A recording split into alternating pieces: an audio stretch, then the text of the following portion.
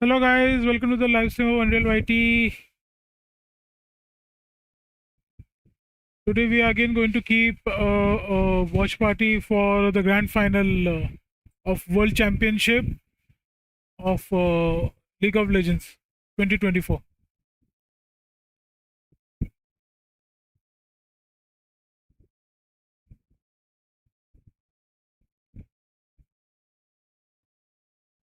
और आज की फाइनल मैच है guys between SKT1 and BLG.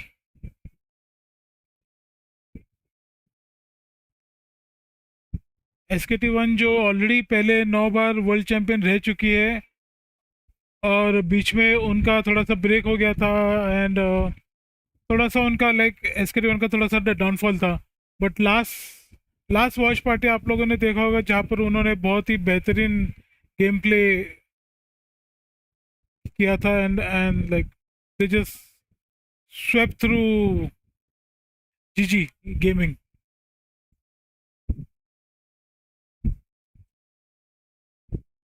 दोनों टीम एक्चुअली कोरियन है. BLG भी कोरियन है, लाइक उन लोग LCK से है. And SKT1 is also from LCK, that is Korea, and BLG is from LPL.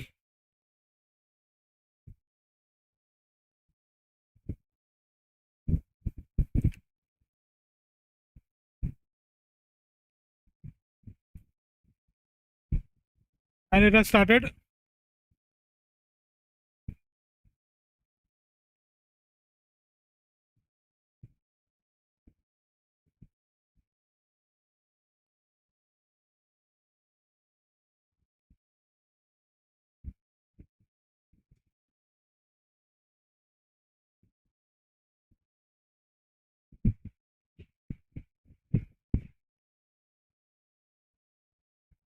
ये थोड़ा सा कॉपीराइट म्यूजिक है, इसको थोड़ा मैं कम कर लेता आवाज.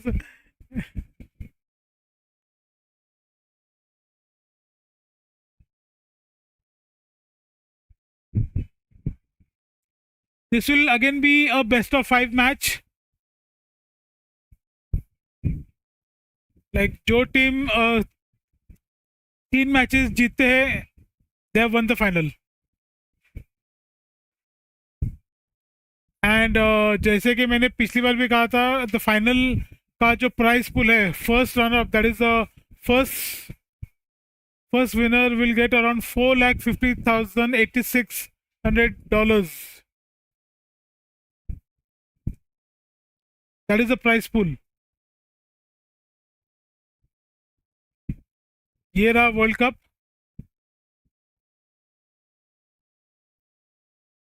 मर्सिडीज के G wagon special edition car में उसकी एंट्री हुई है.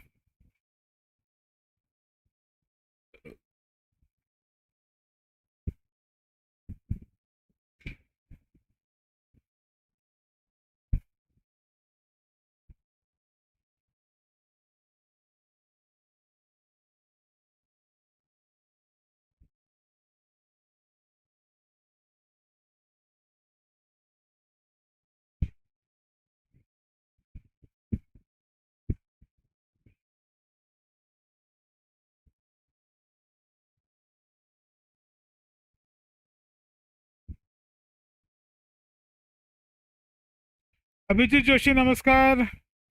ऋषभ टिल्लू मनाटी लंदन का कहा, लंदन में ही तो है फाइनल. कब आ रहे हो आप? बस तू बुला ले मुझे यार. पैसे नहीं है गरीब के पास.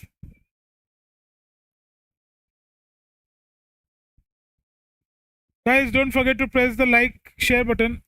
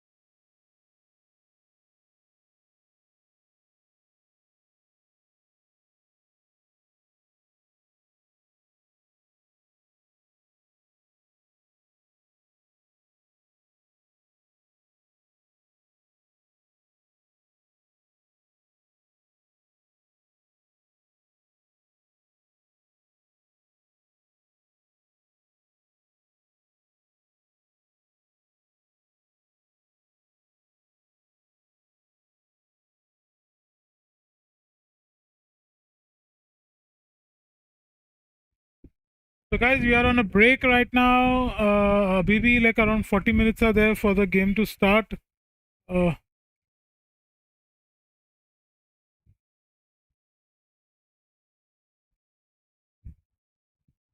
ऋषभ कपूर काका, कॉल करना स्ट्रीम के बाद, न्यू ईयर पर मैं बुलाता हूँ आपको.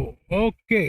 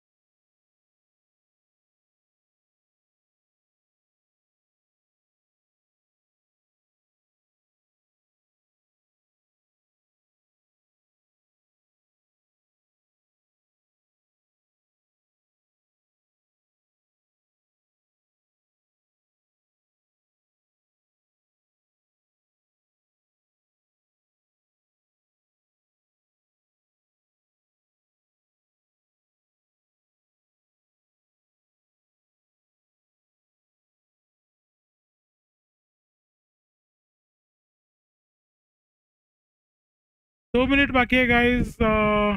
Actually 2 minute for I like, उन्होंने एक्चुअली 3 मिनट का ब्रेक लिया था, तो उसमें 2 मिनट बाकी है. मैंने स्क्रीन का आवाज़ कम कर लाइक बंद कर दिया, बिकॉज अभी जो गाना चल रहा है एक्चुअली वो थोड़ा कॉपीराइट होगा, तो इसके लिए मैंने बंद कर दिया आवाज़. जैसे गेम चालू होगा मैं आपका ये उसका गेम साउंड में चालू कर दूंगा फिर से.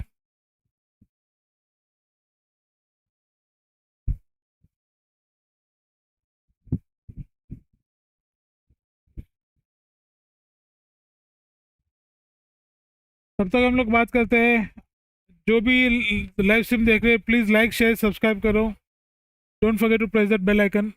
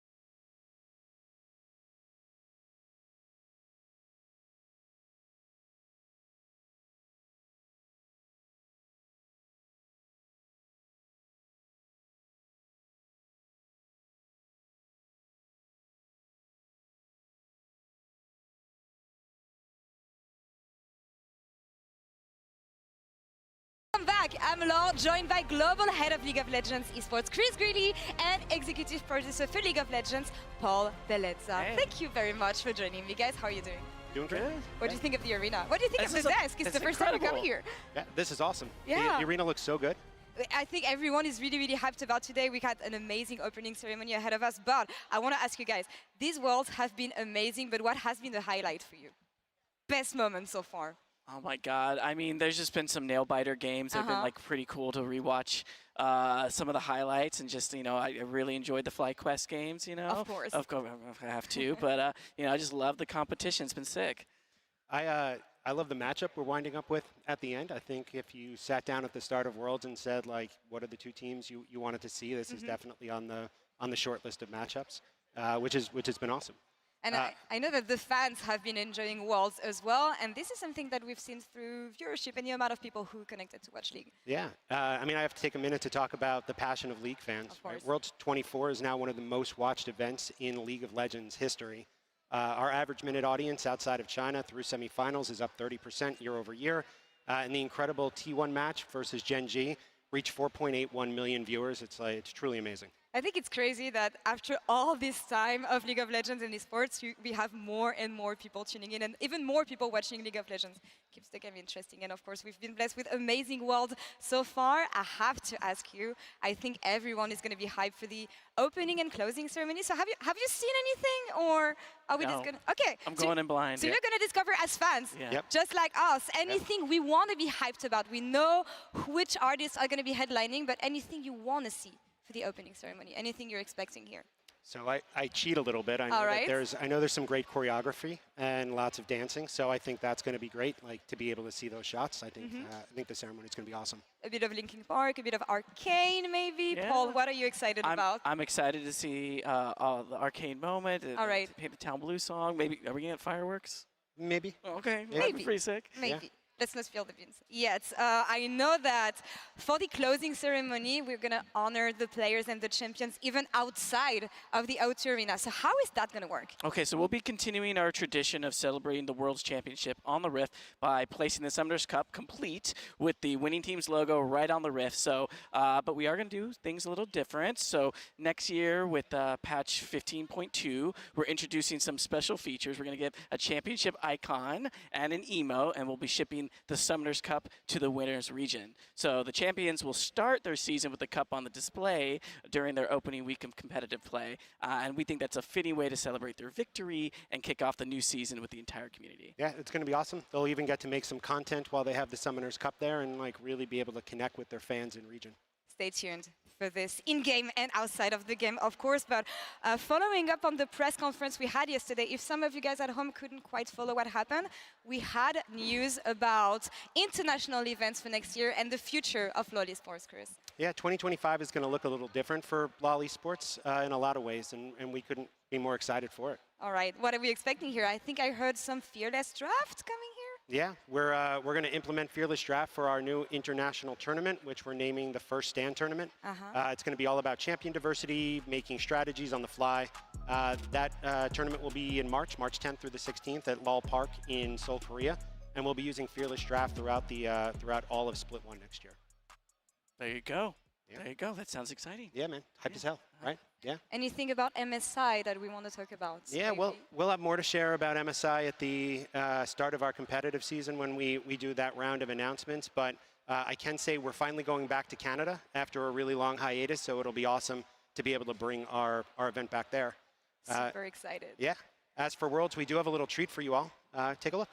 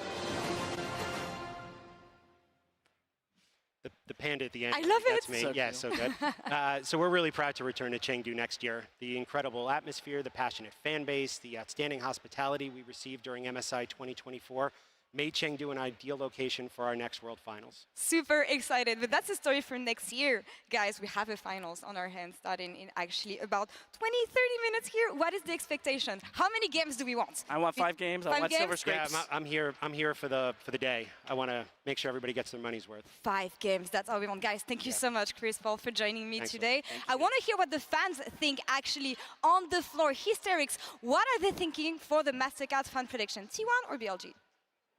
Yeah, thank you, Law. I am indeed on the floor of the O2. London, where are you? Good. And they're still packing in as well. So who you supporting? Let's go T1!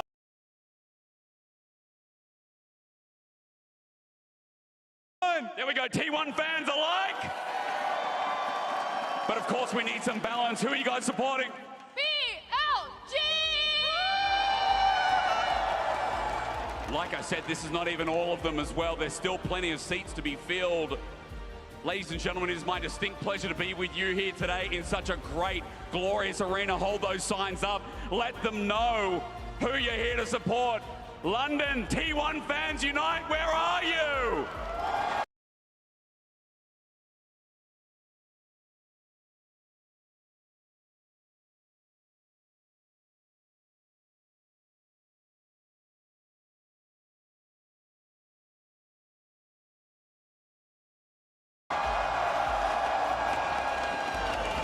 What a glorious year to get to this position, right? To get here, they almost lost to KT. And then we go back and we look at BLG, overdefined, what are they? BLG fans, rise up! Shocks, the floor is heating up and I cannot wait to see as it fills up and we get into this exciting finals. Over to you. Thank you so much. Excuse me, 80% T1 as we take a look at the player arrivals presented by Mercedes-Benz. But Maurits, what the hell? Yeah, no, I'm not even surprised anymore. This is the reality of going up against T1. This team has the home ground advantage no matter where they go. It took Gen G like 4 years to get even remotely close to a 50-50.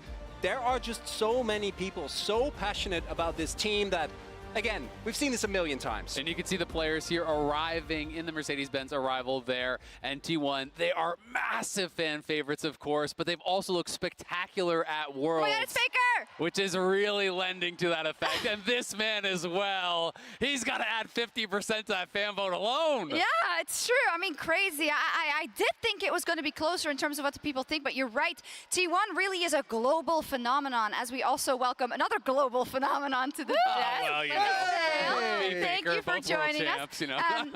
Hey, there's so much to talk about, and I think I want to start us off right. Knight versus Faker. Let's get into it. Absolutely. I mean, we're going to talk a lot about Faker, but I want to start out by doing some telestrators here on Knight. This guy is outstanding. If you have not watched him play, we're going to highlight how he plays on the flank here against HLE. So he's already stolen the Ahri ultimate here, and he's going to be playing on the side. What he's going to do is constantly stay close enough that HLE have to respect his threat, but far enough away that they can't easily engage on him. So we're going to see Delight look for a quick engage over to the side. Knight is going to get hit by that remount on the flip, but then he'll use his E to actually dodge out of the stun. You can see Viper was already moving to try to collapse on him, but the engage has failed. He still stays close enough, re-engages on Delight, putting that pressure in, and then as the fight begins to break out in earnest, he's going to move in, draw pressure from Peanut, from Viper, from Zeka, and then use the Ariel to break the tether, and as Doran comes over the wall, he uses the same E that he used to break the tether to go back in on Doran, kill him off, and then chase down HLE, keeping them slowed, keeping them in a spot where the rest of the team can constantly run after them and knock them down. I'm now going to go to another clip here.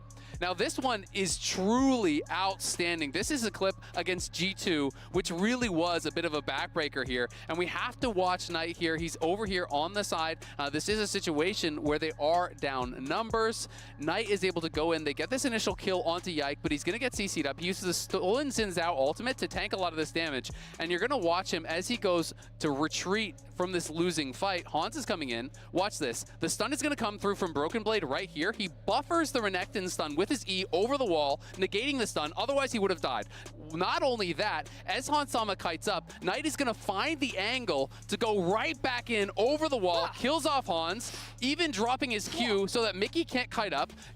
picks him off as well, and then is kiting out on Broken Blade, uses the stun into the ulti, waiting for his cooldowns here, and as Broken Blade goes in for another re-engage, it's again a buffered stun here from Knight, goes back, immunes the stun, gets him with the knockup on the E, kites it out, wins the fight. This guy is truly next level with his mechanics. And I know I've been talking to you about Knight for years, Azale. You used to follow his Syndra for like a lot of your Lane Kingdom. What else can he play? He can play a lot because, like we mentioned at the top of show, he has played the most unique champions of any player at this tournament. And I think the true evolution of Knight was a lot of the internal rivalry he had in the LPL with Yagao coming in from the same region. Yagao was the one who saw the map better. Knight was the mechanical god, and he's been forced to now he teamfights and sees the map so well. And it would be his time to take that world championship, but unfortunately there's Faker on the other side. Let me just ask you, is Knight better than Faker mechanically? I think absolutely. Yeah, I think that's fair to say. Champion pool-wise? Depth? That's always hard to say now? with Faker. Right now, in this tournament, Yes? I would say so. So why is it that we still have that unbridled trust in the man himself? I'm so glad you asked, because let's return to 2023 when Faker was the mechanical god. This is his first kill. Ambition, 2013. Ambition said it himself, 2013. Everyone will always remember his first kill. Ambition was on the receiving end of it. Here is him against Kuro. He made this man's life miserable. Everyone thought Kuro was a terrible mid laner just because he had to go up against Faker so many times. And then this is him on the Galio. He was such a star dragging this team to finals. I think the true impressive thing about Faker is how many times he has had to reinvent himself, right? He comes in as a mechanical god. He then evolves to be able to teach his junglers how to seize the map. Easy Hoon comes in playing Azir better than him. Guess what? Next year, he learns how to play the best Azir in the world. Like, it's insane how many times he's reinvented himself now to the point where we saw T1 last year without Faker.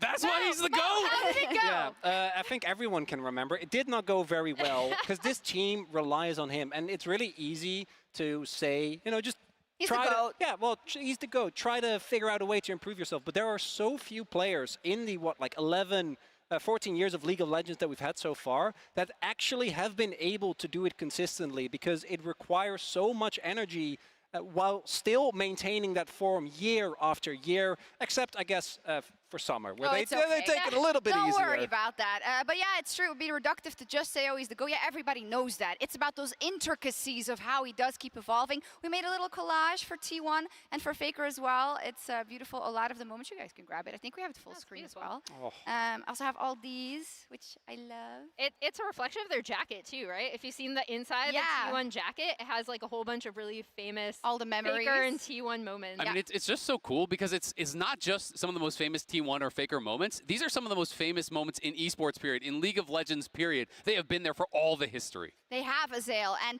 you almost have to step outside of the scope of just League of Legends, right? I think you do. When you're talking about Faker specifically, everyone knows he's the GOAT. It's not even a conversation. You can cut the guy's career in half, and he is still the GOAT. And that's why I think you have to start looking broader than the game. You have to start comparing him to the sporting greats from other games, from other esports, to really understand how dominant he has been, what he has done in the space. He has been a transformative force for the game. He is the face of the game. And I think he needs to start being talked about amongst the best athletes in the entire world. Absolutely, and I'm glad you brought it up to look outside of the scope of League of Legends because actually, Son from Tottenham, or Sonny, that's his nickname, he sent a message to the finalists. Hi guys, this is Sonny, and sorry I couldn't be there because I have a game also, but I wish you, both of you, BLG and T1, good luck for the final. Everybody is very proud of you guys. Being in the final is amazing, but last step is always the important part. So yeah, good luck again and enjoy the final stage. That is so awesome.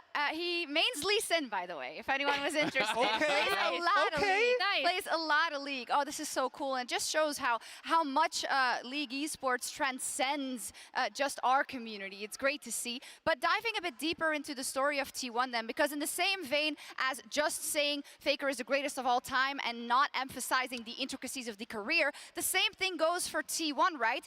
It's not the same T1 that won in 2013 or the one that even won last year. Yeah, or the one that we had a month and a half ago. Yeah. Because I want to show something. Apologies to KT fans in advance. I want to go back to regional Every qualifier. time it's like a knife, bro. Because it really is. I'm so sorry, but we have to do this. As we run this clip, I want you to look at how disjointed this team looks. So Keria, he's about to set up a pick on BDD. Or this is the Yone. This is the one target you need to kill. And now I want you guys to count how many ultimates get wasted because of the anti-synergy. That's 1, that's 2, that's 3, that's 4 ultimates that get thrown into BDD. He sucks. No one is on the same page, right? And the reason why we highlight this is because of where they are now. The fight is a complete wash. T1 end up barely edging out this series. KT. What a flex to run it down on your world skin, by the way. That's the most insane You get a part. pass when it's your world skin. And then contrast that to the series they had against TAS, and Karia's performance in particular is sitting here on the flank, but was spotted, right? So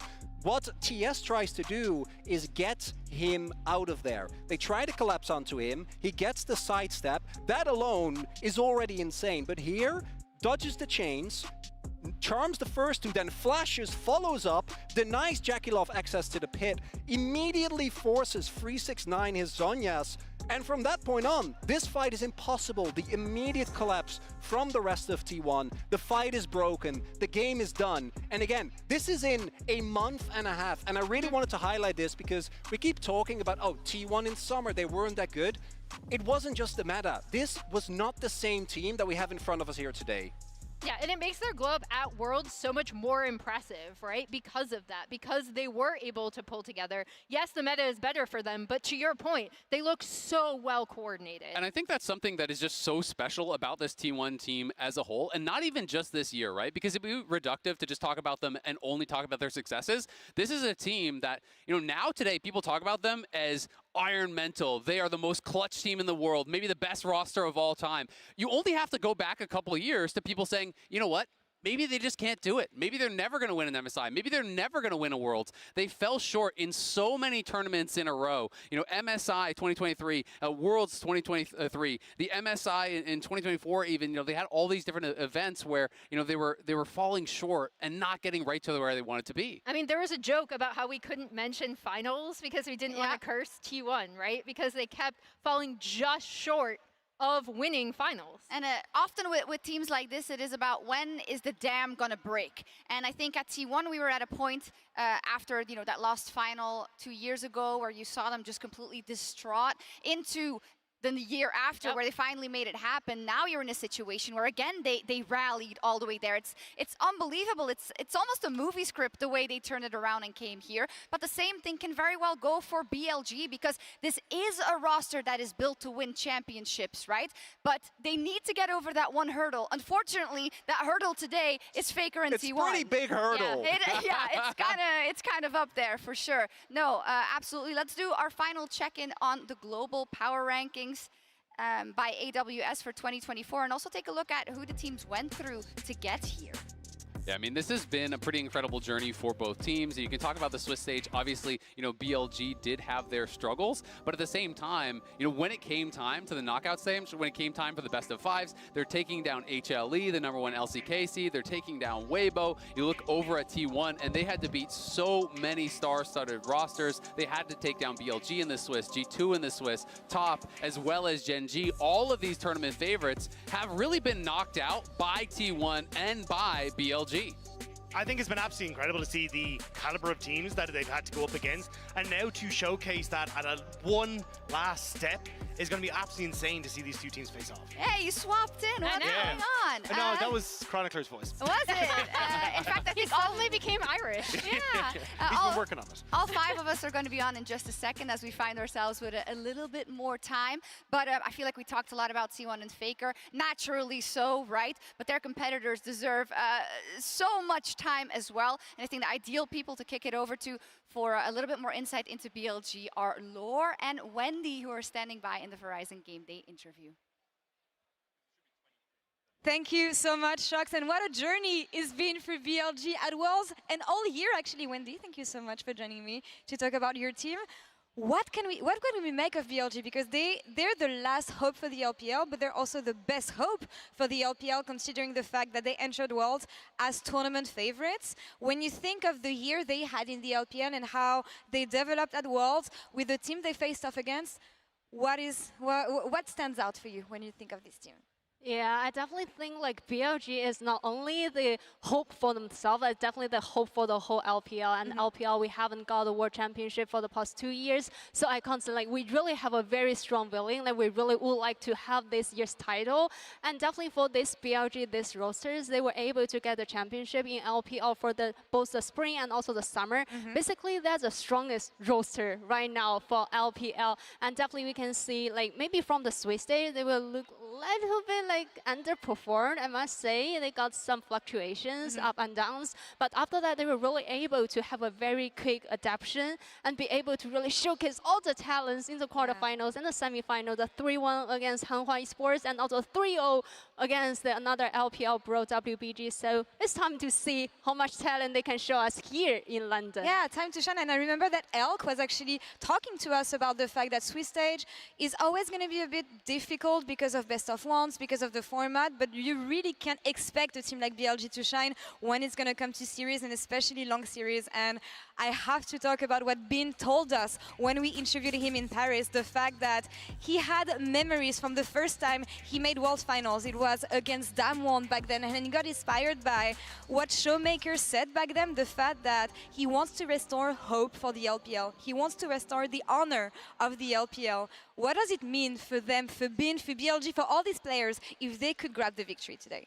It definitely could be a really meaningful title for the whole LPL, especially for Bin, because 4 years ago, he was also standing in the grand final stage and got the pentakill. We all remember that player. And 4 years later, for now, I must say, Bin really got his growth, his improvements. And for now, we can see through the whole journey, he kind of really like sharpened the sword.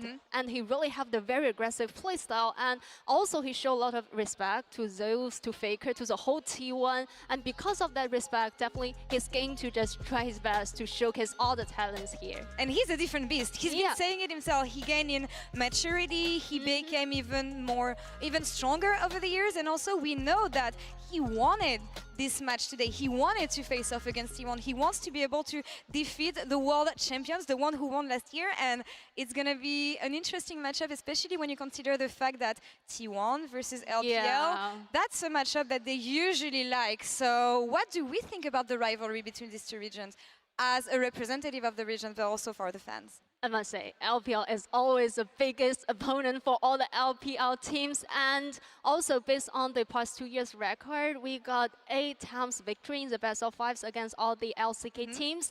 And 6 out of 8 is actually from BLG. And the other 2 is from Knight together with last year's JDG. So who's the team that's going to maybe have the biggest hope to beat such a strong team? T1, I must say, could be this year's BLG. And especially, it feels like 10 years ago, the LPL is tried their best to get the title from T1, from Faker. And 10 years later, we're still facing this GOAT. Oh my God, it doesn't get more hype than this. Wendy, do you have any closing thoughts about this matchup?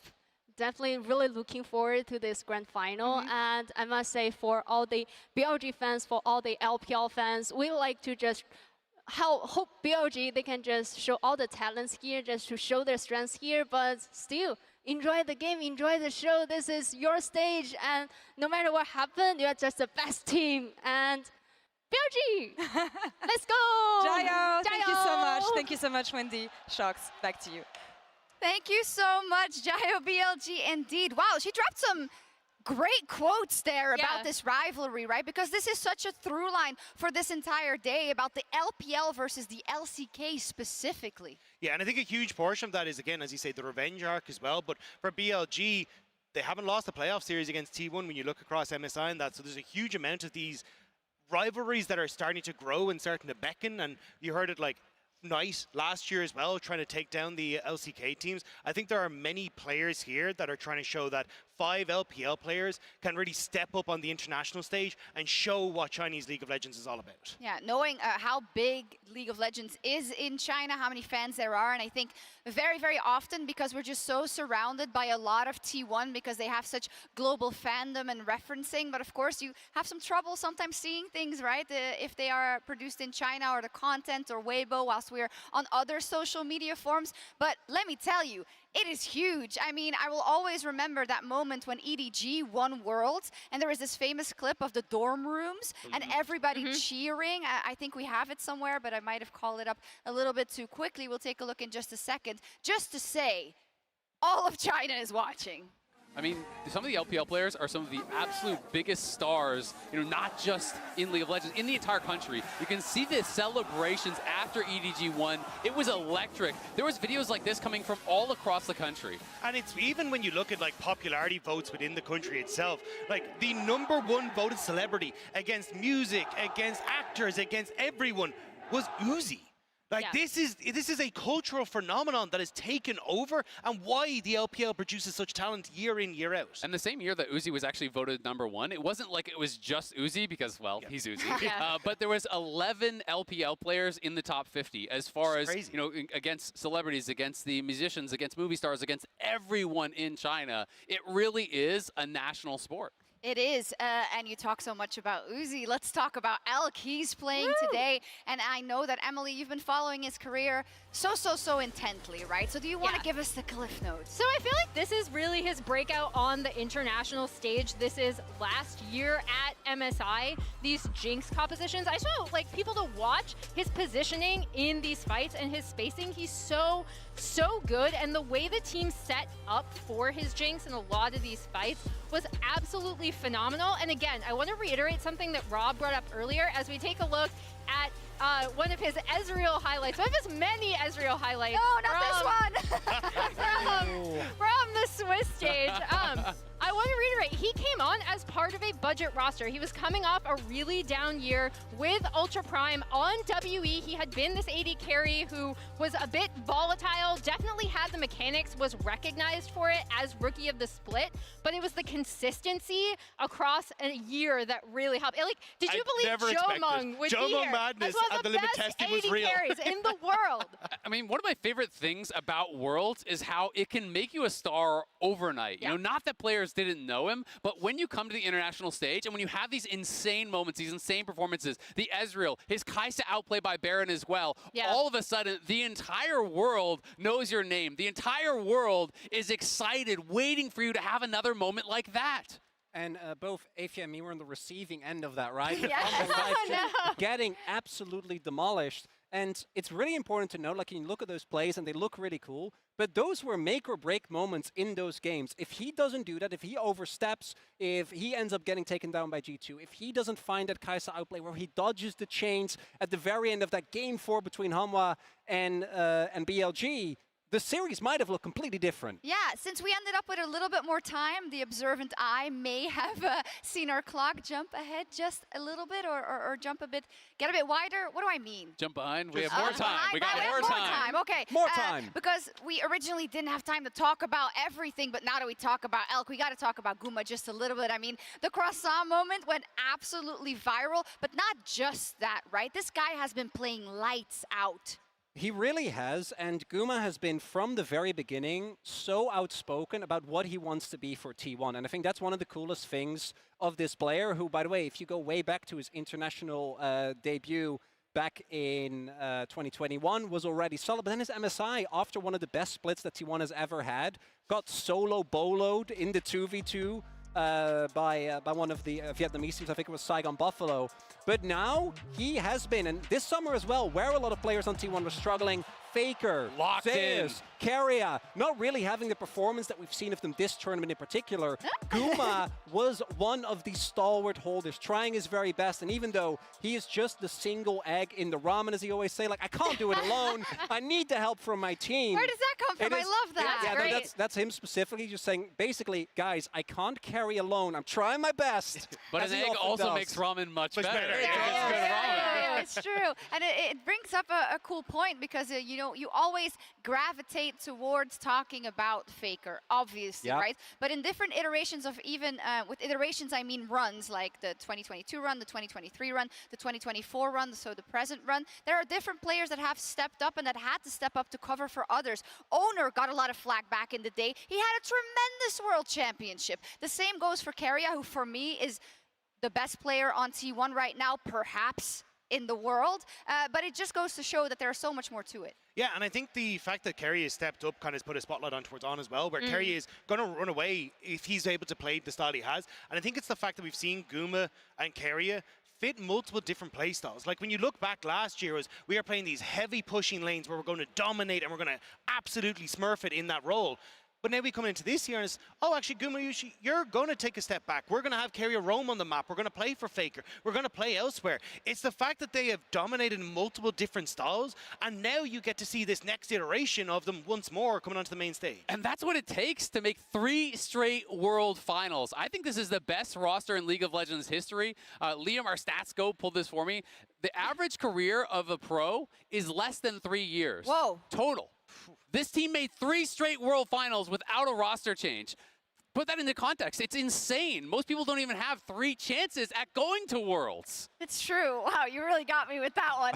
It's crazy. There's one matchup we haven't talked about yet, but we will do so right now at length. It is Zeus versus Bin in today's featured matchup presented by Mercedes-Benz. Our final featured matchup presented by Mercedes-Benz of 2024. The top lane reigning world champion and a contender to that throne. Zeus is living up to his namesake. Despite all expectations coming into this tournament, he has managed to climb his way back to the peaks of Mount Olympus and is looking ready to bring thunder down on anyone that dares threaten his title.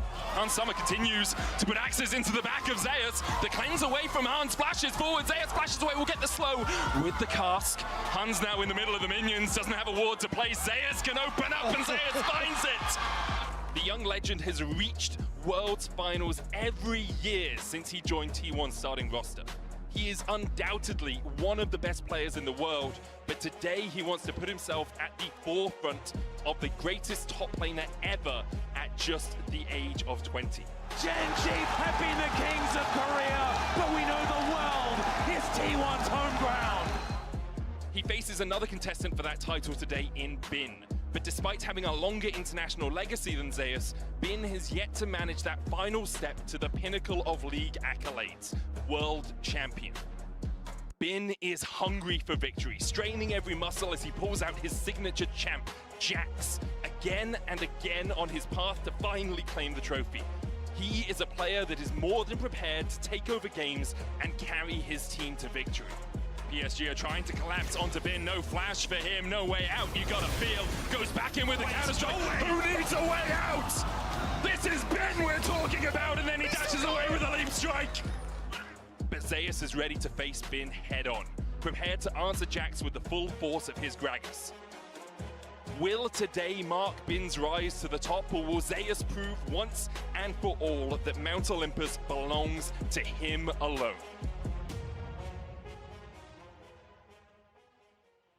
What a glorious featured matchup, and the one that Bin wanted, right? He said, Zeus is the one that I want to play. T1 is the team that I want to play because I want to exact the revenge for what they did to my brethren last year. So there's a lot in there. I do want to say goodbye to Dagda because he's running over to join Dracos and Raz for our socials streams, and you can grab that second device and take a look at that as well on TikTok or LoL Esports on YouTube. So League of Legends on TikTok and LoL Esports on YouTube Shorts to catch them. Shorts?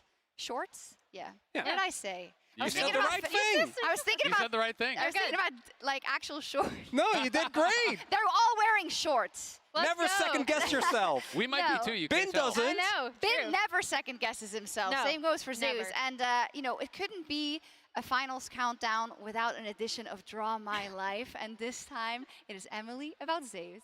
Yes. So, draw my LCK life. Zeus. Che Zeus Wute began his pro career with T1 Academy for the 2020 season. He has been with the T1 organization his entire career.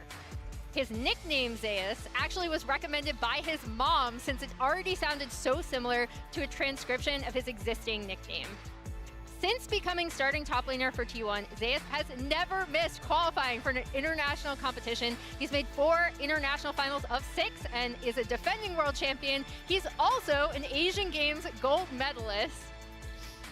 Against DK last summer, Zeus gave himself a famous pep talk where he told himself that he would go to hell if they lost. So he's kind of known for looking stoic when he's like locked in. And this is a story where he'd stay behind, practice a lot. But Zeus is also known for being very silly and very goofy with his teammates, a direct contrast to his serious in-game personality. And Mao, I know you were watching Zeus back during that rotating roster, that 10-man roster that we were all kind of wondering where players were going to end up, and Zeus winning out at the starting spot. I think the big thing for me that's been so impressive is how he's willing to play the same kind of counter-pick heavy style that Bin is. It just creates such a firework, and talking about these players individually is one thing, but I think the best rivalries in sports happen when there is both a really great level of mutual respect, while also being like, no, I'm the best. No, I'm the best. And we actually get it in a final today. And 5 games at that. Oh. And, I mean, it's just insane, right? It's like almost no one will even argue. It's the best 2 top laners in the world. Yep. It is. And we'll see if it comes out, if there's no shenanigans where they never actually get to lane versus each other. No! Lane swaps are banned! Who knows? Hey, let's talk a little bit about Bin a bit more in depth. How has Bin been doing this World Championship? Because I seem to remember when we were watching the Swiss stage specifically, I mean, granted, BLG wasn't firing on all cylinders. I was like, okay, where's my top lane WWE? I slam everybody. Where is he? Has he ramped up?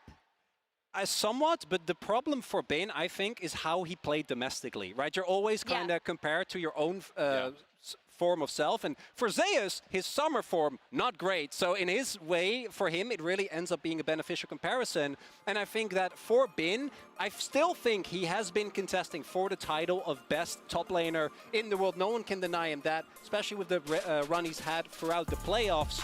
But has he played up to his full potential? I'd say that he can reach that here today. Yeah, I think the big thing to reiterate again is Bin was so good this year, right? So good in summer. I think it's like, it's almost unfair to him because we're comparing it to his like best iteration of himself. It's kind of insane to think there's a whole other level that Bin has not yet reached just from what we've seen at this tournament. And he's in the World Finals. He's already in the final. I mean, we laugh about it. Oh, yeah. We laugh about it, but actually when you put everything into context, what we've talked about already with T1, you know, you are all very highly educated analysts, but you can't use any other word for it than magic. Whatever happens to T1, however they get aligned, right? And you're going to need something, if you are the opposing team, to break that. Because we saw it yesterday versus Gen G. Gen G was supposed to be the best team in the world. Their macro should be unshakable, and they were dizzy just because of how T1 approached that matchup. And for me,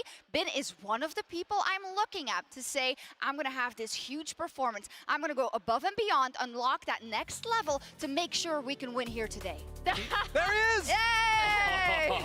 As Bin always does, calling it 3-0. Just laughing in the background and walking away. I was like, no, come on, man. I'm not part of this. And when you talk about magic, Bin has already shown that against T1 in a best of 5 internationally this year. Think back to the Camille game at MSI. It was absolutely stellar. Bin just refused to lose. He took over a game which they were behind in, and he can make that magic happen. He can turn a game on its head. He's made magic for a few years. I still remember. I think we're going to see it. The barrel on Gangplank versus G2 back in 2020, but he keeps doing it.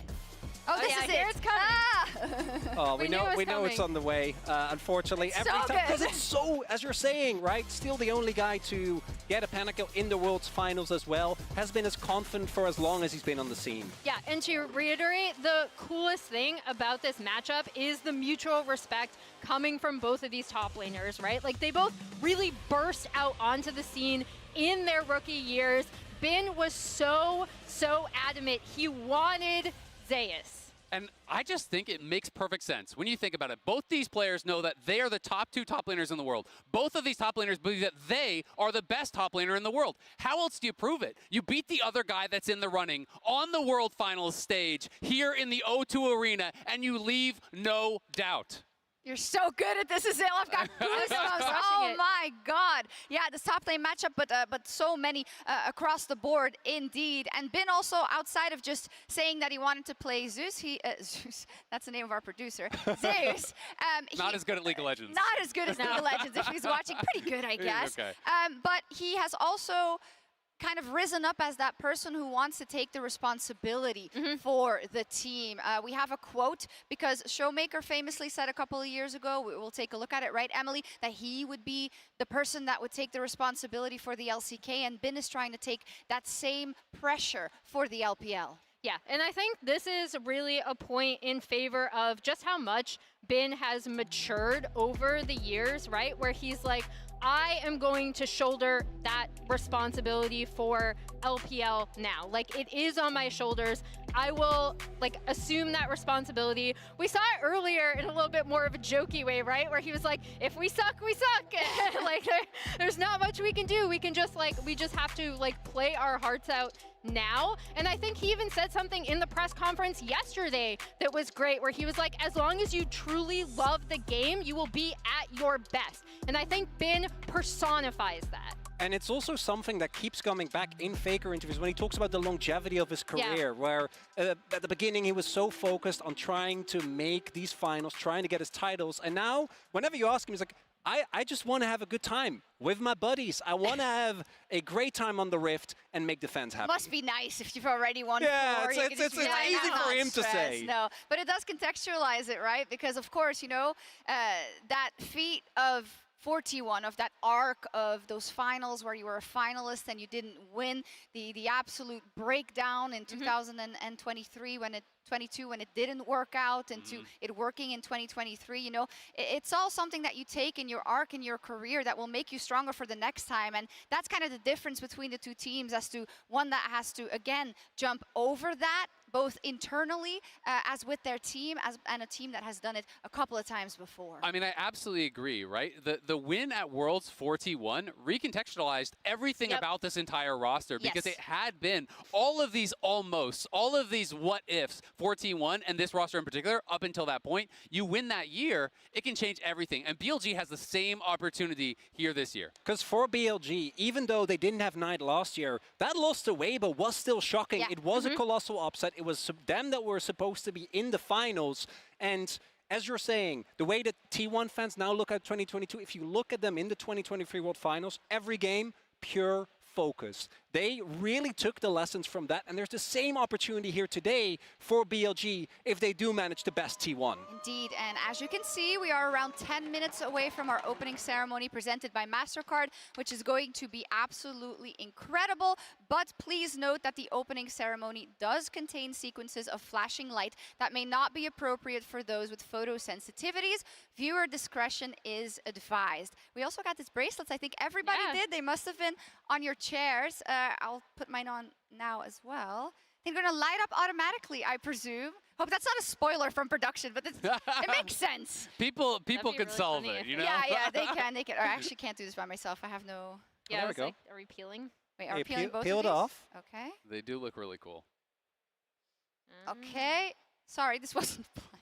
Well, I'm just so excited for the organized. opening ceremonies as well. I mean, it's always such a treat to be able to watch them live each year. You know, they seem to keep one-upping themselves every single time. And I don't know about you guys, but the World Song this year was absolutely one of my all-time favorites. I'm a massive Linkin Park fan, have been really for most of my life. So I am so insanely excited for the opening ceremony. As we fiddle around with this, I'll do me it as later. well. And I think, Thanks, Mao. you know, we may be up here and having our little points prepared and everything that we want to sell to you, even though you don't need to be sold the excitement, because you're all here and you all probably got up this morning like it was Christmas morning. I definitely did. But we're also such huge fans of League of Legends esports and have been for so many years. So we're giddy when we're standing here and about to see this, just like everybody here.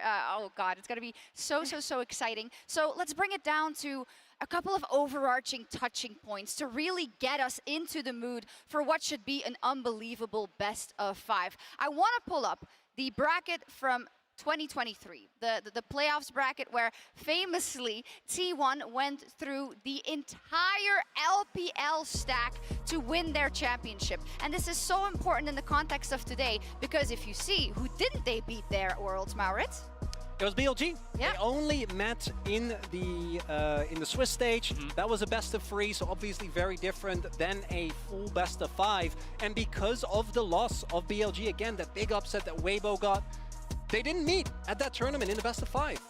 Yeah, I mean, and it is becoming such a rivalry between these two teams because they do meet time and time again. It is now 4 straight international events that these two titans have been matching up, and it has been going best back and forth. You know, BLG has been winning out in the best of 5s, but it's been T1 often winning out in the group stage, and it's kind of Worlds versus MSI. Yeah, and I think that's where you get so much of each of these teams kind of shouldering the responsibility for their regions, for their countries, but then also a mutual respect between them because they have faced each other so many times. And it's amazing because we so rarely get these kind of developing rivalries cross-region. Yeah, we have a couple of more tournaments next year as to Chris Greeley, so I'm really happy for that. We'll see more of it. But this is how the record has shaken out between them as of recent times, which leads a lot of people to believe that BLG should have the upper hand. In fact, 3-0, we saw it there from Bin. He also said it in the press conference yesterday. We've beat them so many times. We're so comfortable. Why wouldn't this be a 3-0?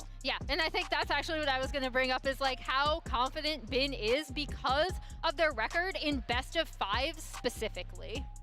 And we can go back to that MSI best of 5, went to 5 games, and that has been a recurring theme for T1. When pushed to the brink, that's when both in spring in the LCK, when they lost that 5th game to Gen G, and at MSI, they were unable to actually push through when going the distance. Yeah, absolutely. I mean, it's just such an opportunity, I think, here for BLG today, because there really is no surer path to the top than through the team that is already sitting on the throne, right? You have the opportunity to make history, taking down, you know, the best roster in League of Legends history, and taking down the undisputed greatest player of all time in the mid lane. There's no better chance for BLG to establish themselves amongst the very best ever from the LPL and amongst the very best ever in LoL Esports. And then by contrast, you have Faker in his 3rd consecutive final, right? The only other team to do it and try to defend their title in the next final is T1. Back in 2016, Faker, I name my goat after you. That's amazing. As we see, Locked Faker in. meditating. Oh no, we woke him up! No! That's fine. This is normal. He reboots a bunch of times, downloads the latest firmware, as we say in the LCK, just to make sure he's up to date on everything that's going to happen today. Yeah, that makes a lot of sense. One of the things I love to do when I'm watching at these international tournaments is looking at the player cams during the games. And you can really sometimes tell the way a series is going to go when you see players really nervous, really visibly shaken by things going bad. T1 is never like that. They have been so laser focused, so locked in this entire event. Every time you look, they are unfazed, and they are just ready to focus on the win. No, absolutely. And now that you brought that up, I was looking at the BLG player cams a lot as well. And specifically Knight in all of these games and a lot of these big wins on stage. He was screaming his heart out. He was smiling so much, right? And for him also, slowly throughout this knockout phase, it must have dawned on him a little bit more. Every map that they won, every game that they won, being, is this going to be the chance that I have to finally get that world's title? Because he believes, I'm sure, that he is better, you know, that he can do this. But the thing is, on a day like this, it's not always about that, Emily. There's so much more. There's so many more demons you have to overcome. Yeah, I mean, I think my favorite player to watch on BLG is actually Shun, because he's always just there vibing. He's vibing. Like, he rolled out of bed, he showed up, he's going to play some League of Legends with his friends, he's going to have a great it's like time. Zayas, actually. And I actually think that's been such a benefit for this team with his substitution coming in. Right? Like Elk kind of taking almost a team captain kind of role within the team, being the forward-facing interview person, you know, but then Shun just sitting there vibing. Like, we're going to have a great time. We believe in ourselves, and we're going up against the best team in the world to try to prove that now we can take them down. But the question is, who do my analysts believe in? I Yeah. want to hear it. Oh, I also voted. I forgot. Who do you believe in? Azale, do you want to kick us off? Sure. I mean, BLG was my crystal ball pick to win Worlds. You know, I have believed that they are of that caliber the entire year. Watching them throughout the LPL in summer really reaffirmed that. And again, watching them in knockouts made me feel strongly about that as well. But the more that I've watched T1, it really is undeniable the magic that this team has, the aura that this team has. It makes their opponents doubt themselves. It makes their opponents play worse. And T1 only seems to grow bigger and stronger when the lights are at their brightest, and they are no brighter than in the World Finals. I think T1's going to take it, but it's going to be a banger, 3-2. Roberts. In 2021, and I didn't know this until very recently, me and Zeus debuted on the same day in the LCK. And I'd been a very big fan of this player, and I have watched him individually go from a player that had a ton of promise to the flaws that cost him 2022 to then his redemption arc. The champions that beat him, he mastered the year afterwards. I think this player has what it takes to secure T1 that second win and rebuild the T1 dynasty.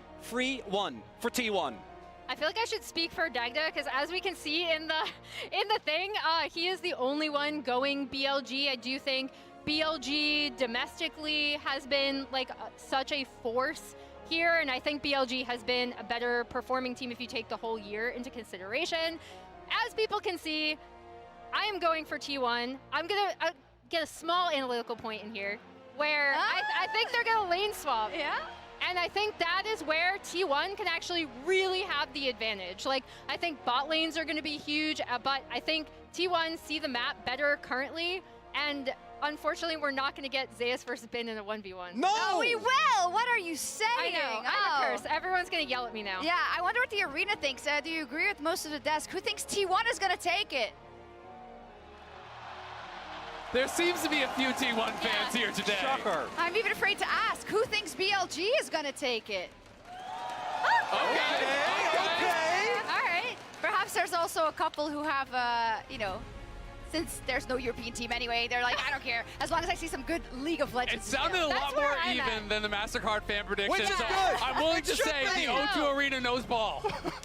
Definitely so. Hey, I'm just so incredibly excited to be here in the O2 Arena. And we're so close to the opening ceremony. I really cannot wait. It is millions of players fall short of making it to professional play. Thousands fall short of making Worlds. Hundreds fall short of making it to the knockouts. And only a very select few can lift the Summoners Cup. And Faker, through tenacity and determination, seems to collect Worlds titles as easily as you and I breathe air. Can Knight finally join the ranks of the select few? Can he strike down the greatest player the world has ever seen? And can he make them believe? It's time for the opening ceremony presented by MasterCard. London, are you ready?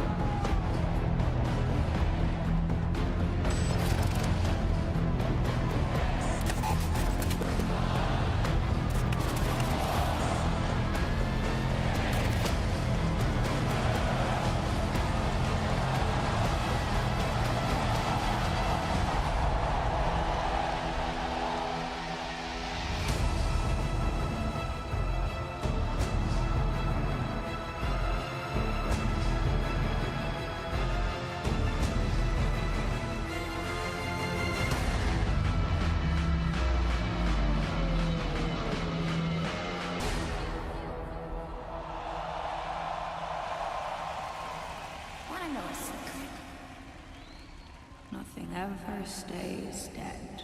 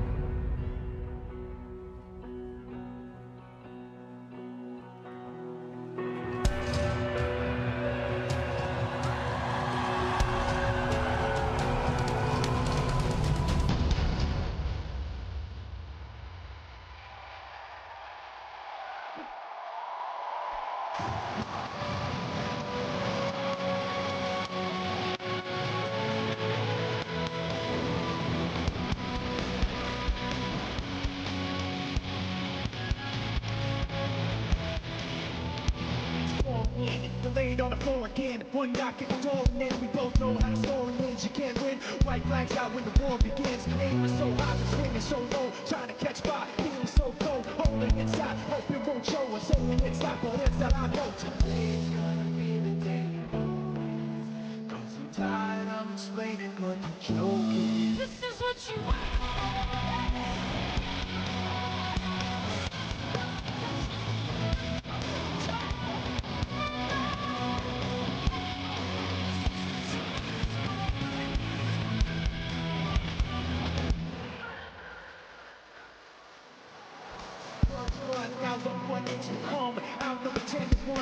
Should've been done, but there's no turning back. This map once it's begun.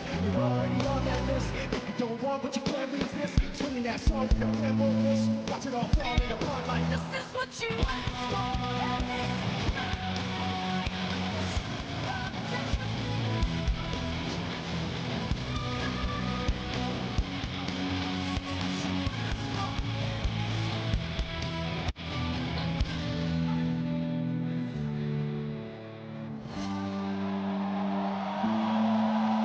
Today's gonna be the day you notice. Cause I'm tired of explaining what the joke. This is what you want.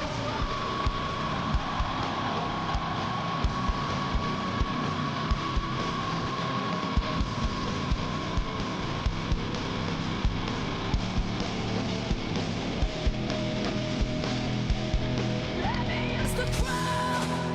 London, are you ready? Make some noise for your World's 2024 finalists, BLG and T1.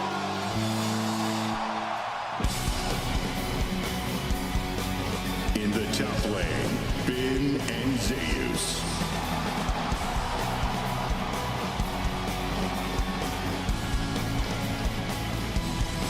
In the jungle, Shun and Omer.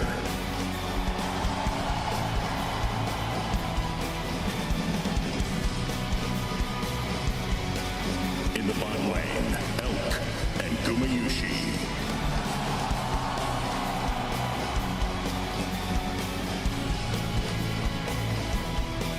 As support, Own and Carrier.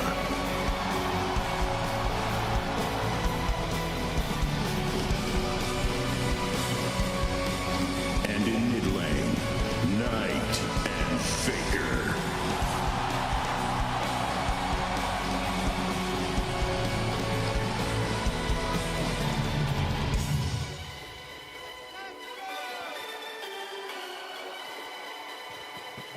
This is what you asked for. Let me use the crowd.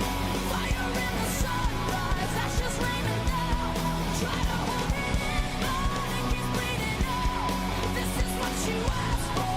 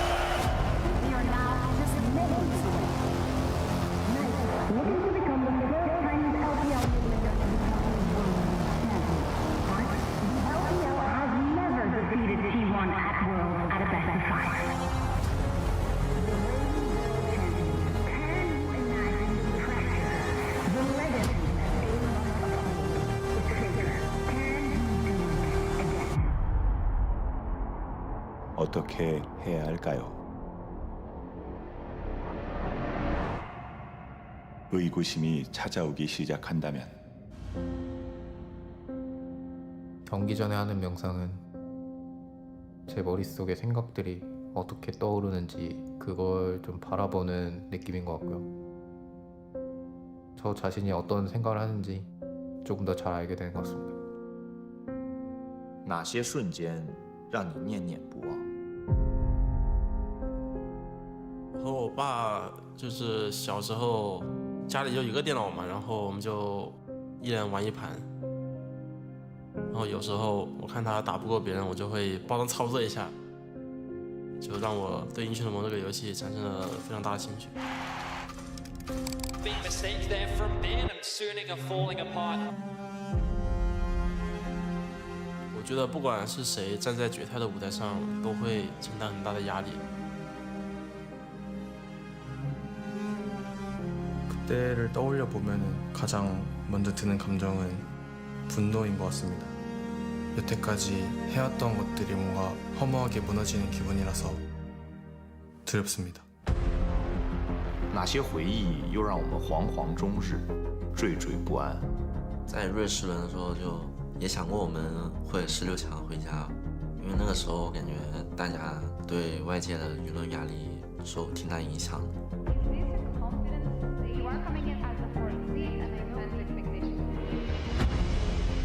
잊혀지는 게 좀 두려운 것 같아요. 사람들한테 잊혀진다라는 게 그만큼 임팩트가 좀 없었다라는 뜻이기도 하니까. 去年我觉得世界赛非常可惜吧，因为我们也是赢了一整年，其实就输了T1的那个BO5，所以印象非常深刻吧。 어둠 속에서 갈 길을 잃었을 때 所思何处能见到斑驳星光？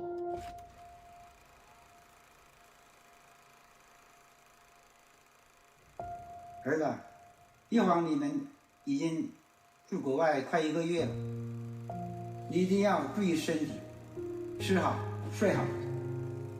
4个4年，你又一次站在了世界赛决赛的舞台，爸妈真的为你感到骄傲。 민석이 삼촌, 롤드컵 결승 가게 된 거 축하해요. 내가 삼촌 경기 영상 잘 챙겨보고 있어. Hello， 大家好，我是艾尔克的爸爸，我是艾尔克的妈妈。决赛战绩精彩也已经就绪，希望在属于你们的赛道上散种子。 그냥 오늘 가족이 언제나 항상 함께 있다는 거 잊지 말고 누나 런던에서도 열심히 응원할게. 화이팅! 사랑해. 罗弟，在伦敦一切都好吗？相信你和队友在伦敦一定可以拿下 S1， 为 LPL 争光添彩，也圆自己多年的梦想。 아들, 결승 진출 축하하고 아빠가 현장에 없지만 한국에서 열심히 응원하고 있어. 이제 딱 한 걸음 남았네. 无论最后结果怎么样，勋在我们心里都是值得尊敬的选手。加油，胡勋！希望他们在决赛的舞台上能够大放异彩，然后我也会为他们应援，加油！ 항상 그랬듯이 뒤에서 응원하고 있을게. T1 문현준 화이팅! 君德，祝你在决赛场上敢于拼搏，展现风采。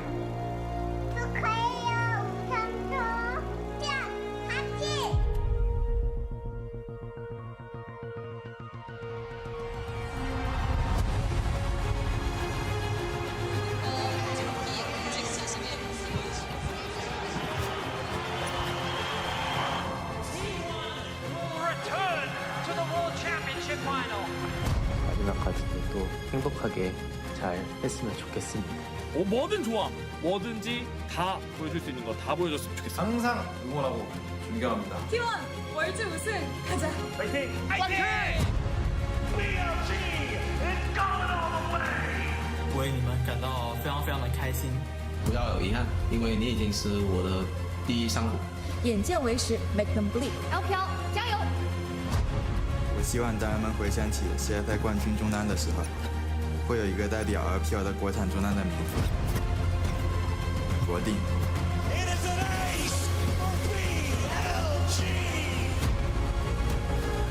T1은 LPL에게 지지 않습니다.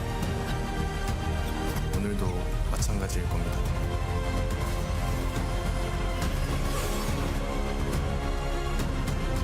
在世界赛的历史上，对于 LPL 来说 ，T1 总是不可战胜的。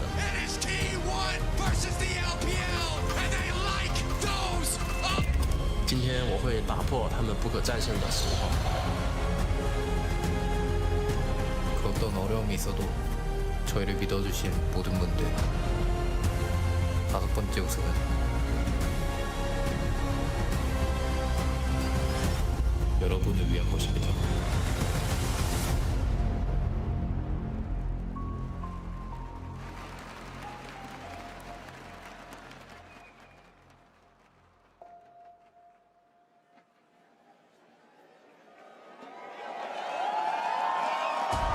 Ladies and gentlemen and everyone else, it is our divine privilege to bring you the World's Finals here in London. I'm Medic, I'm joined by Betty and by Kobe, and what a series lies ahead of us. And what an amazing intro that was. They made us cry right before Champion Select, Bettius. Yeah, I mean, we're going to have to push the emotions aside because we're getting straight into the draft. The Jack's Respect band thrown straight towards Bin. Kaiser taken away from Elk as well.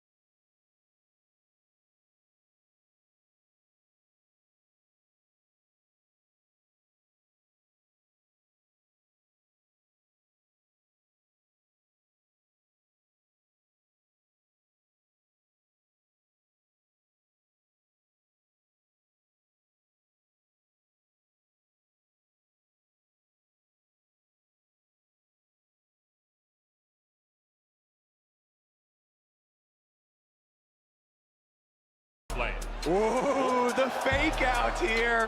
He's just flashing some of his great champions right now. And they go back to the Silas. Silas has been incredible at this tournament. I think that Silas into the Yone matchup is always a bit of a gamble. As well. Except hasn't been quite this tournament. I know a lot of people want his Lux for the skin as well. Oh, also true, also true. But not quite at this tournament. I mean, they're really leaving us at the edge of our seats here. Holding until the last moment. It's going to be the Braum for Carrier. Now, T1 fans are going to be skeptical. When we saw Braum brought out in the Gen G series, it didn't really work out.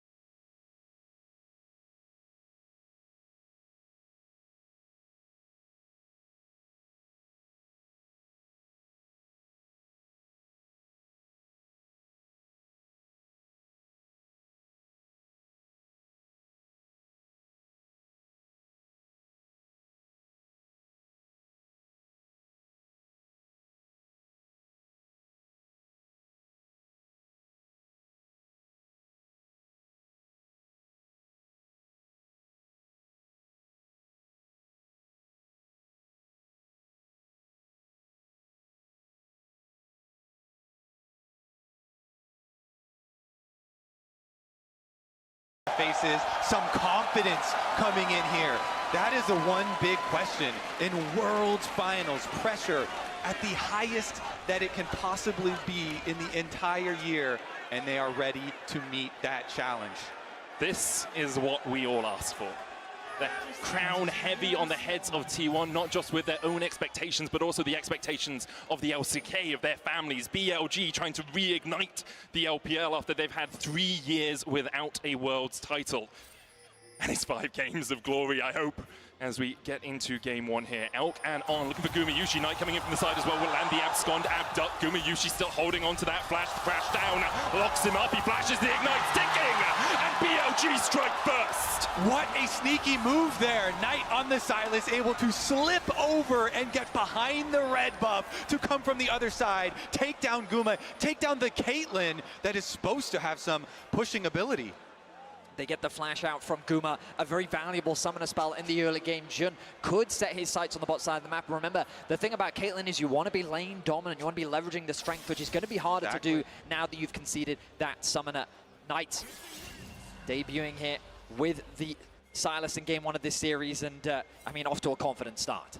Importantly, Elk did flash as well, so he doesn't have that same summoner on his side of that AD carry matchup. Looks like it's going to be normal lanes. No lane swaps coming out from either of these teams. Shun wasn't spotted on his initial pathing. Owner will be spotted when he goes over to the Razorbeaks, as there is a ward waiting for him there. Yep, both junglers going to head full clears down to the bottom side of the map. One thing we've seen a lot in T1 games as well is Keria specifically roaming mid to Faker, especially in these melee matchups. You know, getting time for the Braum is going to be more difficult now that they lost Guma's flash early. They're getting pushed in. Elk and On are not going to let him have any free roam timers. I mean, they're certainly not. You can see the strength of the Ashe in the early laning phase, getting that early level 2 as well. And I mean, when you make that point about Carrier as well, usually he does that on things like the Bard, like the Pike, Rakan, Renata. On the Braum, it's going to be much harder to do. It's why you love to see really good level 1 prep coming into series as big as this. Because Elk, starting with the First Blood, the extra longsword in your inventory just feels so good and completely changes how the early map looks in this matchup. Now BLG have already dropped pings down onto Owner. They know that he's on the bot side of his map, and the risk of a dive is very real. With Faker's pressure in the mid lane, it's going to be hard for Knight to potentially roam down and look for a dive alongside his jungler, but Jun already setting his sights on the bot lane play. We'll see. With TPs available, there's always the possibility. Notice as well, Zeus walking back to top lane, has the TP available in the event of an early play. Good timing here from Shun to come down and place the ward early so that Elk and On can continue applying pressure on the bottom side before going back for his Gromp. Because that's what if you're BLG, you want to be able to continually harass Guma and carry it down in this lane, have them in a position where they are either looking for CS or eating your damage, and hopefully both for BLG. On there, crashing down out, Gumayusi and Carrier have been able to hold the wave just outside of their tower range. And you get the earlier recall there for Owner, because he doesn't want to try and contest the bottom side Scuttle Crab because of the pushing bottom lane. So wants to trade, wants to get the top side one for himself. It's going to be a little bit annoying that Bin also on the Rumble is pushing up, and Bin is going down to check out that Scuttle.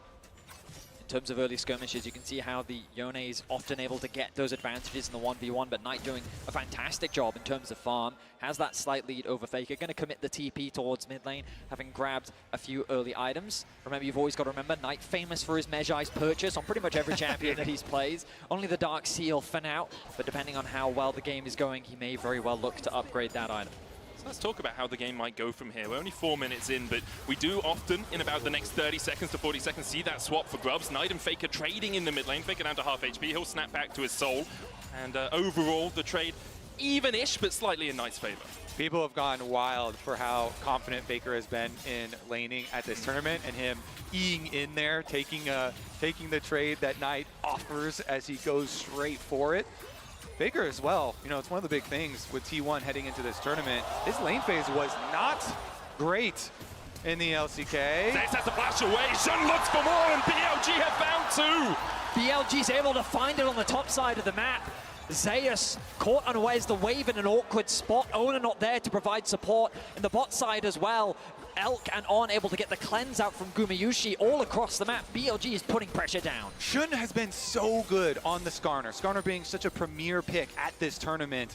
And again, in this series, having an early impact now, gets the kill himself. And what an arc it is for him as a player. Remember, BLG started with Wei at this tournament. So, Bin, look at all the work he does. But the hop off Bin's head right into the waiting arms of Shun. Nicely played by them.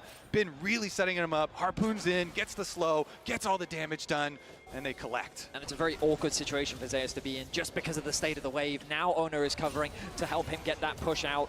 Bin still looking to try and trade as he often does, but now the swap's coming through. We know that the grub spawning in 10 seconds. On already back out onto the map with his AD carry Elk right behind him. They're looking to contest this objective, but Carrier looking to match in the mid lane.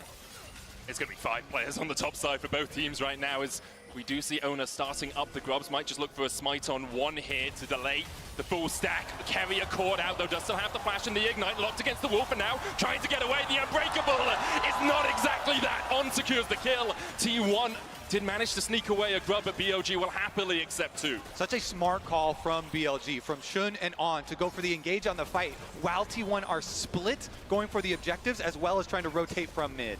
The idea there from T1, because they had a nice stacked wave in mid lane. Oh, Knight going for a bit of a trade, has his AD carry behind him. Nice juke. Faker unbinds his soul, dodges away from the abscond, abduct Owner coming in from the side as well, but it looks like BLG just want the pressure in mid. They're looking towards the top side though. Yeah, BLG constantly looking for these fights. Let's see, Carrier's on the roam, you can see him on the mini-map. Zeus has no flash. If they can manage to get this Ishtal's impact, can't quite land it, Zeus hops on a minion and manages to escape. I mean, BLG continue their pressure on the map, securing 2 grubs, finding an additional kill, now converting that pressure into plates on the top side, denying Zeus as much as possible. You look at the bottom of your screen and it's just all red in favor of BLG. Guma has been giving a little bit of free time to push out that bot side wave. He's going to try and get himself a plate as Faker trades with Elk in the mid lane. Elk about halfway towards that level 6, a little bit more risky to go in like that if you are Faker when he does get his ultimate available. Yeah, Elk getting so much damage done here in the mid lane, keeping him there. Of course, they've rotated Knight down to the bottom lane, down to that side lane. And he will find so much success in, be able to push it back out after Guma had shoved.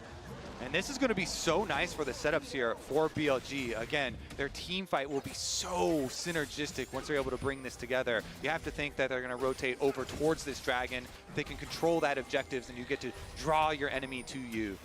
Got to remember that BLG have a bit of a reputation for falling short in Game 1. And here in Game 1, it feels like that you'd expect them to have the pressure with the reigning world champions T1 on the other side of the stage, with the audience in favor of T1, but they've come out and they are playing just like they often do. Playing well in the early game, playing off the advantage they have with their laners, and they're converting it into the first dragon of the game. Straight from even champion selects, and you see the smiles on their faces, the confidence there. They're looking aggressive in their level 1. They find reward in their level 1, and they continue to force so many plays here. Let's see if they can keep it up as the game goes on, though. You know T1 are very notorious for being difficult to actually finish off in these games. And bear in mind, BLG, they're going to be looking at the team fight. That's the biggest strength. Their composition just spells, we're ready to fight, the 5v5 incredibly strong. And T1, they're going to have to find ways to either usurp that or navigate their way around that, because they found a lot of success with pick comps, but with the Braum, Caitlyn, they're going to very rely on Owner to be that initiation tool and find good flanks or angles, which is going to rely on good vision control, which right now BLG is not giving them. Look at this vision setup on the bot side of the map. The river is very much in control of BLG, and they're putting extra pressure onto Owner's jungle. And 9 minutes in, it's already a 1.4k lead for BLG. They have 2 grubs. They've got a Drake. T1 have only been able to pick up a single grub from the map. And BLG very much in the driver's seat coming into this series. A lot of us looked at how T1 play the early game, who tends to be in the advantage, and T1 tend to be a little bit more aggressive in the early game, getting out to those leads. BLG here obsessing the apple cart, so to speak. Knight has just been exceptional this tournament, and especially in their previous series, styling on his Syndra, styling on his Ahri, here styling on his Sylas, stealing Faker's own ultimate, and this pressure, you even see the hover there for Owner, drawing a little bit of time, Sejuani not immediately going over to Gromp, kind of hovering around, see if Faker's going to need anything else, and it'll also kind of extrapolate towards the extra wards around mid lane. If you start to see the mid lane pressure here kind of spill over into other lanes as well for BLG. You're also just seeing it on the map, right? Because Knight, just then, after pushing in mid, hovered into the topside river and he's just moving into fog. He's creating that extra point of pressure, which means that Ona might get invaded on. Maybe jungle plus mid is going to come and put pressure on his jungle. Bin backing in a brush. Where has actually Bin gone? Just those subtle bits of pressure on the map that force T1 to hesitate before they make a decision. That control ward at the entrance on the top side to try and spot out some of these plays. T1 do have the vision around the second spawn of the grubs first. You can see BLG on Elk and Shun all making a beeline towards those grubs. Trying to get 2. Obviously, when you get 4, those mites begin to spawn. All right, so BLG, you can see they've got the early lead on timing on this map. With the push on bottom side for Knight there, a couple of those minions dying to the tower. He gets his recall into a purchase off and has his teleport ready if they decide to fight this grub fight. Currently, Faker as well collecting the minion wave now. His teleport ready to answer if they do want to throw down. This brush that Carry is standing in is incredibly important for those team fights, but he's going to have to give it up.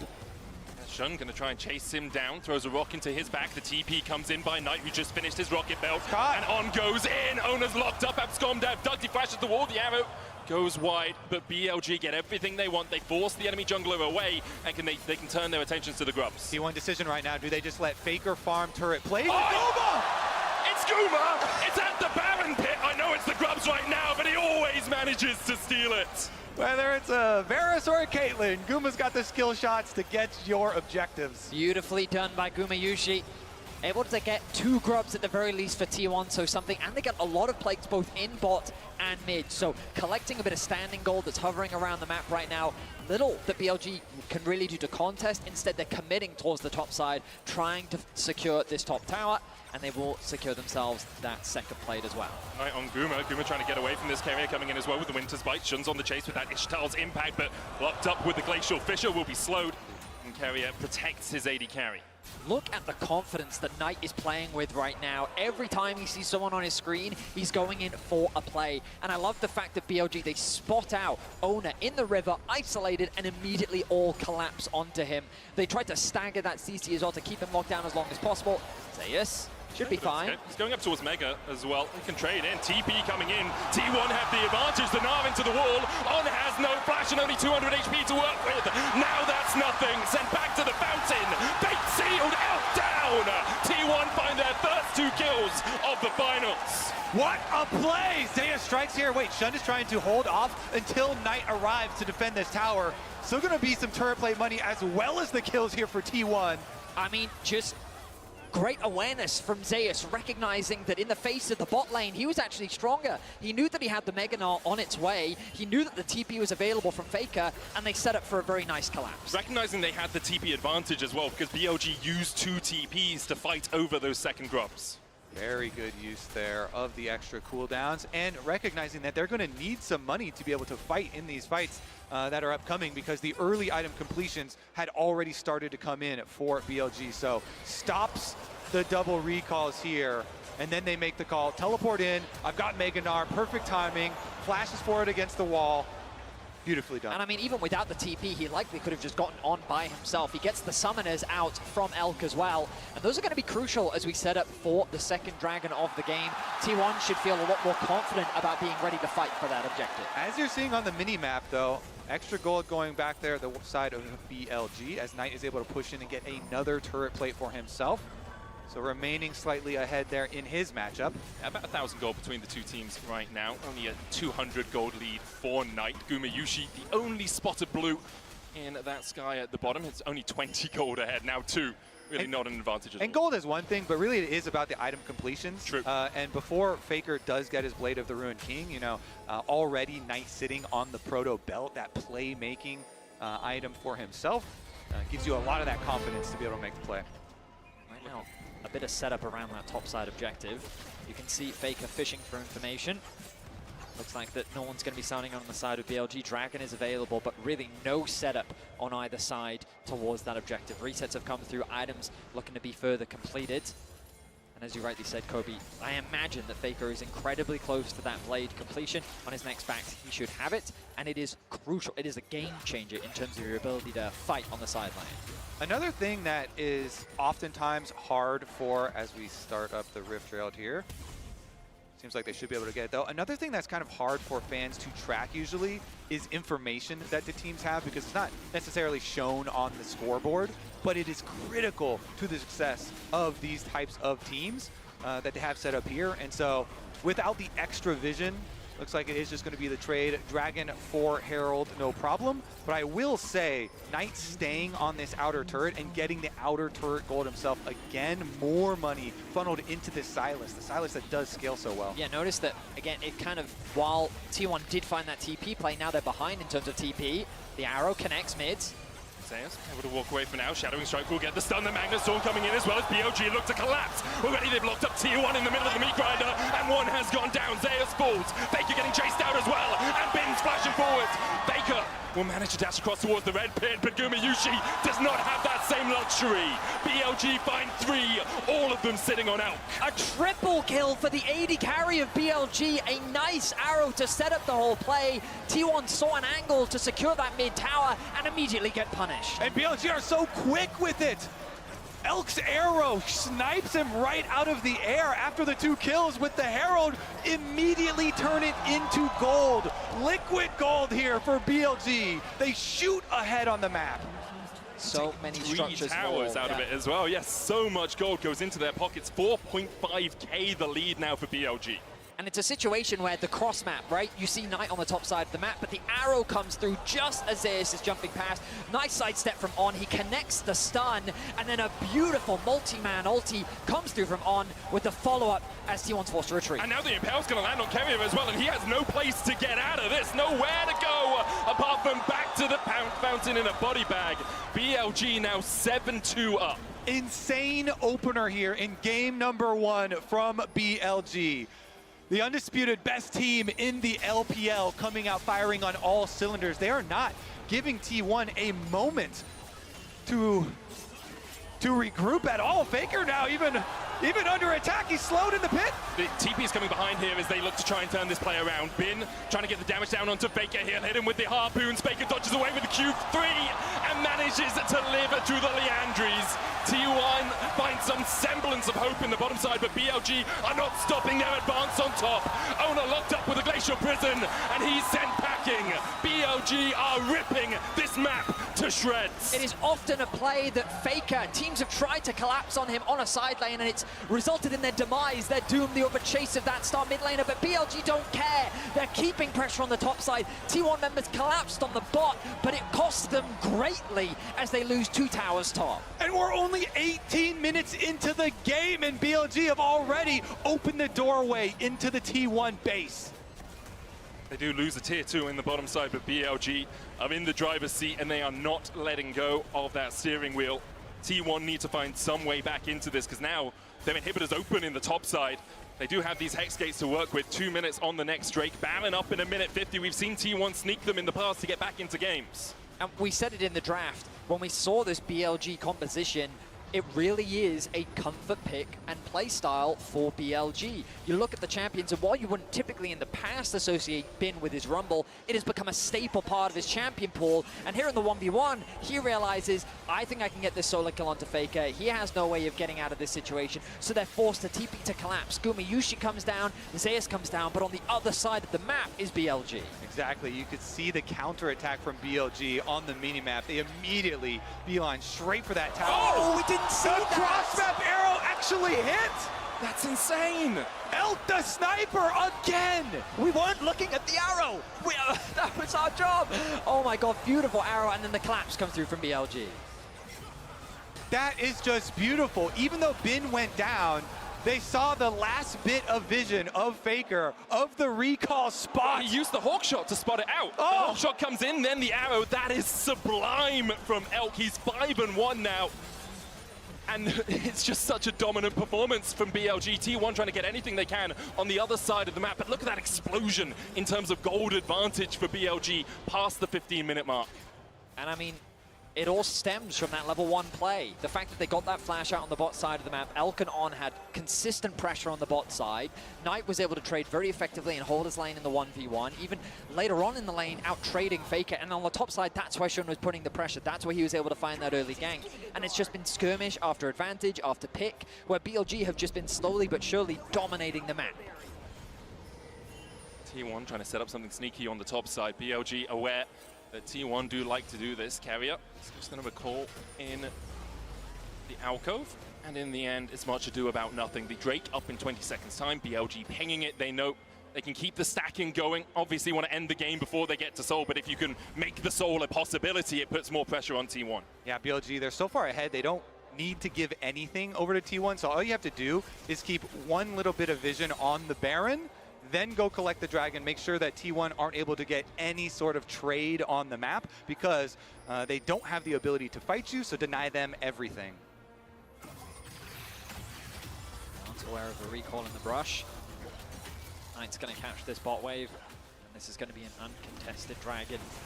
BLG with a strong start to game one, and while this game definitely isn't over, BLG have all the tools to secure the first game of this series. And coming into this series, we need to remind you again, BLG at MSI this year, they beat T1 twice in best of fives, and last year at MSI.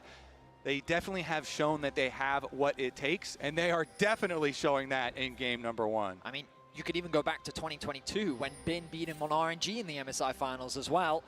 I mean, T1, the World Championship has definitely been their tournament, but when it comes to MSI, that is where the LPL have been able to find those advantages. Now, though, here at the World's first game, BLG 4K gold up, 2 Dragons to their name. Baron is now an option, and this becomes a big point of contention. It's an opportunity for T1 to turn the game around. They have had some spectacular Baron plays so far at this World Championship, whether it be sneaking them, whether it be finding incredible team fights around this objective. It is a point in the game that BLG will have to be cautious and respect T1.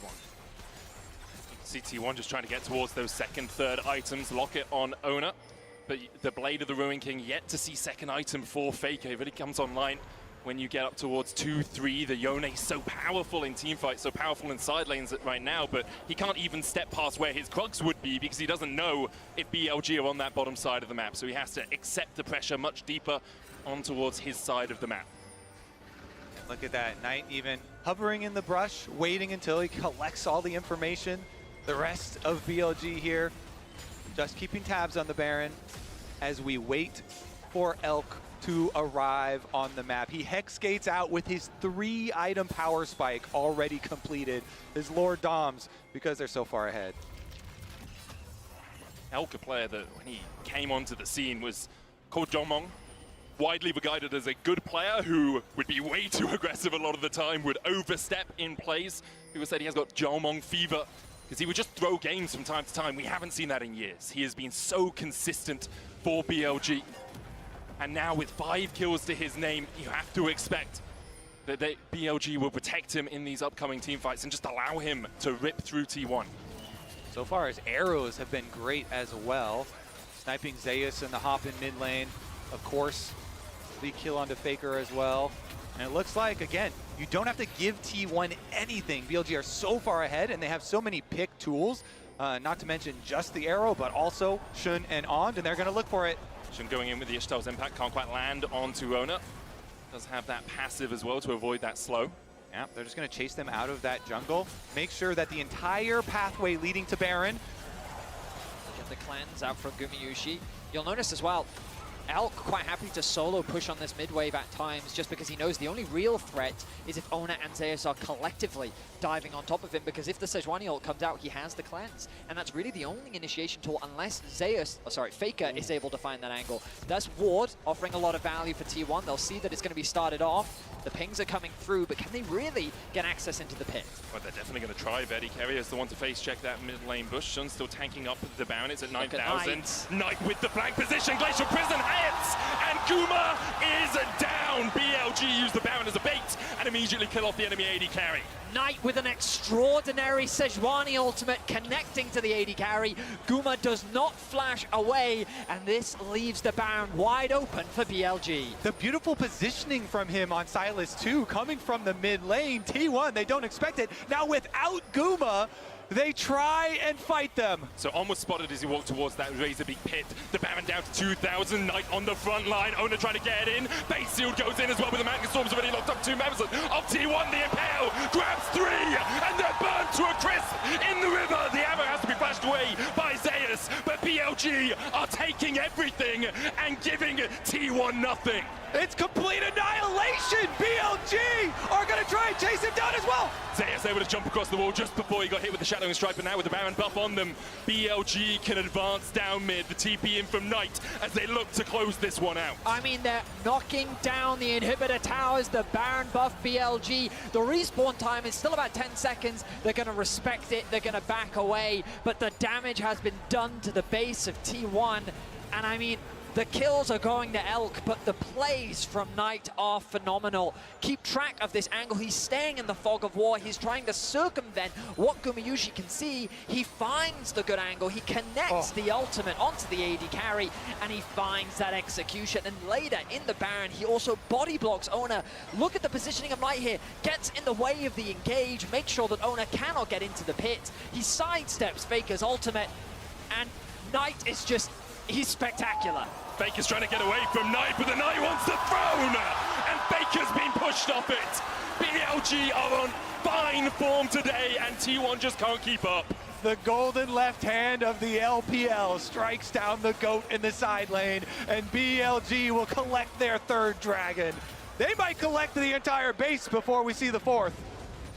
Knight has had an incredible tournament, and he's not going to slow down here in the finals. BLG have steamrolled T1 here in game one. They're looking for another inhibitor, and they're looking for the game. Gumayushi, Ona, and Kerry are trying to defend the arrow once again from Elk. It hits Guma! He's got flash, but he's still stunned up. The Impale comes out, and Guma falls under his own Nexus towers. T1 still trying to defend. Zeus doing everything he can to keep Knight away. But BLG continue to advance. The first Nexus tower's down. Faker's back up. Trying to find something out of this game, trying to find some defense against BLG, but the oncoming masses are just too damn strong. An arm into the wall. Baker's fate is sealed as he dives the backline and dies for it. BLG come out swinging and take game one. The coordination from BLG in this first game was exquisite. I mean, what else is there to say? Just incredible play from BLG. Just absolutely phenomenal.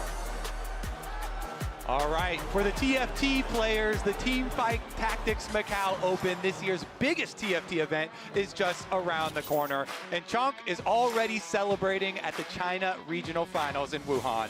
Once we wrap up the Tactician's Crown, we are heading to Macau, and we're thrilled to bring you along. With Magic and Mayhem winding down, a new set featuring Arcane is on the horizon, promising big, game-changing moments. 512 players will battle it out live, diving into this brand new set that is sure to shake things up. Get ready for more unforgettable moments.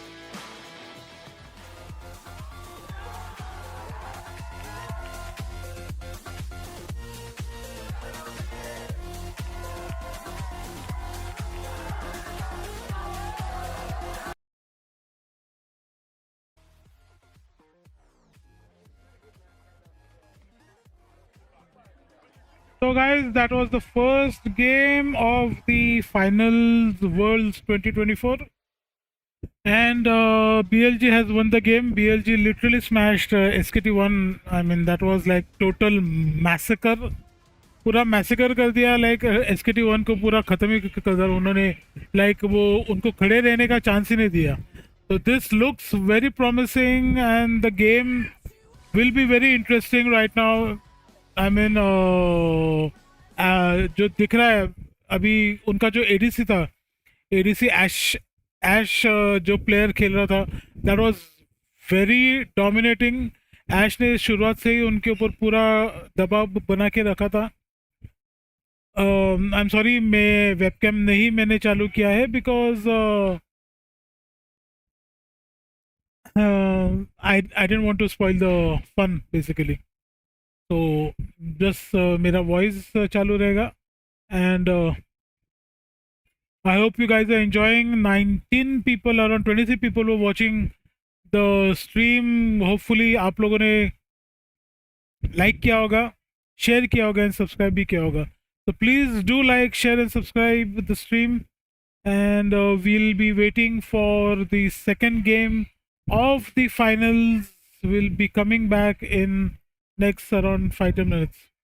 So till that time, enjoy the break, take your popcorns, get your cold drinks, and be ready for the second match of the evening finals. I've kept the screen on mute basically so that I can speak and you can understand what is that. And in between there are some copyright musics which are going on, so I cannot play those. So hopefully आप लोग सब लोग enjoy कर रहे हो. Stay tuned. We'll be back again in another short break. Meanwhile guys, comment में लिख के बताइए आपको पहला गेम कैसे लगा. How did you like the first game? Give me your comments. और ये गेम फर्स्ट ऑफ ऑल ये गेम कैसे लगा है आप लोग प्लीज़ बता दो मुझे कि ये लीग ऑफ लेजेंड्स जो गेम है आपको कैसे लगा है, क्योंकि मैं खुद बहुत सालों से खेल रहा हूँ. ऑलमोस्ट अराउंड 11 to 12 ईयर्स से मैं ये गेम खेल रहा था. बीच में BGMI आई मीन जो PUBG मोबाइल था, PUBG मोबाइल आने के बाद फिर हम लोगों ने बेसिकली थोड़ा सा उसको अनदेखा किया था. 3 मिनट का ब्रेक है गाइज. 3 मिनट में हम लोग थोड़ी सी बातचीत कर लेते हैं. आप लोग कमेंट बॉक्स में आपके कमेंट्स डालिए आपको कैसा लगा. और जो मैं गेम खेलता हूँ league of legends, let's promote this game more in India, क्योंकि ये गेम बहुत ही एंगेजिंग है एंड थोड़ा दिमाग वाला गेम है, ना कि आपको बिना सोचे समझे आपको प्लेयर के सामने घुसना है.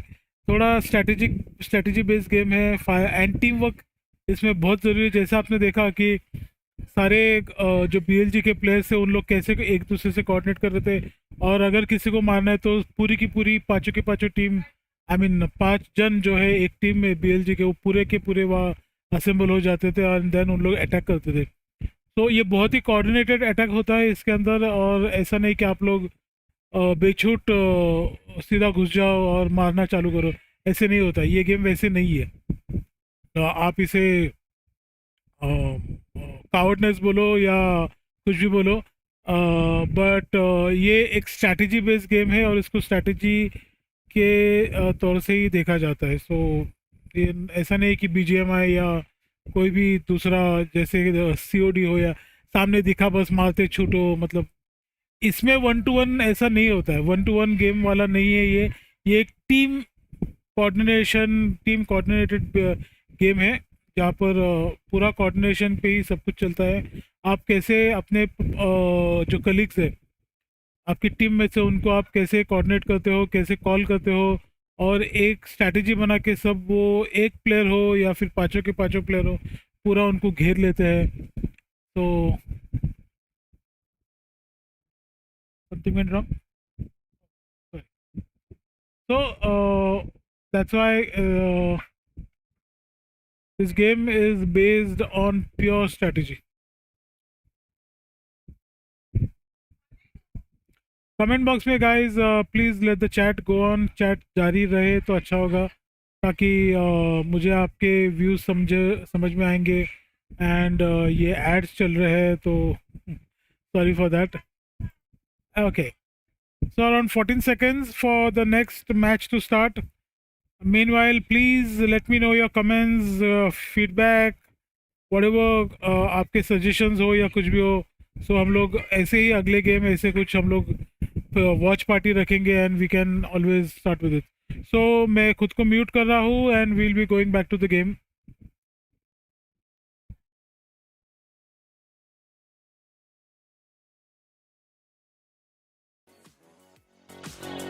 She's still holding on to that flash down, locks him up, he flashes the ignite, ticking, and BLG strike first. Nice. C1 decision right now. Do they just let Faker farm turret play? It's Scuba! It's at the Baron pit. I know it's the Grubs right now, but he always manages to steal it. Already they've locked up T1 in the middle of the meat grinder, and one has gone down. Zeus falls. Faker getting chased out as well, and Bin's flashing forward. But the oncoming masses are just too damn strong. An arm into the wall. Faker's fate is sealed as he dives the backline and dies for it. BLG come out swinging and take game one. BLG choke slam T1 in this very first game. I mean, what an entree into a best of 5 grand final when you have that Summoner's Cup looking at you as you are playing. It wasn't on my bingo card that this was going to be one, so convincing, and maybe even two for BLG because they started on the red side. What happened? Well, you might notice I sound a little bit congested. You could think that was because of the amazing teaser, but as it turns out, it was because of the level of play of T1 in that game one, because they got slammed. And we can talk about a draft a little bit later, but to me, this was mostly just about the gameplay that came through from BLG. Yeah, and it starts at level 1, right? Like where they do have the level 1 collapse here. As you see, this gets Knight off to a really great start, puts T1 in a really difficult position. And this also could have been what potentially might have stopped a lane swap, because I did talk about how I did think T1 would look potentially for something like that.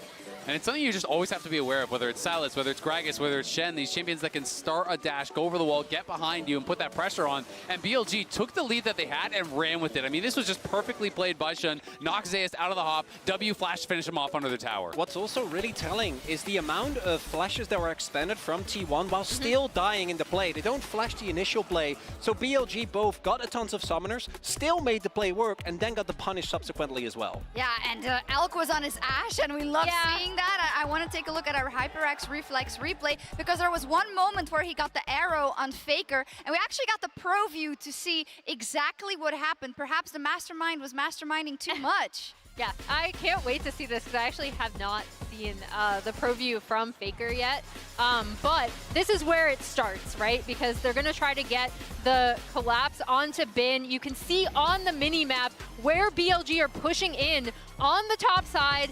Scout is it out, and then Elk hits this arrow. Elk on this Ashe is so absolutely deadly. He's flipping through lanes. He's all tapping. Well, not all tapping. He's in the game. He does not see it coming, and then he's dead. He didn't as they continue to collapse on the top side. And again, Elk being on this Ashe pick, I feel like if you want to see, sometimes people overfocus on Ashe arrows, right? If you want to see good Ashe arrow usage, look no further than Elk, because he's phenomenal. I mean, he has been absolutely incredible. What I really want to highlight here is how well BLG reads T1. T1 is a team that loves to do this, overload a part of the map, really go aggressive on these turrets to try and gain map control, and they are so clearly not ready for this collapse. And we saw T1 stabilize a little bit after the rough early game. After this point, BLG was never in any danger. They really weren't. I mean, there was just so many avenues of attack for BLG, and I have to shout out Knight. He played incredibly well in a matchup that is supposed to be advantageous for the Yone in the 1v1. He was dominating Faker from the word go. Our Oppo player of the game was Knight in this one. We focused so much on the matchup before this, Azale, but just outplayed. I mean, straight up, you know, he was just dominating him in the 1v1. Faker did chunk him down early, but even after the TP back, he was winning every single trade thereafter. He made Faker base with low HP, with no teleport, lost a full wave, started to fall behind in experience. Knight really showcased his skill in this 1v1. And his class. Yeah, both. New word. And we heard it from him in the intro, right? Like, he wants people to remember his name as the LPL mid. What a phenomenal showing from Knight in this first game. Insane Sejuani ult that he had prepped, and this is what allowed a lot of these BLG collapses, was Knight's ult usage and his positioning. Yeah, and here we see T1, they're getting back to the stage. Of course, we've seen this before. Teams don't necessarily drop more than one game if they start by losing. We hope we don't get a 3-0 for either side. But it's not going to be for T1. Only one can be done now. And I mean, BLG of all teams know about the first game. I do want to highlight, though, that T1 selected blue side. And I do think, again, this was not a game where you go like, this was unplayable from drop. Yeah. This was just gameplay. I do think, though, that T1 in the next game has an opportunity to set themselves up better, because we got to talk about it. When that Braum was locked in, I can guarantee you that every single T1 fan let out a collective groan, because this player on the Braum just doesn't have the same magic he does on other champions. Absolutely, and they did have that Yone Gambit that we have seen in so many different series where, you know, you go on red side, if you are not playing against a mid laner who is known for these melee champions, who is known for an exceptional Yone, you can say, all right, let's give it over to Faker, let's see what happens in game number 1. Now they lose with it, so that can put the pressure on T1 to have to ban Yone on blue side, which really is a disadvantage for the rest of the series, and it's something we've seen happen a number of times at Worlds. But you know what the people really want? What do they want? To hear us talk a little more. Oh, you do have a little bit more time. There is a PC swap on stage. Didn't get any booze. That's good. So they actually don't hate it. They don't hate it. Thank you, crowd. They don't hate it that much. So we have a couple of touching points that we can talk about as well. Maurits, because this is actually something we saw just last week as well. The exact situation with kind of Keria on the Braum. And I think when you think about Keria as a player in the context of the World's runs that T1 has done, we always said about pushing the meta forward, about making it happen. Braum just doesn't do it. Well, yeah, and you might look at this and go, man, that's not bad. I want you to keep in mind which team this is. This is a team that has, particularly domestically, even though they haven't won, they win a whole lot. Yep. So this really isn't by itself already a great recommendation for that Braum, but it's when you look at the actual gameplay. Compare this to his Rakan game that we saw in quarters. Exactly, and that is the big thing to me. It's not the point is Keria a bad Braum. sometimes when a team you can pilot. Okay, well maybe you disagree, but to me it's more about how exceptional he is on some of these playmaking champions and how he enables the rest of his team, right? And there are players like this. You were talking about Mako earlier. We were talking about CoreJJ and players who can play Enchanters, can play different styles, but sometimes they are more well suited, from what the team needs, playing something different. And I also think in the context of this match specifically, we didn't really get to it, Emily, at the start of in the countdown. The expectation was that Keria has been having a much better tournament. He has been one of the pillars that T1 has built on and on. It's a meme about the on and off, but generally, right, he hasn't always been as present in kind of the expletives when you talked about BLG so far, and it was something that was going to have to happen. So the fact that we saw this out of Keria in Game 1 specifically, we saw how cohesive BLG played with On, making sure that he's with his jungler, with his mid laner, wherever he needs to be, is a good sign for the series for BLG. Yeah, and that's why I'm really curious to see what T1 end up doing in this draft, right? Because they did target On with the Renata and Rakan coming through on 4-5 in their bans in the first game. And then the Yone test, as you already mentioned, Zale. The big thing for me for Keria, though, is that, again, I did expect T1, and the level 1 kind of ruined this. I did expect T1 to be going for some sort of swap, not want to face BLG in standard lanes necessarily, since they have been so good in the swap.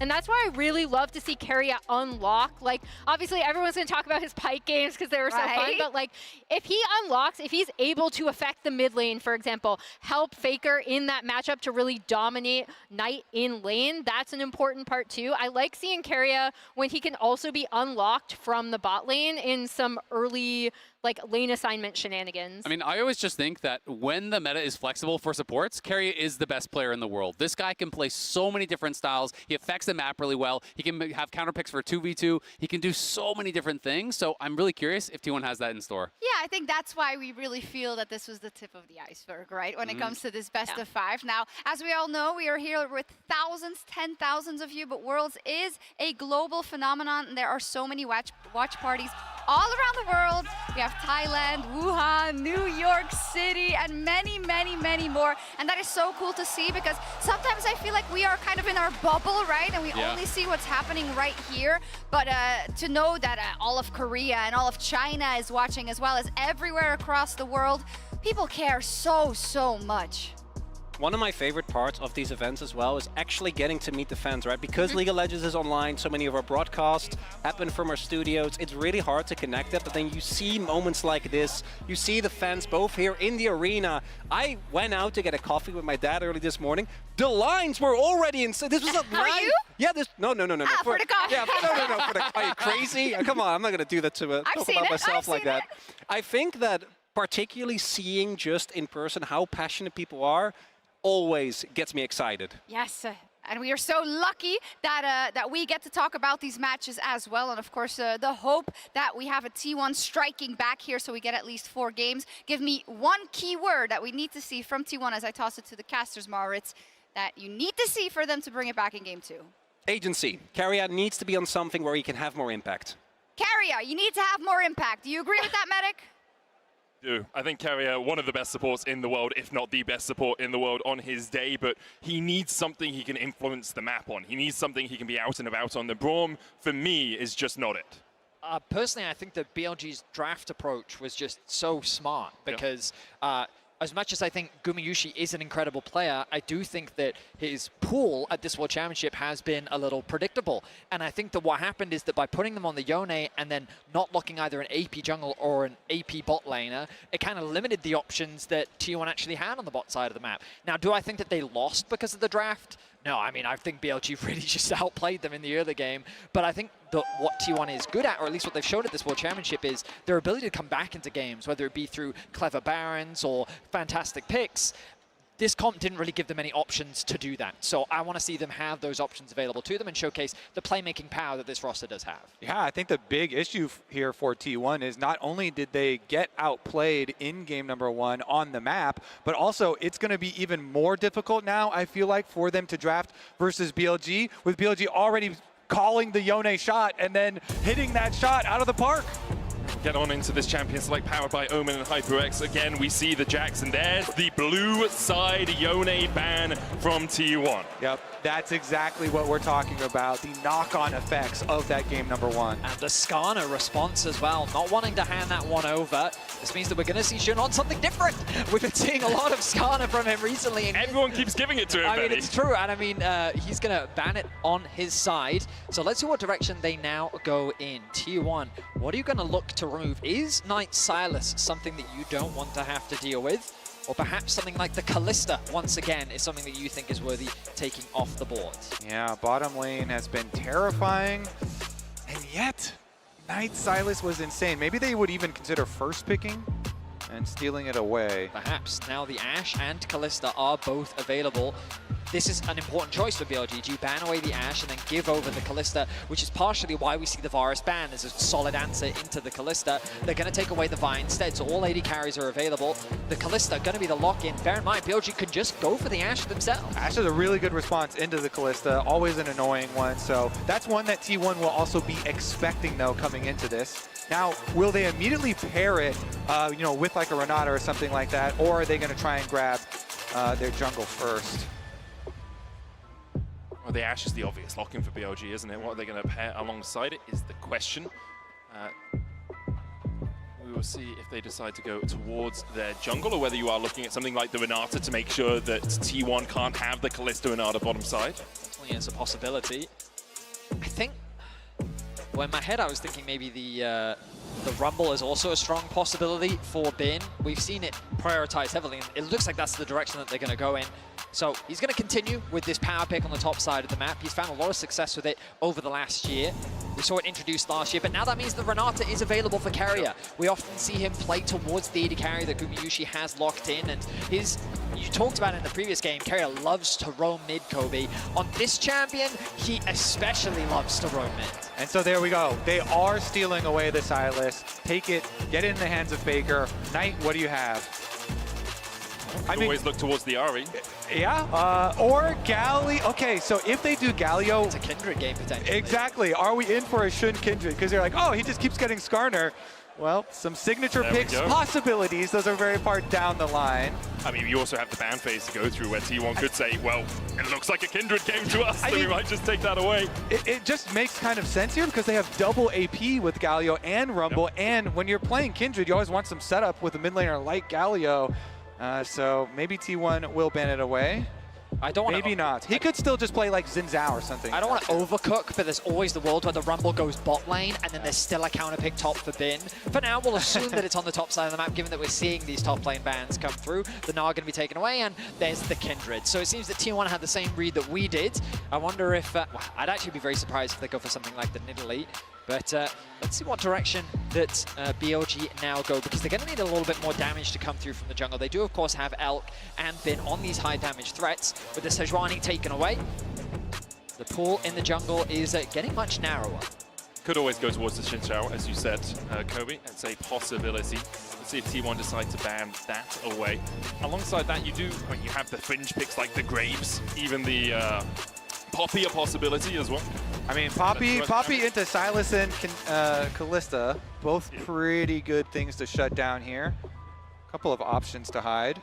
Yeah, I think the beautiful thing about the Poppy is you could flex it as well, but Jun, taking his time, thinking about what jungle direction he wants to go, and it's going to be locked in for the Xin Zhao. So I think Galio plus Xin is a great combo. You have that utility in the mid lane provided by the carry threat that the Xin Zhao provides, and an easy engage tool to follow up on any Ashe arrow that connects. Zin's ultimate is just so good for those team fights as well. They have a lot of synergy here that they could combine. Now on the side of T1 though, the pairing with the Kalista, we do get the Ornn lock in first. Okay, T1 is responding with some team fighting of their own. It's also very long range.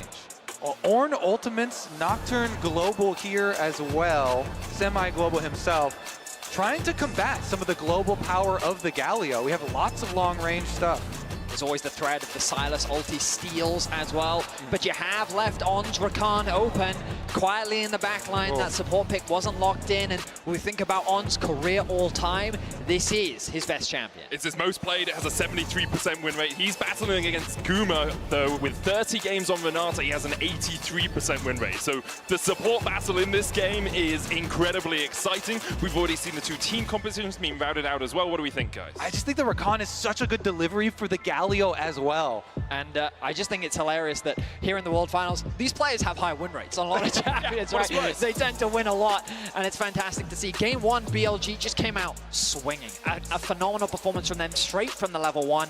T1, you have to imagine they've adapted. Their draft is very different. Their bot side of the map is a lot more confident, faking out on an AP damage threat, and it's going to have a lot of agency with the Sylas to steal away Ashe Arrow, Galio ultimate, along with the Rumble red carpet. It's going to be an interesting matchup for sure. That it is, and it's going to be the 50th World's Finals game ever. Here in the O2 Arena, we've been blessed to be able to watch a best of 5 between these two teams. I think a lot of people in the audience, even if they're not T1 fans, are hoping that T1 can fight back and take us all the way to 5 games. But BLG in Game 1 came out and clobbered the LCK number 4 seed. And BLG this year for them has just been so strong, adding Knight to the lineup. First in spring, second at MSI, first in summer in the LPL, and here in finals, up 1 game already on T1. But BLG as well, it was a team that was, when it was originally built, wasn't expected to have this sort of success. Went all the way back, BLG did buy super teams. They were looking for this incredible roster of 5 superstars, but the addition of Bin, Elk, Ornn, Shun, they were looking at a team that would grow into a super team, and that's exactly what they've done, as you say, with the addition of Knight this year. Bro, they have onto the biggest stage with the entire world watching. They get the double knock-up already. Kerry is down to half HP. He's going to have to flash. Gumayusi cleanses away from Knight. The chase continues. BLG flashing forward. The heal coming out. Gumayusi now slowed by the Ashe. And you can't escape the quiver of Elk. First blood again to BLG. Are you kidding me? Another one. Level 1. First blood for Elk. In the exact same spot as Game 1, Gumayusi will lose his life. Summoners blown. And T1, they were just trying to get some vision, get a bit of early information, maybe even drop a ward into BLG's bot side jungle. But the collapse from Ornn and Elk, the chase down of the Ashe, means that BLG draw first blood. Elk flashes forward so he can get the slows onto Guma, and it's enough. They get both his summoner spells. I mean, a lot of summoner spells were also used offensively by BLG, but it is still going to be the lane swap after the first blood here. T1 will go topside. Gumayusi and Kerry are trying to get away from the power of Elk and Ornn. Obviously, Ornn good in lane swaps as well, can absorb a lot of pressure, pretty tanky. He's going to get knocked up here, though, and Zeus might have to burn the flash to get away. Elk with the slows, just going to chip him down to about 190 HP. Yeah, Zeus couldn't get the timing there. He's trying to get in range for experience on those minions. Takes a lot of damage for it, and now we have Bin going mid to soak experience and do a lot of damage. Baker taunted up, the Electro Harpoons go into him, but he's able to hold on to the flash for now. Will catch this wave as it crashes towards his tower. Bin making a beeline towards the bot lane. I mean, I really think they need to set up for a dive onto Zeus. He actually hasn't gone back to base. He's at about 50% HP. You'll notice Shun still on the top side of the map, pathing towards his bot side. Typically, you'd see this split map situation, but both junglers have had access to their side of the map. And actually, because Carrier cancels his recall there, they might make the call to go for the extra pressure on Bin, who teleported in, but it doesn't look like it. Level 2, he acquires it. Meanwhile, Zeus? He's level 1. He's about 1 minion away from level 2, so 2 tower shots should be enough to tick him over. On here, it's level 2 of his own. Shun coming in as well to bolster this attack. Zeus underneath the tower, able to flash away, gets the double knock-up, and look at On, he's about to be turned off! On goes down, Shun almost falls to, escapes that final tower attack. Ends up being a 1-for-1 trade, but I think BLG's happy with this. Look at all the farm that's being lost. Zeus needs to TP back in quickly to soak up as much XP as he can. The good news is the threat of a redive isn't possible for BLG. Meanwhile, on the opposite side, Bin had a smart ward earlier over that wall to see when Owner would come to pressure him off that wave, and Bin stuck around to soak up the 2.5, his level now on the Rumble before getting chased out. Carrier looking for On here, Gumayushi here as well. On just trying to shepherd Bin in towards the tower. You can actually see Knight using the TP here. Guma still no flash, no cleanse. The Grand Entrance going to get a knock-up. Knight flashes across the wall. Shielded Durant for the double taunt, and now the Flame Spitter is doing a lot of work. Guma's going to be brought back with a bailout, but can he survive? Down to 100 HP. Knight, the battle dance from On keeps him alive. Owner still chasing, and he rips through Knight. Now Faker joins the party. A handshake from Carrier is one Bin did not want to take. Bin goes down as well, and T1 have 3 on the board. T1 answer back so well on the top side of the map. Knight tries to punish the flash, the spot lane of T1, but they just don't quite have the damage to take down Gumayushi, and that allows T1 to find the turnaround. Yeah, look at this. Initially, Carrier peels Bin even further back. That handshake will be important because the flash over from Knight, they got the double taunt into the almost combo there onto Guma, but then they have to back off because, like you say, Carrier put the bailout on him, and then Owner goes up with the passive auto from Nocturne, gets the kill, and the chase down. Guma as well in that skirmish recognizes On, tries to get that last auto attack, and takes a quick sidestep backwards to avoid that last auto. Beautifully played by him, and T1 find themselves with the kill lead here in game 2. This is what we wanted to see.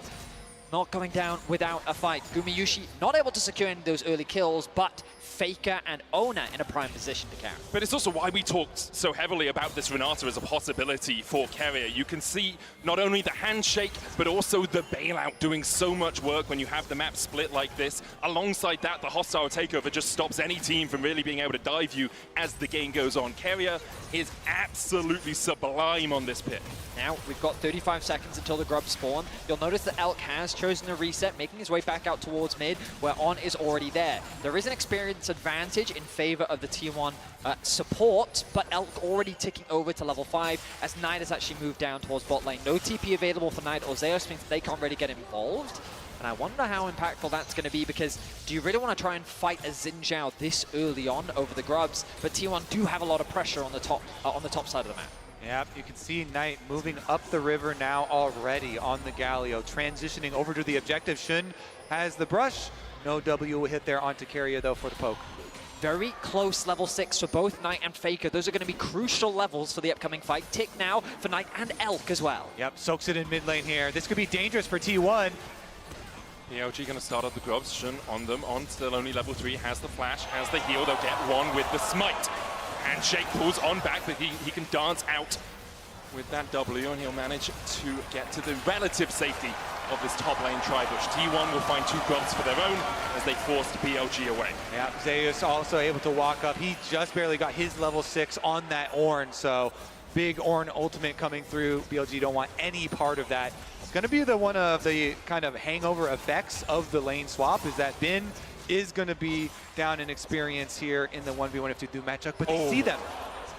Almost out of vision, but they do get spotted. You can see On trying to dance in there. Elk immediately using the cleanse because he knows T1 can continue to advance. Carrier holding the handshake there to get rid of that summoner from BLG. Knight hovering around the top side jungle, ready to leap in at a moment's notice. No TP available for Bin. Bear in mind, he's still only level 4. He's being denied a lot of experience. With Zeus having the ultimate available, the threat of a dive is a real possibility. Faker keeping his pressure up in mid lane, about to tick over to level 7. T1 will be able to get the first plate of this push. They're second in the top lane. Bin is catching the wave in mid, not yet level 6. Yeah, I think it's a good defense there from BLG. They make the call, they sacrifice bottom lane, it's okay. Bin rotate over towards mid, catch that wave, so he can safely get some experience while the rest of BLG trying to defend on the top tower. The big wave on bottom side is going to crash on bot soon, though. Bin has to go. Yeah, Bin has to go, but that leaves room for Faker to roam up top. Now they can guarantee numbers advantage, and they can set their sights on the tower. Bin shows now. Do T1 pull the trigger? Do they go for the fight? Zeus was trying to hold the wave. They couldn't quite do it because BLG had enough numbers to force him away. The equalizer that Faker stole away does a little bit of chip damage, but not much else. Unlocked up for the moment as Faker looks for that abscond. That Dot can't quite land the chains. Carrier and Gumayushi pushing through the wave now. Paranoia coming out. Call of the Forge God is stopped. Zeus dashing forward. The shielded around for the taunt blocked by Ona. The knocker coming out as well as BLG trying desperately to defend the hero's entrance. Cancelled as T1 fight 2. Shun forced underneath his turret as well as BLG are walking away wounded. Such a good play for T1. There were a few seconds left on Bin's teleport. He could not join. They forced the dive on, looking for any recallers. I mean, T1 is sticking around. The TP will come through. Shun already down. Bin walks into a scarred battlefield. He'll still take out Gumayushi. In the end, T1 unable to get that extra plate, but they do find kills in the top side. I do feel that this game, BLG is just running around the map trying to keep up with T1. The pressure that Faker kept in the mid lane, the fact that Zeus had already ticked over to level 6 and they were bleeding so much XP, a nice arrow connects onto Zeus, meaning that he can't follow up with his ulti, but he gets a flash away, a nice spell shield from Ona. The two-man knock-up from Zeus was crucial, allowing Guma to just free fire onto the back line. Yeah, and the start of it, Guma had tanked 2 tower shots while trying to walk to the rest of the team.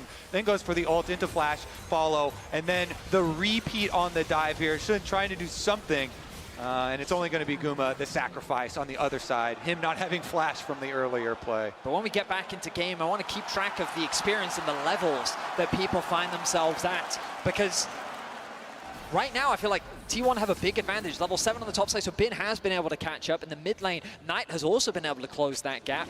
Elk, though, with actually a full level lead over Gumayushi, while Carrier has now ticked over to level 6. So BLG have done a good job of being able to close that experience gap.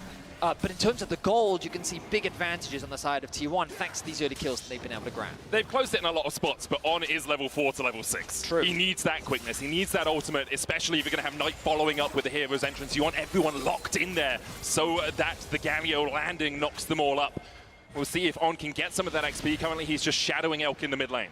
And it should be T1 collecting the next pack of grubs. BLG, they know they don't want to fight that, so they're just trying to pick up Dragon right now. Shun working away on it. See if Knight, how quickly Knight can push this bottom wave, though, for the Galio. His teleport is ready. Ultimate will come up soon. Yeah, I don't really know if he wants to join this. BLG, they tried to take a fight around the top side and lost out pretty heavily on that. T1 now with a 1.8k gold lead. They'll get their 4th grub, and they're looking to make it 6. Yeah, Bin uses the Rumble ultimate for the wave, so they're just going to make the call. We will pay for this with some tower plate money here onto the side of Knight. It is quite big to get the full 6 grubs, though, for this T1 comp, because, again, going back to Champion Select, if they are able to open up the map with the Ornn plus Nocturne, you have a lot of long-range pick potential. And now top lane again, the arrow. It's onto Guma once again. He does have the cleanse, but he holds onto it for now, burns it just as Bin was about to start to burn him. T1 get another plate on the top side 3 minutes before those fall off, and they're investing a lot of time in making sure this top lane goes low. I mean, right now T1 is playing a very heavy 4-1 style, but they're forcing BLG to respond to the top side of the map. They keep dragging BLG up here, and every time they do, BLG is losing a little bit more on the map. Ona secures level 8, gets another plate in the mid lane. And T1, they're not going to alleviate that pressure. And look at the positioning of Carrier here. Something he often does on this Renata is he just walks in your face. He is not afraid. He knows he has the mechanics to be able to outplay you. And it creates this space that allows an easy objective secure for T1. I'll also say that sort of position is so tricky for the Rakan, because what are you going to do? Jump at him? He just handshakes you out of your jump, and you can never really find the engage. So you have to find flanks. Obviously, BLG weren't looking for a fight in the top side. T1 take the first tower, have a 3,000 gold lead now, and are well in control of this matchup. Now it's going to calm down a little bit. BLG going for their resets at the moment. The outer tower on top side being down could be problematic if T1 can get the early push there and then transition over towards that mid lane. Currently, though, they actually send Guma and Keria back down bottom, try and get their push there first. The Herald is going to be crucial for T1, I think, to unlock that mid tower. I think that this comp can be a little difficult to see. Oh, Keria. Keria's going to face check, knocked up with the Justice Punch, but again, the handshake stops Knight from being in range for that Shield of Duran taunt. Elk is on his way as well, 4 seconds on the arrow. He'll look to see if he can catch out Guma. Underneath the wave, he just volleys away the minions instead. But you see the confidence that Keria has? Yeah. Happy to face check in a situation like that. He's going to be chipping away over this ward right now. Good control from On. Still not level 6, by the way. All right, we are going to get the early push on topside for Zeus as well. The early tempo here for T1. What play can they create with it? He doesn't quite have teleport, so it is a little awkward, and he's not even going for the recall, so doesn't look like they're going to force quite yet. But you always have to look at these hovers from Owner. The Nocturne kind of shadowed there with Faker Sylas, making the roams, threatening down to the side. And the Hawk shot cooldown is very important for BLG. Every time they're trying to find that play before it happens. It certainly is. The Herald likely going to be the next big point of contention. The reset's coming through for T1 as Keria already making his way back out onto the map. Owner's going to be first to the topside river. The Scry's Bloom going to be popped by Bin to spot out any vision, but none has actually been laid down just yet. Keria's just replenished his stock of wards. Meanwhile, BLG, heavy investment on the bot side, Kobe. You can see all these wards being set up to reclaim control over that area of the map. But this is where T1 want to focus. Shun knows that the objective has started off, and the bot lane of BLG now regrouping with the rest of the team. T1 have just had prio in basically every single lane. 9 plates to 3 in this game. Ona did start up the Rift Herald. Her patience is going to run out, and she'll scuttle her way back towards the pit for now. And in payment for that, Zeus is able to, again, push another top wave. You can see in the MasterCard lane economy snapshot just how different it looks from Game 1. In Game 1, it was only Gumayushi who I think had a 40 gold lead, the only speck of blue on there. Now is T1 across the board, having leads apart from Bin in that top side. Knight and Faker trading here. Faker down to half HP. Meanwhile, across towards the Rift Herald, that handshake from Keria going wide. On does have the quickness. Faker still trading down towards the bottom side. Knight goes in with the Justice Punch. Keria down at half HP. BLG gonna get the advance through the mid lane. Faker and Knight unable to do much more than just slap each other around. No one is going to fall in that bot lane for now. Those side lane trades are so interesting because Knight's trying to make the trade as quick as possible, get use out of the aftershock. Oh, On just pulled back with a handshake. He's going to have to grand entrance his way to a grand exit. Manages to escape for now. For a second, I thought he might fall. Faker dashing back in, lands the abduct as well. The taunt will connect onto him and slow his advance in that bot side, but with Wave pushed in, he now has the opportunity to back into Fog of War and then TP into the fight. T1 still looking for a bit of a battle around this Rift Herald. The question is, will BLG acquiesce to their request to take a fight towards this top side? And it looks like they're going to go for the recall first there for Knight because of the extended trade that Faker was able to get on him. Knight goes back to base, full heal, teleport out. I mean, the important thing here is Faker didn't reset before TPing in, so he's at half HP. Does have the quickness stolen away. The Scuttle Crab will go across. On goes in with the quickness, knocked back with the Crescent Guard as well. Call of the Forge not coming down as the die comes in. The hostile takeover just possesses BLG. It's 2 already. The hero's entrance. A swift exit back to the fountain for Knight as T1 clean up the fight. It's just a bloody brilliant re-engage, isn't it, from T1? Just as BLG find that nice knock-up, Jun goes in, actually knocks Faker over the wall, but then the wombo combo comes back in, and T1 find the fight that they've been looking for. Oh, that was so juicy with the Ornn and Renata there. Locked them up. T1 will claim that Rift Herald in the aftermath as well, but look at the initiation. So On is originally going on to Keria and Faker, locking them up, but Zeus gets an Ornn ultimate into the double knockup, into the Renata ultimate over it. Faker coming back over the wall from the blue buff, and T1 are able to chase them out. Yeah, the chain CC there. I mean, Gumayushi also threw Keria the knockup as well. It was knockup into knockup into ulti into just a great wombo combo. This is the T1 and their ability to find these plays. They didn't have that in Game 1, but in Game 2, they are finding them plenty now with a 4K gold lead 17 minutes in. It's the power of the paranoia as well. Like, BLG are just advancing into darkness. Like, okay, we got Faker, but you're so far away, I can't even see you anymore. I don't know how to follow up. and then T1 just throw everything into the mix. And now they are looking for their first Dragon of the game, a 5,000 gold lead over BLG. Very similar to how far ahead BLG were in game one, although obviously T1 had yet to take all of the towers we saw BLG manage to do. Becomes pretty problematic for BLG on those sides, and so T1, they're just going to force down the Dragon, immediately rotate everybody over to this outer tower. Wait, lying in the fog of war. If anyone from BLG steps up, have to be a little bit careful there, so sacrifice the tower initially, and then as you said, they have the Rift Herald still in pocket that they can then use for the mid tower. Yeah, I mean, they're going to deep push out this bot wave to kind of keep Knight on the map a little bit longer. The resets can now come through, and they can reset back out into mid. It's an easy setup and an easy siege thanks to the Ornn ultimate that can be used to zone them away from the tower. Faker going to catch that mid top wave, going to look to reset as well. And look, here comes the resets through into mid. In fact, they don't even bother basing. They actually just make a beeline towards that lane. And now they set their sights on the mid tier 1. Yeah, BLG have to be so careful when they're collecting these waves. Look at Knight and Bin collecting their waves pretty far back at towers. Arrow from downtown. Elk gets a taste of his own medicine, but he should be able to survive this, especially with Jun coming in from the side. We'll take a spear to the back for his time in the mid lane, but T1 just used the fact they've stunned out Elk to take down that mid tier 1. And look, Knight can't actually afford to push out that bot wave, even though he knows that the play is happening in mid. If he overextends, the thing that Kobe's been talking so much about is the threat of the side lane play. And now on the top side of the map, Faker looking for a bit of a scrap. Realizing he doesn't really have the manpower here to back him up, the arrow going wide. But he's crucially drawing members to the top side, and now the bot lane play becomes an option for BLG. They have the push in mid, they have another wave that they can catch on bot, and then they can start putting pressure on the tier 2 tower, and if Knight overstays, there's the threat of a dive. Both these teams so good when getting ahead, and we're seeing it here from the opposite side.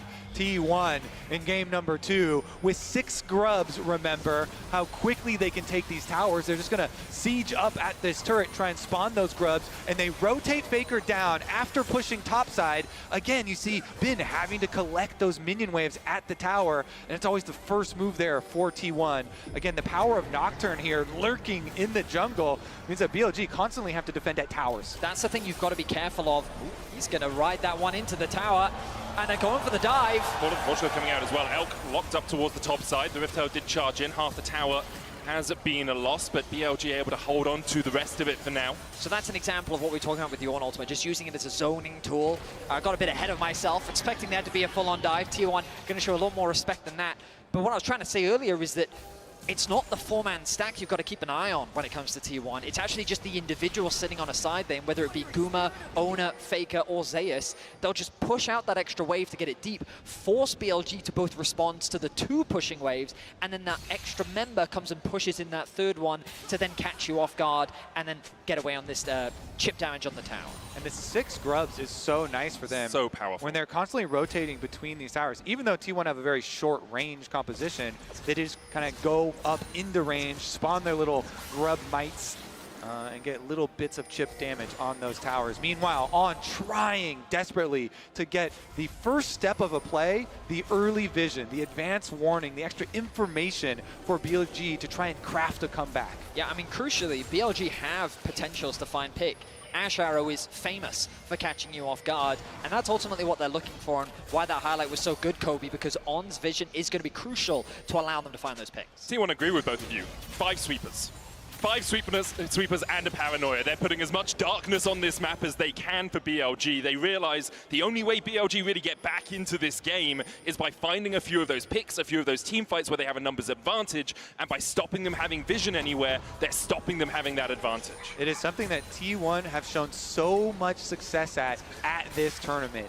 Just denying your opponents a vision and then making picks, making these plays, being very quick in their active thinking here. And so step number 1 accomplished. Step number 2 now, try and draw out BLG into the dangerous open area of the map. Dragon will arrive shortly, of which they can try and utilize that. But once again, you see T1 first on the side waves, pushing those ones in, and they have their double teleports ready, plus Nocturne ultimate. Again, the side waves are so annoying for BLG now. It's constantly catching and catching and catching, and it's T1 that always get that push out onto mid. Holding this mid tier 1 is so valuable as well. Dragon, 20 seconds. Of course, the threat of Assault not quite there yet for either side. T1 set their sights on the enemy camps. And they're looking to suffocate BLG out from more. All right, BLG. Oh, the flank. Zeus has got behind them here, brings the call to the Forge God. Paranoia, paranoia! Everyone's out to get you, Elk! He falls first, still has both his summoners. On's gonna dash away. The chase comes in by Faker, steals away the quickness. A hero's entrance from Knight just to defend his support. T1 though find one, and they'll turn their eyes towards the Drake. Ornn and Nocturne, it is just too dangerous to step out onto the map, out in front of any of your towers. And as soon as they do, T1 close the trap shut. They get their extra kill. Elk doesn't even use a summoner spell, and I understand why. Like, what's the point? He's like, yeah, you got me. And he'd rather save it for the upcoming fight. He knows that there's still Wasteland to come back into the game. Knight, I think, is a little too tanky to fall to this little skirmish in the mid lane. But it all comes back to what you gentlemen were talking about earlier, the denial of vision, creating this fog of war that is ever present on the side of BLG. BLG at this point just kind of have to cobble together as much gold as they can off the map and try and create at least some more 2-item power spikes here, hopefully for Knight to get his second, and then try and rely on some magnificent team fighting. It's going to be so difficult versus T1 though. Again, Faker here, hide on bush. It's going to chip away at Knight. Knight, as you say, very, very tanky. Has that Bramble Vest as well to try and reduce a little bit of the healing. Coming out from T1, the arrow comes down. Just wide of Faker, On still on the chase here. The rest of BLG starting to back away, and On realizes they don't want to advance any further. Don't have the vision around the blue buff where T1 are beginning to advance themselves. I mean, Faker does have the global aggro debuff that we've all known him to have. Him and Teemo, the two. Yeah, BLG not going to be baited in, or are they? They see Faker here. Been trading with Zeus. Quickness coming out as they look to be engaged. They find Faker. So has the flash. Paranoia comes out. The Crescent Guard will keep Faker alive for the moment. And Carrier has a flank position of his own. Oda has the bailout on his shoulders. And Shun is already down. TP now invested from Bin or from Knight as they look to rejoin the fight. Elk goes down. On follows suit. And T1 have been able to defend Faker. They keep him alive. Faker flashes. And Knight can't find him.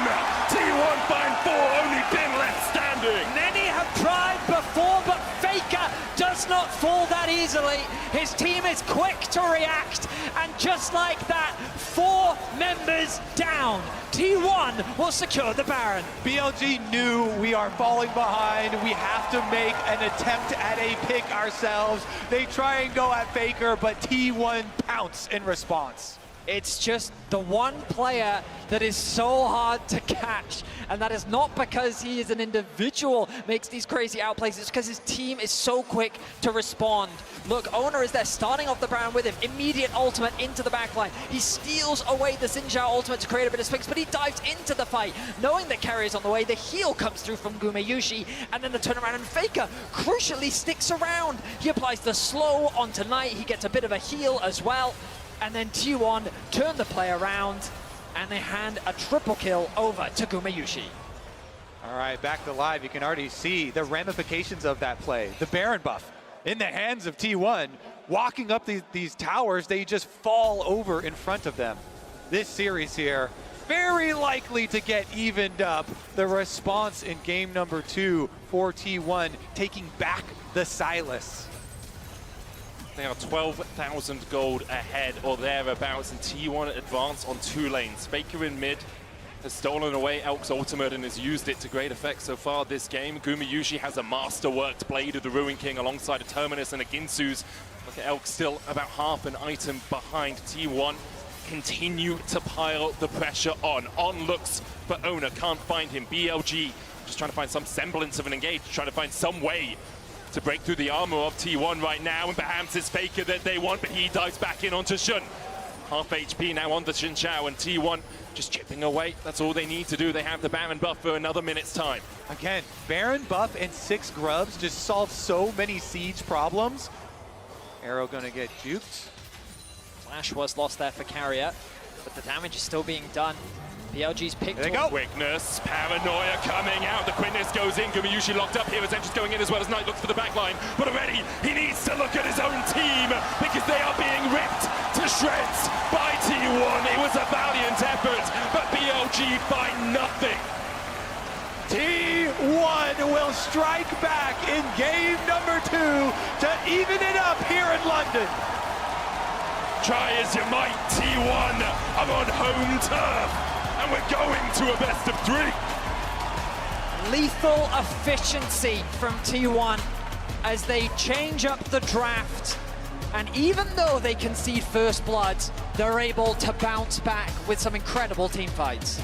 Both teams have been so good at snowballing their lead, so good when they get ahead. They really have. It's been a seesaw so far. BLG had game 1, T1 showed up very solidly in game 2. The question is, will that seesaw continue to swing the way it has, or will we see BLG maybe go to the blue side for the first time here in the World's Finals? Everybody's been looking at Yone as this pick all tournament long, but really Silas may be stealing the show. It certainly may very well be. Now, you can dominate the Rift with Opera GX and have a chance to secure a Masterwork chest and key to Celebrate Finals. Get your official League mods for your browser, access a dedicated Riot Corner for tournament news, and enjoy a brand new co-streaming hub. We'll be back after this.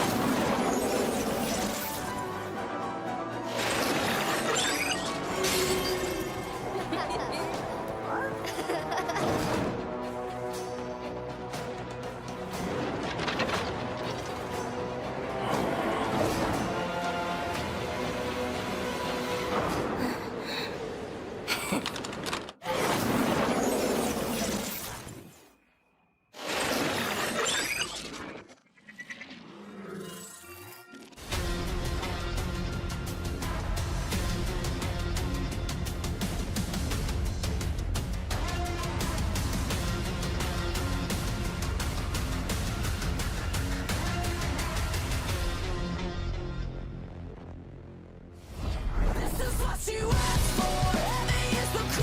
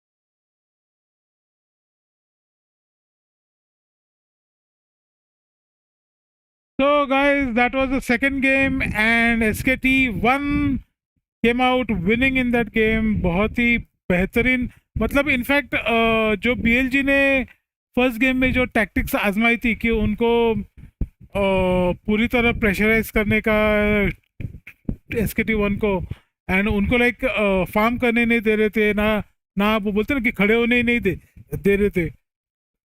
तो same strategy SKT1 ने अपनाई इस बार, and जो damage dealing champion था जैसे ऐश जो ADC था उनका BLG का, उसको उन्होंने टारगेट किया और बोलते ना कि उसको उन्होंने लेवल अप होने से ही रोक दिया था completely.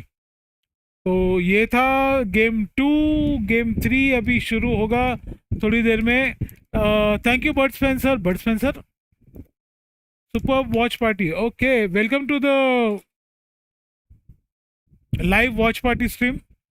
I hope you are enjoying the game. तो गाइज कोई चैट नहीं कर रहा है गाइज. आई मीन 13 वॉचिंग बता रहा है, अभी कुछ देर पहले 28 वॉचिंग था, बट कोई चैट नहीं कर रहा है. Please do chat guys, chat करते रहो. जो भी आपके मन में प्लीज़ लिखो, बोलो, ताकि हम लोग एक दूसरे से शेयर करें. जैसे बर्ड स्पेंसर ने अभी लिखा है super watch party. Thank you very much again, and I hope जो देख रहे हैं please like share subscribe. Guys around मैंने देखा अराउंड 63% मेरी जो वॉचिंग आती है उसमें से 63% लोग अनसब्सक्राइब्ड है, मतलब उन्होंने सब्सक्राइबर नहीं है मेरे. तो guys 63% is a big number, so please do subscribe, ताकि ये आपके लिए तो गाइज फ्री है, but you know it makes a lot of difference to us we creators. तो अगर आप सब्सक्राइब कर दोगे तो बहुत बहुत मेहरबानी होगी मालिक.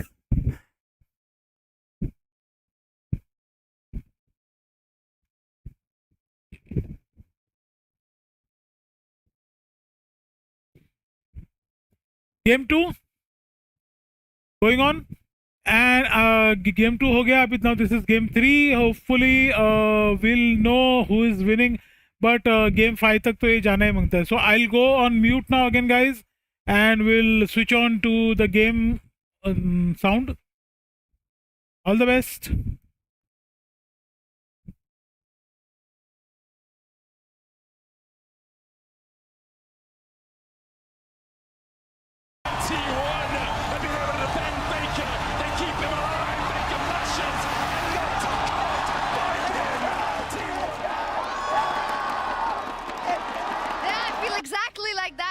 It's T1 that brings it back. I think they smashed BLG in a similar fashion like BLG dealt that first blow in game 1, and that's what we love to see. With that, I mean that we get at least 4 games. I would like to see a game that is incredibly close and comes down to the wire in the last fight, but you gotta compliment T1's approach in that game and the way that they made sure that they could push their advantage. Yeah, it's actually really cool because me and Chronicler were talking about how both of these teams are so good when they're ahead, right? Like, they know exactly what they want to do with their leads, which is why I think we've seen 2 very lopsided games, and we have a great series already. And what they do with their lead is punch your face in repeatedly, right? And it's such a sharp contrast to some of the other teams that we've seen this tournament. They just keep fighting. Absolutely. I mean, it's 2 of the teams that have the highest kills per game of any team in the world. They're both early aggressive teams. They know how to snowball. It's both through fighting, so you just guarantee you're going to get action. Yeah, it's that theory of if we keep punching hard and we make the right decisions, we can balloon this gold lead. We see other teams that sit back. They play the macro game a little bit more. I'm talking about you, Genji. And it doesn't always work out, as we see. Both teams subscribe to the theory, when you're ahead, you have the advantage, so you should team fight. And when you fall behind, the only way to come back is also team fight. Excellent. We love it. So, level 1-wise, though, again, the same story as game 1. And I sure speak for everyone that is on the side of T1. I was never worried as we look back to game number 1. And this, to me, felt like such a, again, credit to BLG for the amount of prep that they do and how confident they are on these level 1s. They clearly have done a really good job of knowing what the movements for T1 are. Yeah, makes sense. But if you're T1, how the hell are you falling into this trap twice?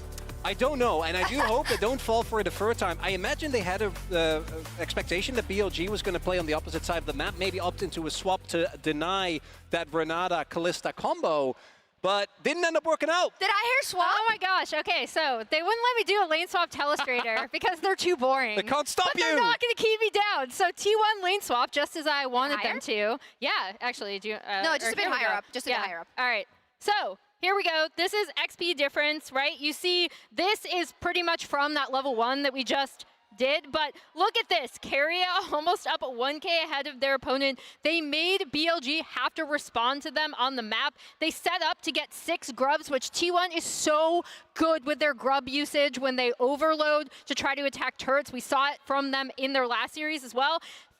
13-18, that's special because that's around the time that On got level 6. Oh he was my so God. far set behind, and it really looked like BLG didn't necessarily know how to respond particularly well in certain situations in this lane swap, so credit to T1. And it's such a big thing for T1 because they were not the lane swap team, right? That was Gen G for basically the entirety of the year, and it wasn't really, I'd argue, until Worlds that we really saw them be able to get leads consistently. Yeah, and thanks to the reliable Cisco network around the Herald, they were caught, but they weren't, Azale. Exactly. And I actually thought this was going to go really bad for T1 because while Faker didn't base, he arrives to this fight at low health. Knight had base, they come back, but look at this. There's no mark from Shun on Faker, so he gets knocked over the wall. The hostile takeover from Keria, it just absolutely destroys BLG. The re-engage from T1 was immense, and to me, this was the end of the game.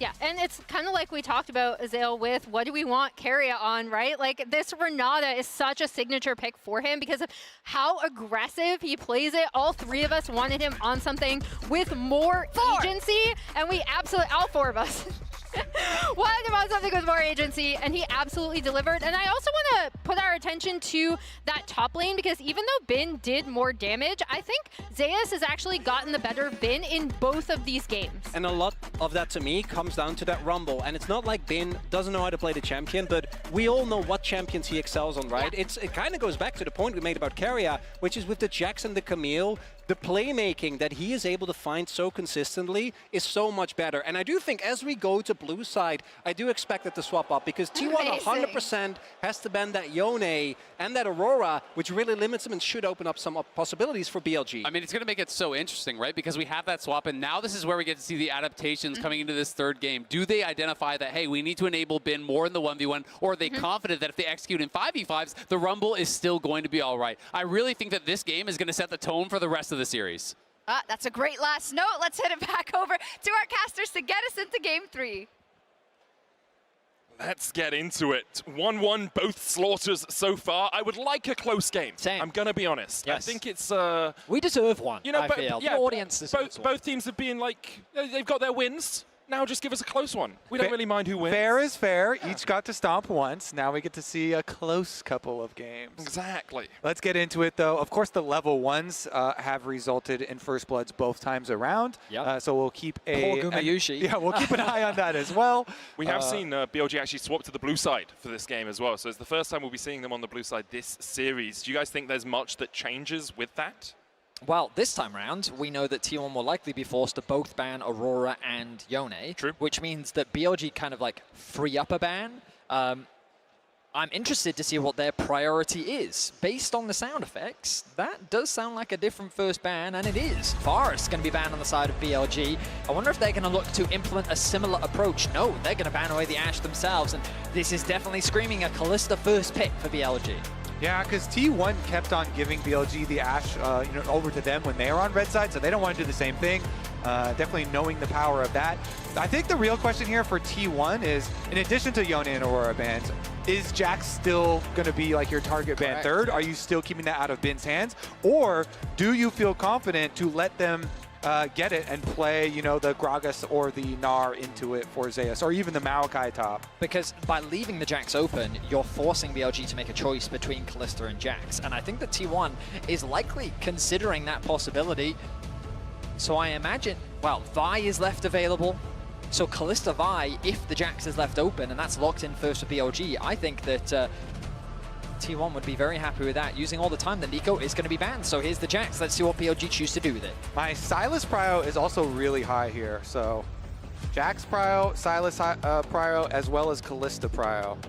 Those are the three that really spring to mind. For T1 as well, the Vi has got its way through. BLG have banned it out in both games so far. Looks like it is going to be Callista first for BLG. And I think the response will be a Jax from Zeus, even though we know Bin for the champion. Zeus is no stranger to it himself, and I wouldn't be surprised to see the Jax plus the Vi locked in here for T1. Maybe the Poppy. Oh, the Renata, of course. Why not? It's been such a fantastic pick for Carrier. And you do not want to give over Callista Renata. The pairing is terrifying here. Pretty good response, honestly, I would say, from T1. Of course, Elk on the Callista is such a fearsome bottom lane. We'll see what they can end up pairing it with, though. On likely going to try and get a pick here before this next round of bans come in. Looks like Bin's just going to play the same thing he's played in every game so far. There is the Rumble for BLG.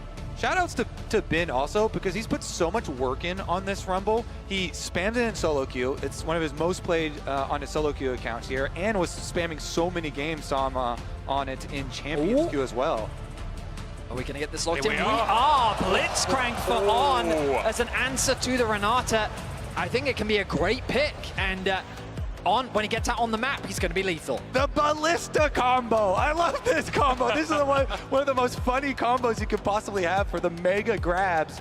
This would be such a big step up, though. So much playmaking pressure on a Blitzcrank to really be effective and find value. Also so reliant on having good vision control through the game, because Blitzcrank is basically impossible to play if the enemy sees you all of the time. All you're doing is running at them and hoping that they don't manage to dodge away from your hook. And then the last of those like prio picks that we were talking about, T1 do collect the Silas as well.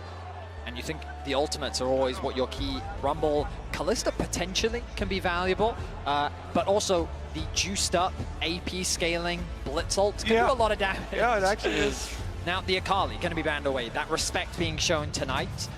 I wonder what else they could be thinking of. Maybe the Syndra, even a possibility. The problem with Knight is he has such a deep champion pool. At least he showcased, like, do you also ban the Ahri away? We've seen Silas used from both mid laners, isn't even an answer into the Ahri. Is that something that they want to potentially deny? Is Sejuani taken away on the side of BLG? Yeah, trying to focus. It's such an obvious ban here with Jax and Silas, double melee solo laners. That would just be way too much power for Owner. But you were talking about the Vi earlier as well, Vidius. That is something that Owner has played a lot at this tournament. In fact, the most at this tournament, and has been critical in them getting some of those picks. I think the Vi might open you up to perhaps a Poppy pick from BLG. It gives you like a lot of power. There's already a bunch of dashes. You can put Poppy into the jungle. Shun could look for just some of that control into T1. The thing that stands out to me was that Draven ban from PLG, recognizing that what's a good pairing with the Renata? Oh yeah. Ooh, there we go. It was banned out in the second round of bans last game. Now we get to see the Kindred Galio combination from Shun and Knight. Shun is one of these players that has the signature Kindred as well as Nidalee. It was such a big pick for him at the MSI meta as well, and very, very excited to see him on it. It's with double AP solo laners as well. It's with playmakers in a Blitzcrank and a Galio for you on the front lines. So while the Rumble and Galio for BLG remain the same, the other components are vastly different. And I mean, a lot of faith is being put in Shun and Elk here, especially when you think of the superstars of this roster and this BLG roster are Knight and Bin. They're the players that everyone talks about. They're the individuals that when you look at the immaculate carry performances, it's not like Elk is a stranger to it, but those two are the historical players that are expected to make it to these large international finals. And now the carry responsibility going to be falling on Shun, going to be falling on Elk. We'll see how they perform. I think it's so incredible for Shun's story as well. You know, splitting time at this tournament, it's a very difficult thing to do as a professional player, to have to share practice time and go in and out of the roster. But coming in on this type of pick, BLG are saying we have confidence in you to not only be in here and play with us, but also play off of our picks. It's incredibly important for Kindreds to have strong lanes to play off of. Galio has so much setup. You can try and go there for kills, plenty of CC for you, but also help you control the marks. And the Galio ultimate is just such a nice layer on top of Kindred ultimates here. So tons of synergy and tons of faith here, BLG showing in their jungler. Here we go. to Game 3 of the World's Final in the O2 Arena. We've seen both teams both rise to the occasion, but also be burnt down by their opposition. It has been very one-sided in the wins. Everyone at home, you've got to remember that you can log in to your Riot account on lolesports.com and watch Worlds live to earn exclusive Worlds emotes, icons, and capsules. If you haven't done it already, you should definitely do it, because we're going to have 3 more games of this. Calling it now. Hope so. All the way to 5. BLG on the blue side for the first time. Their level 1s have been a sight to behold so far here. T1 are stacking up, ready and waiting, aware that BLG are looking for something. And I already love what BLG have done here, getting the ward in there onto the blue buff to make sure that you know which side owner is starting on. If you don't see him on the blue buff, by process of elimination, you know he's going to just start on the top side down. And Kindred into Vi is such a fun matchup there. Mostly for the Kindred side, so we'll see about the lane swap coming out. Kalista plus Blitzcrank up to the top side here. Meanwhile, rotation over to the other side, and it looks like it is going to be Kindred actually starting on technically their weak side. And just path up towards the top side. Last time we saw a lane swap, both the junglers could just do full clears. We didn't see that invade that often you do see. Elkanon here going to be able to deny Zeus away from the wave. He immediately goes back just to help Ona with the Krugs. Gumayushi going out this wave. Knight going in, already hit the level 2. Faker takes a chunk of his HP for the pleasure of stepping up in the lane. Look at the positioning of Ben in the bot lane. He is hiding just off in the fog of war, but close enough to actually get a bit of experience. He's about half a bar towards that level 2. Carrier, though, going to spot him out, actually walks up and says, no, going to deny that experience and try and mitigate it as much as possible. This is different from the typical lane swaps we've seen a lot at the World Championship. Similar to what we saw in the previous game, rather than splitting the map, as you guys were highlighting, it is going to be these jungle full clears, pathing away from their weak side of the map, which means the threat of a dive is a little bit lower. But I'm keeping my eye on Ona right now. The pings have come down from Xun that Ona is likely on his wolves. With the pressure the Knight has in mid lane, it becomes harder for Faker to be able to roam down to join in a potential early game dive. BLG also pushed their wave quickly here, while T1 actually just the last hitting, just the slowly building, pushing wave. And so this one crashing a bit later into Bin. He's still going to be able to get his level 2 though, and Owner still being on Grump means he's not currently under the extra pressure just yet. Plenty of time for the swap back here. Elkanon, they go for the recall after quickly pushing the wave like we talked about on top side into the rotation over.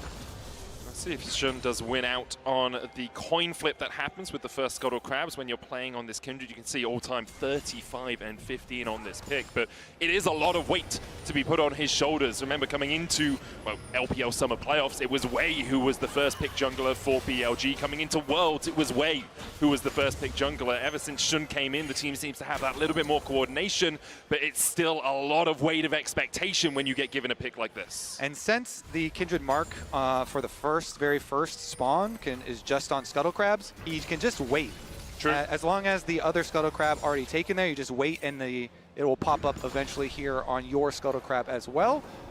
Just don't rush it down, but Zeus goes down for a little ward on it as well. So it's going to land here onto Carrier. You can see the damage already going down into him. Gumayushi putting the feathers out. The Blade Caller doesn't connect with the root onto Elk. Now we're going to see an interesting skirmish around that Scuttle, I expect, because a ward was placed by Zeus to spot it out. You can see Ona making his way towards it. Faker has to base, though, has no mana. Going to be forced to TP back into lane. Knight has the push. And here we go. The mark is there. Can he burst it down here? He has Smite. Yoink. He does. Ona manages to stop it from happening. But Xun is looking for more. He flashes forward. Knight on the flank as well. Ona's going to flash away. Counter-strike out from Zeus. Not quite able to connect. And the shooter's around with the stun. His first blood again. The third time in 3 games for BLG. A nice punish from BLG. Xun saying, I'm not going to let you get away with that. And he's able to secure the first Raptors respawn. And I love this trick for Kindred players because, yeah, you're like, oh no, you technically stole away my first mark. Guess what? You were marked. And we got the kill on you. So he still got his mark. Beautiful start for Xun. First blood, 3rd game in a row now for BLG. This time Gumayushi will avoid that advantage for BLG. But a small gold lead now. I guess you could say, unfortunately, it doesn't go onto the Kindred, but Bin, I think, putting that kill onto him, definitely a good place to get that gold. I just love to see that too, because you know, everybody in solo queue, when you're playing against Kindred, you always focus so much on denying them their marks and stealing them their marks. But in this scenario, you actually give over even more than if you had just let him grab the scuttle.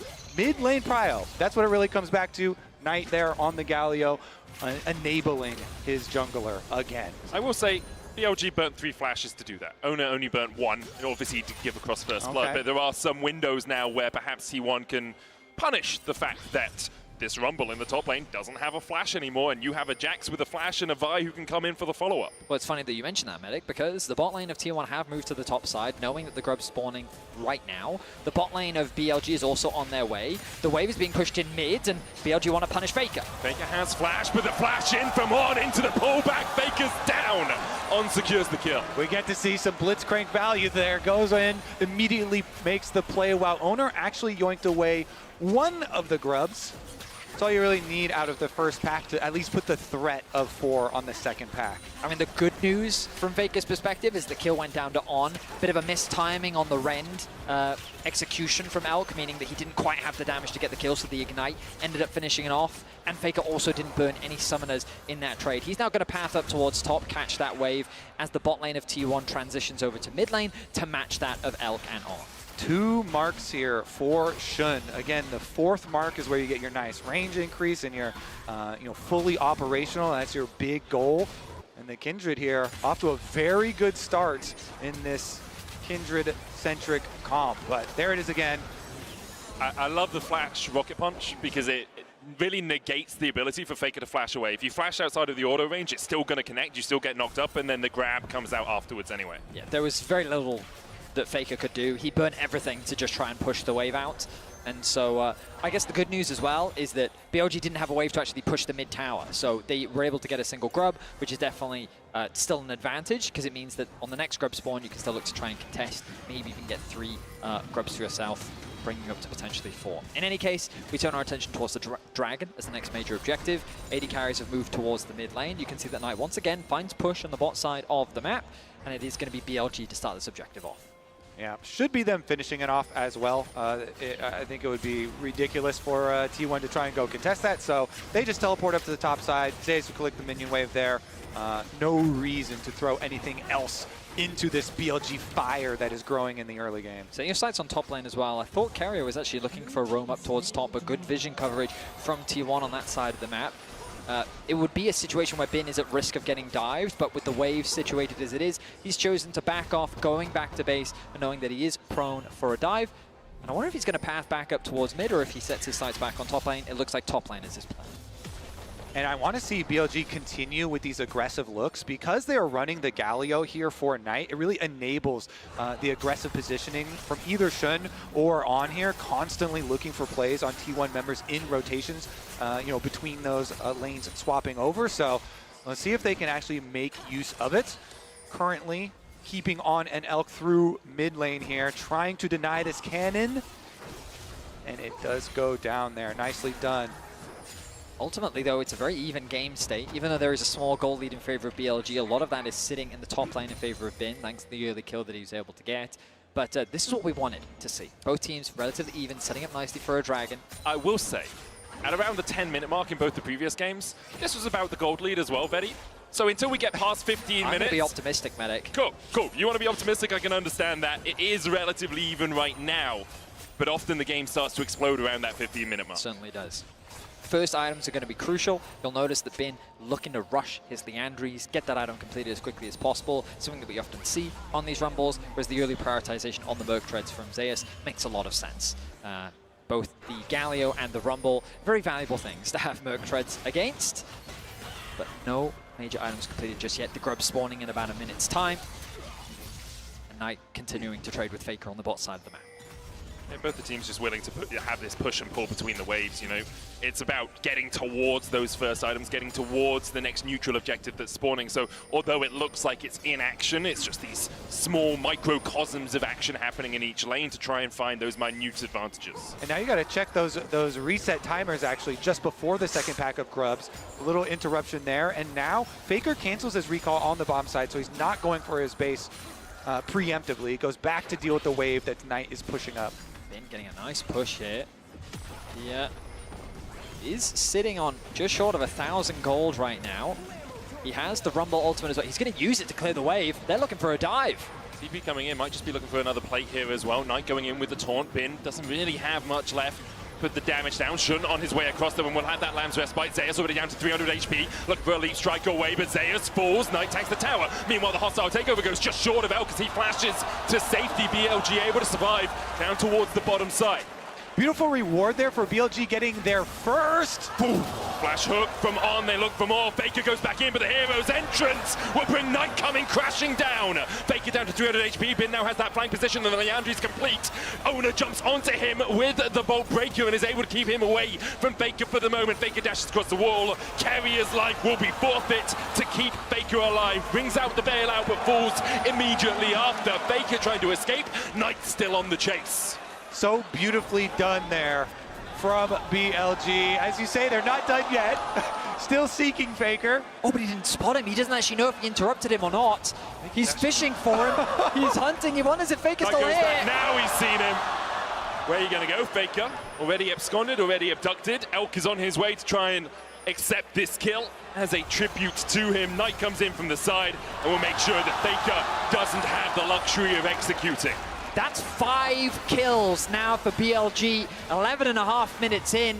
They have just been finding pick after pick, and it was such a well-executed dive on the top side, converted into a nice setup on the grubs, that BLG are once again outplaying T1. And I want to highlight how BLG did it. They took over the jungle first. They're positioning first towards the objective, and then they got the early route through your jungle with the extra wards there, and being able to pull off that dive with the teleport. Nicely done. I have to say, though, fellas, are we in store for a third stomp in this game?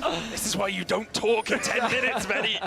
Yeah, 12 minutes in, it is a massive lead now for BLG. 3,000 gold ahead. They're getting those first items complete as well. It's an opportunity first for Elk.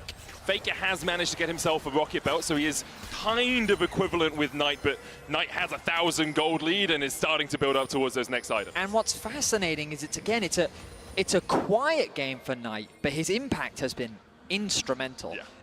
You'll see it in a lot of the trades that he has against Faker, but he's just out pushing Faker in the side lane, building a CS lead, building an experience lead that we didn't get to see in game 2, but then that converted pressure is working wonders on the map. And that battle in the mid lane is one that has been raging for years. Knight, domestically a Titan, has the tied most domestic titles of any mid laner in the LPL. Obviously, Faker stands above it all, stands atop the mountain, but Knight has yet to have that international success at Worlds. He's won an MSI with JDG in 2023, but Worlds is yet to become his playground as BLG look for a play on the top side. Equalizer down, Owner able to dodge away with the Vault Breaker, escapes the rocket grab from On.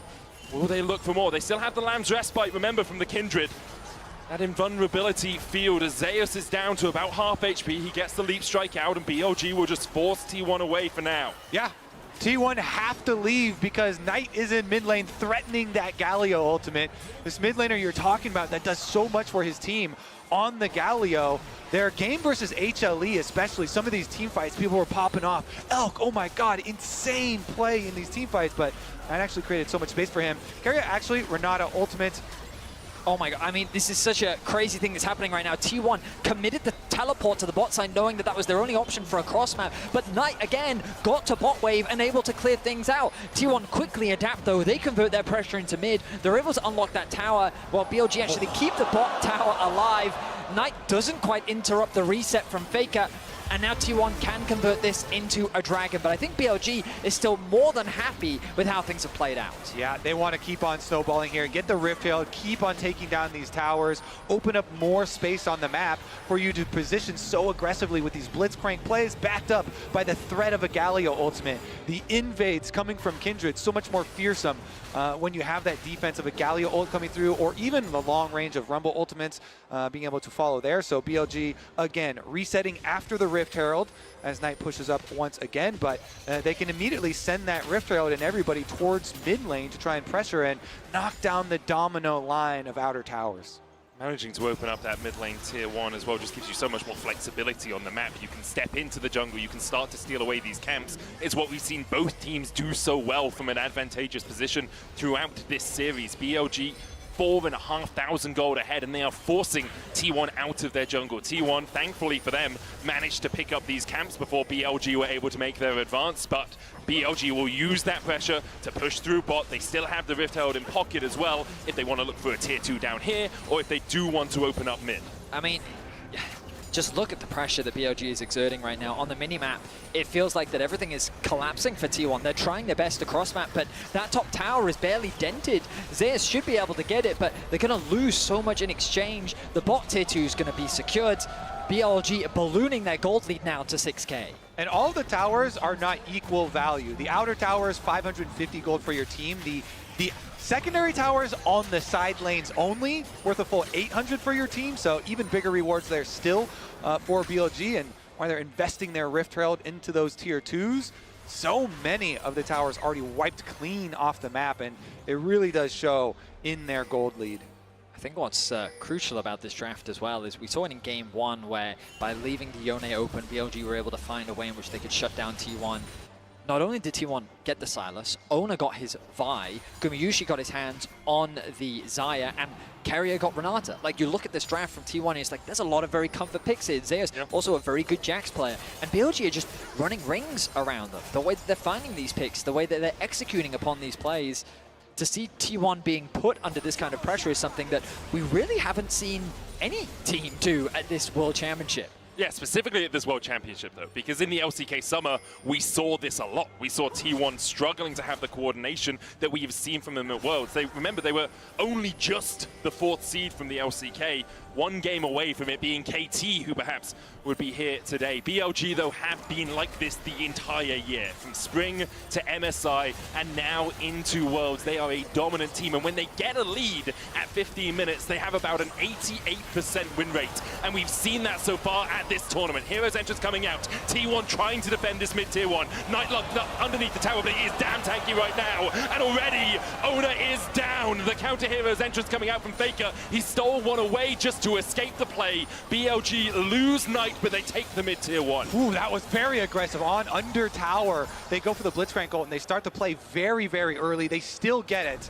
And they trade in the kills. I really thought that was going to be a huge throw for BLG. T1 did a good job of clearing out the wave first, before then turning their attention onto BLG, and it felt like that their focus was divided between the tower and the fight, but somehow they get away with a 1-for-1 along with securing the objective. Yeah, again, and the extra objective you talk about, yeah, the outer tower, 500 gold, plus the kills, but here's the early hook on the Blitzcrank to start it out. So they're still tanking tower a bit. They're fine with it. Galio ult comes down. Renata does delay them under it. Then they're trying to both get their kills, but then also finish off the tower. Ends up being Knight falling in exchange for Ona. Faker steals away the Galio ultimate to help with the disengage. You can feel the tension in the arena as T1, their backs are getting closer and closer to that wall. BLG continuing to extend the gold lead. Dragon spawns in 55 seconds. You imagine the T1 is going to look to concede this objective, as right now they're not really in a position to win a fight. Importantly for Shun, he was able to pick up a mark in that fight on Ona and also take away a Gromp that was marked from Ona's jungle. So now he is at 4 marks. It was a very long time coming. Often you see, especially in solo queue, you see Kindreds really get those marks racked up early, but when you're not having as much action, it's harder to find them.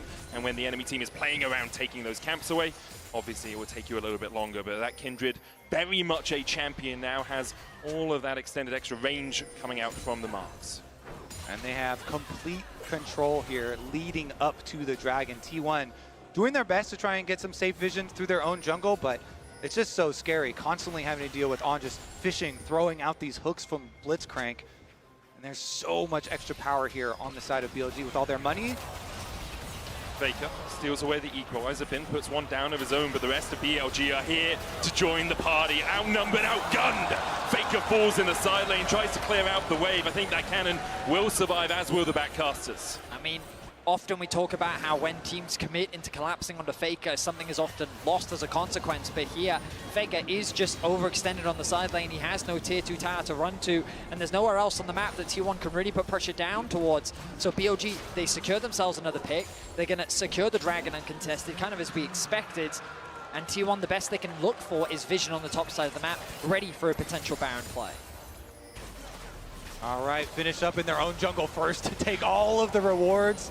I mean, Bin just kind of walked up to him on the side lane and take away the jungle camps, take away their lives. Another mark here for Shun. 6 now on the Kindred, really accelerated. BLG in a commanding position. I was the one that said I expected a closer game here. I was looking forward to some very close fights, but after that top lane tower dive, BLG have just been in the driver's seat. T1, their tools, their options, the way in which they can come back into this game is trying to find picks. They have Vi and they have Silas. Great setup for a potential catch on a side lane. The problem is they can't really get much control over the side lanes as BLG look to do to T1 what they were doing to them in game 2 by just constantly keeping these waves pushed in and suffocating their vision, making T1's playmaking options very limited. There's one flank ward in the top lane. You can see just next to where the blue buff would be. There's one in the mid lane as well. Knight here stepping forward. Faker spotted on vision as T1 decide not to pull the trigger on the play. Zeus and Faker do have their teleport, so if you're looking to shut someone down, Knight is an option because he will often be on that side lane, but he has 2 items already, Riftmaker as well, giving him that Omnivamp if he's in combat for a long time. And with Shun waiting around the corner, might come around towards mid. TP behind, they're looking for the play. It's Knight who's locked down, the rest of BLG are trying to get into it. TP coming out as well, the hostile takeover used, immediately locks up Bin, but look at the damage, there just is none. And now Shun is here to join the battle. Zeus tries to jump on top of him, Knight falling low, he gets the taunt though, and Bin's already on a rampage. Oda has to dash away, Guma didn't even get an opportunity to join the fray, and On doesn't want to give him an opportunity to leave. BLG 5-4, and Baron is on the menu. They go at Knight, but he's too tanky, and BLG are going to respond in kind. The Baron will be theirs. They were limited on their options, but the TP flank was a great idea. The problem is the damage. You highlighted it, Kobe. Knight was too tanky. They didn't have enough. And on the re-engage, BLG just melted T1. We look like we're gonna get another one-sided game in this series, back and forth.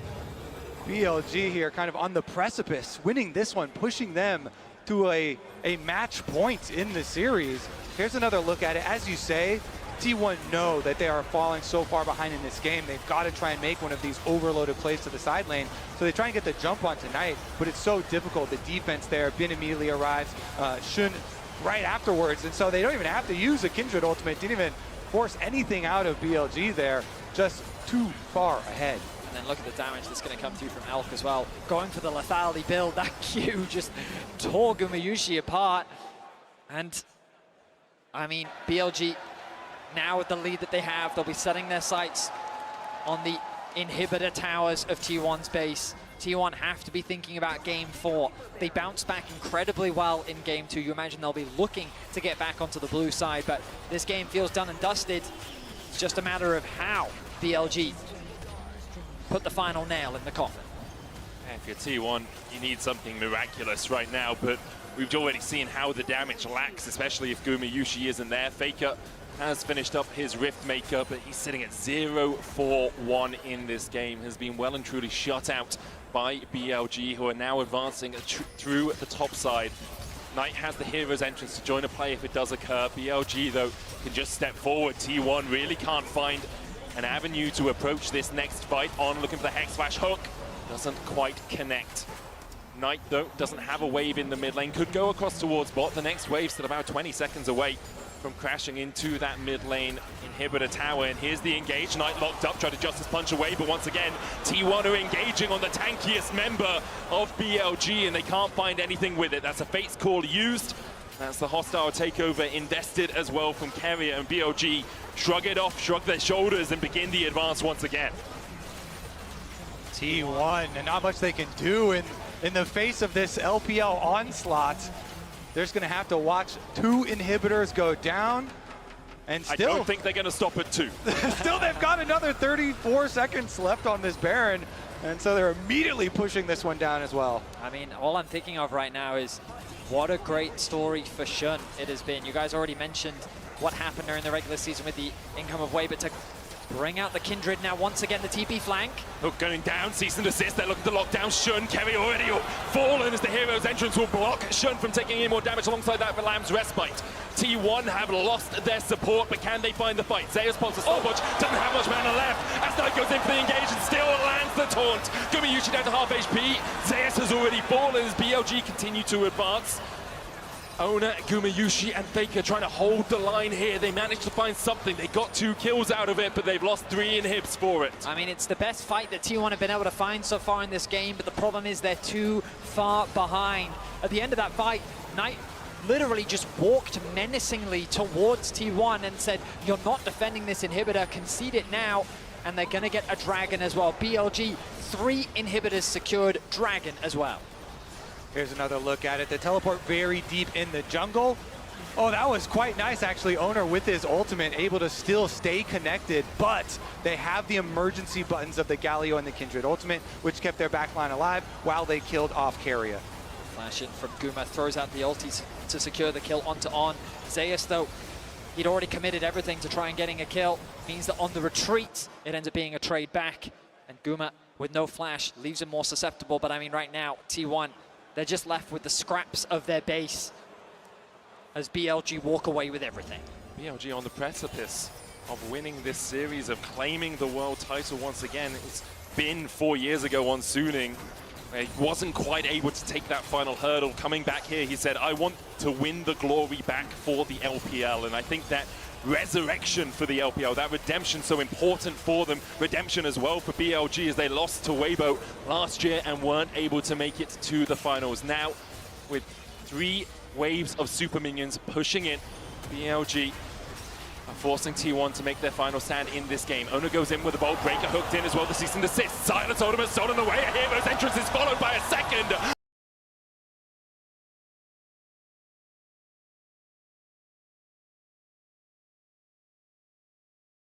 The stopwatch, T1 go pop.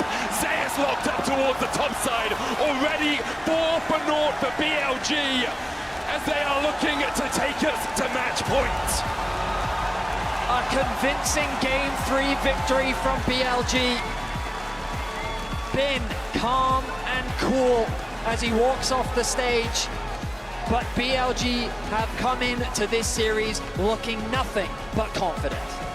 You could say that again. Straight from draft, straight from the level 1s, in game, clean.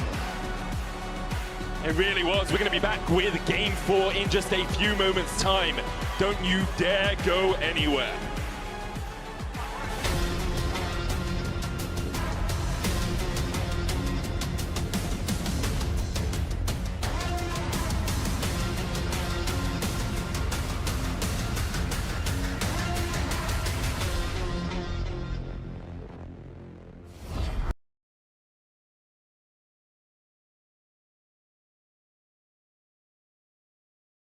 Okay guys, so the third game goes to BLG.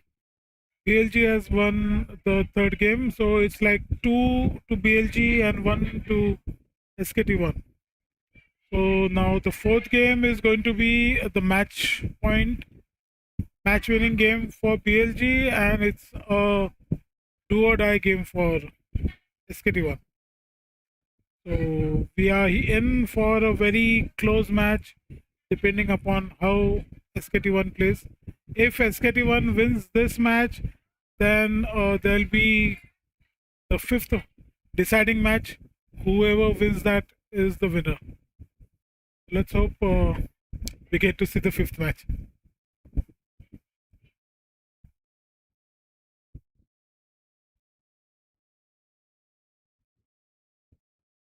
And again, requesting people, whoever has not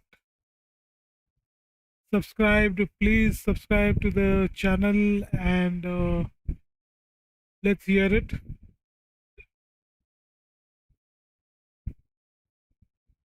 और जिन्होंने अभी तक subscribe नहीं किया guys, सिर्फ subscribe करो, like करो, share करो, ताकि ज़्यादा से ज़्यादा लोगों को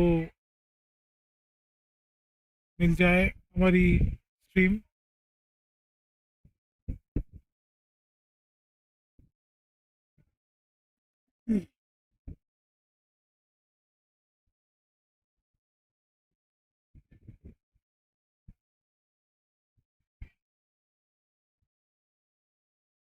So usually now what happens, guys? अभी जो fourth game है, fourth game will be very decisive. They are BLG is बोलते ना कि now in the driving seat. उनके ऊपर कोई pressure अभी है नहीं फिलहाल.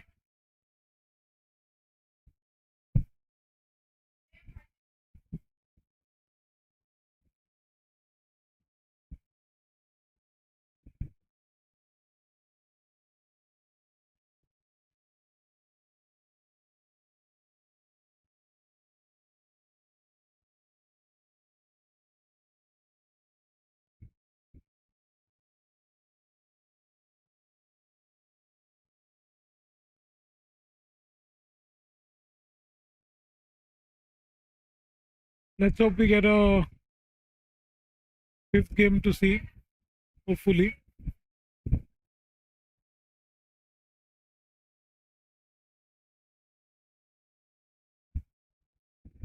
So around 1.5 minutes we have of the break. जल्दी जल्दी सब लोग जाके अपना अपने पॉपकॉर्न कोल्ड ड्रिंक्स सब इकट्ठा कर लो. Let's enjoy the game, the fourth game. Let's pray that SKT wins this game so that we can see the fifth game, the decisive game. बोलते हैं आखिरी निर्णायक गेम होना चाहिए 5 number.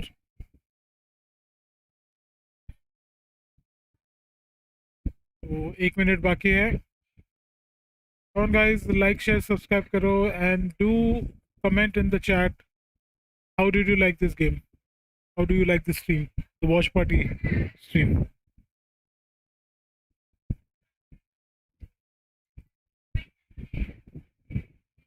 Around 45 seconds left.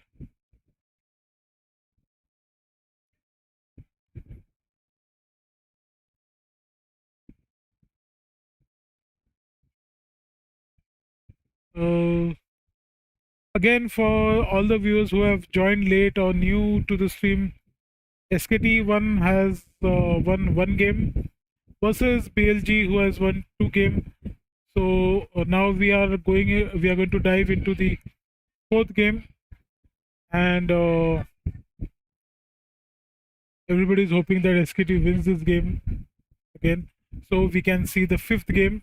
Basically, 5th game would be the final deciding game. And the timer has finished, so I'll go on mute right now, and I'll switch on the game sound.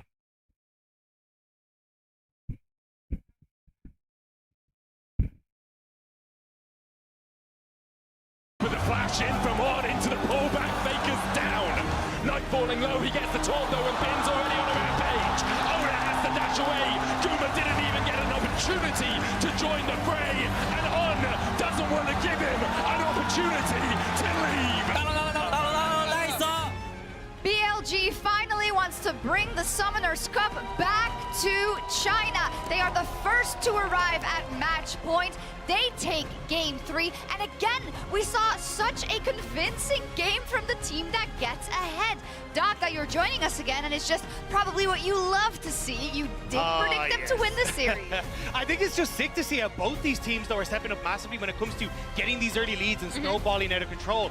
Game 2, it was all those topside fights that ended up burning out for T1. Then we get into game 3, and it's the top side that's winning out for BLG. On opening up on these roams to the mid lane, punishing Faker. It was sick to see BLG get that early control. It's also, with every passing minute and passing game in this series, so funny to see both teams be like, what do we do when we're behind? Because so much of their problem solving is rooted in just going in face first. But you see, with the goal deficits that are being created in these mid-games consistently, you don't have that opportunity, and neither team then has really been able to set up the cross maps to try and stay relevant in the game. And that's where, of course, I have to press you a little bit, Maurits, as the aficionado from the LCK. Isn't T1 the team that always knows how to come back in games? Isn't T1 the team that when we were watching them versus Gen G in that first game and they were behind, we said the Baron is about to come? I've seen none of that today. At Worlds, yes, But what we're now slowly seeing, particularly with... We are at Worlds! We're in the final! I know! Hear me out! But for the entirety of Summoner, even going back to Spring, there were a lot more moments like this. And I think, unfortunately, particularly with the performance of Faker, we saw how insanely well not only did Knight play that matchup, but the real issue was that everything that happened from there on out was because of how that early mid lane prio tilted the map. And again, if you get behind in these series, neither team seems to be able to deal with that it. flag is getting closer and closer to you. All right, I really like this. Okay, because as Mauritz set up, it's Knight on the wraparound. T1 had actually done a really good job of flagging this as the potential mark for Kindred, right? So they knew they were going to contest it. Knight was able to come over from his prio. It was a really great wraparound. They were super well aware. And then we have the Shun and On coming mid, affecting that matchup, and Knight just balloons it out of control. Yeah, and I think it was just great setup coming through, because you had a read of, hey, we're starting to move both of these AD carries around the map. How do we try and set ourselves up for success? T1 wanted to contest the scuttle, but ended up shifting down to the bottom side, opening up then for Shun to make the play on top, and it was a win-win. He had already marked the enemy jungler. He either got the scuttle, he was always going to get a mark in that situation no matter what happened. Yeah, and I really like how BLG responded to the lane swap this time around, right? Like, did not look nearly as discoordinated or upset by what T1 really wanted to do. And for me, it really starts with getting On and Shun, especially on these types of picks, involved in their lanes early. I always like Shun as a jungler when he is able to affect his lanes early. I think it's how BLG worked the best. And also, I think this is something we've seen missing from On. He hasn't, at this tournament, been really able to step up and be that playmaker, play with the confidence and the bravado that we've seen from him domestically. This game and this series, he has been able to step up, work better with Shun, buy the space that he regularly does for his team, and the Blitzcrank performance really did take over in the early stages. And it's also something where, you know, the moment it gets locked in, T1 goes, oh God, we've been here before. Lahens pulled it out multiple times to much the same effect. And it also kind of throws a wrench in the gears when it comes to the draft, because if that Renata blind is no longer available, if they can just pivot to this, what is T1 going to do in that fourth game? Yeah, true. And also the fact that BLG was able to win from the red side in game 1, it kind of breaks up everything going forward into a possible game 5, maybe. But overall, do we have the feeling that BLG is the better team today so far? I think personally they've been stepping up a huge amount when it comes to good draft in game number 1. I think their early game has been significantly more explosive, but I still look at the game 2 adaptation, and I think that's really where we got to see T1 shine. So, and I'm still curious as to what happens when you do get Keria with that counter pick. So I'm not, you know, pushing the boat out too much. I still think T1 have a lot left in them. I think the coolest thing, Rob, because I know you wanted to take a look at this, was how they've also been playing really well with grubs and being able to push onto turrets, right? Yeah, and I wanted to set up a telestrator to kind of show that. So one of the big things as we start to move in towards this, I want to highlight, is just the fact that you've already got this big push coming through on the top side of the map that is set up where you look at where the Jax is on the map. He can't really contest in on the push. You're now getting this Rift Herald for yourself as well. And as we start to play out the clip, look at what BLG do off of reset. They have 5 grubs, so when a push comes to shove and they're trying to trade on the map, they will be significantly quicker. And traditionally, you'd actually see the Rumble opening up to move up in towards this top side of the map. But that's not what we're actually getting here. Instead, they end up just cancelling out on this top side. They all open up on this bottom half of the map. And it means that then they're in a position as they go through to move and shift all of these members down and just play off of a singular lane where they can use the fact they have those grubs. They push T1 back. Now they have the Rift Herald in their back pocket as well, and you're still only getting that initial push on that top side. So it's BLG saying, hey, we're willing to trade very effectively and get multiple towers and way more gold off of this play. I like that you highlighted that, because even during the last post game we were talking about, like, oh, they're just, you know, team fighting when they're ahead and team fighting when they're behind, but it's not just that. That game plan from BLG goes much, much deeper. But let's turn our attention to T1 now. The cheers that you just heard was the players getting back on stage and tap back into what we set up here at the top of the day about T1 and how when you play versus them, you really got to punch them hard to take away that comfort that they have at Worlds specifically in situations like this. And it feels like their armor is pierced, Mauritz. How do they stop the bleeding? You got to clean up the early game, because early game has been so deciding. Early leads have been the biggest indicator of how a game is going to play out throughout this series. And I also want to make very clear, T1 even with their Worlds win last year, their Game 5 struggles have continued. They weren't able to actually get the win, being in this position in Spring Finals against Gen G. And then when they faced off against BLG, this MSI, we saw them also not be able to get that crucial Game 5. But do you believe? Of course I believe! Okay, They're gonna pull it back. London, do you believe in a Game 5? Me too. I want to see you all silver scrape. Are we going to get there, Medic? One can only hope so. I will say there's a trend in the game so far. Every losing team has had 3 kills. We've had 18-3, 18-3, 17-3. And every game has ended between 27 minutes and 0 seconds and 27 minutes and 59 seconds. So if we break that curse somehow, I mean, it was Halloween a couple of days ago. Perhaps there's something going on here in the O2 as we get into draft for Game 4. Match point, championship point for BLG, for T1. An opportunity to prove once again that they deserve that shot at the title in Game 5. Once again, going to be banned on the side of T1. The Skana, in response to the Yone ban, to not allow that first pick to come through for T1.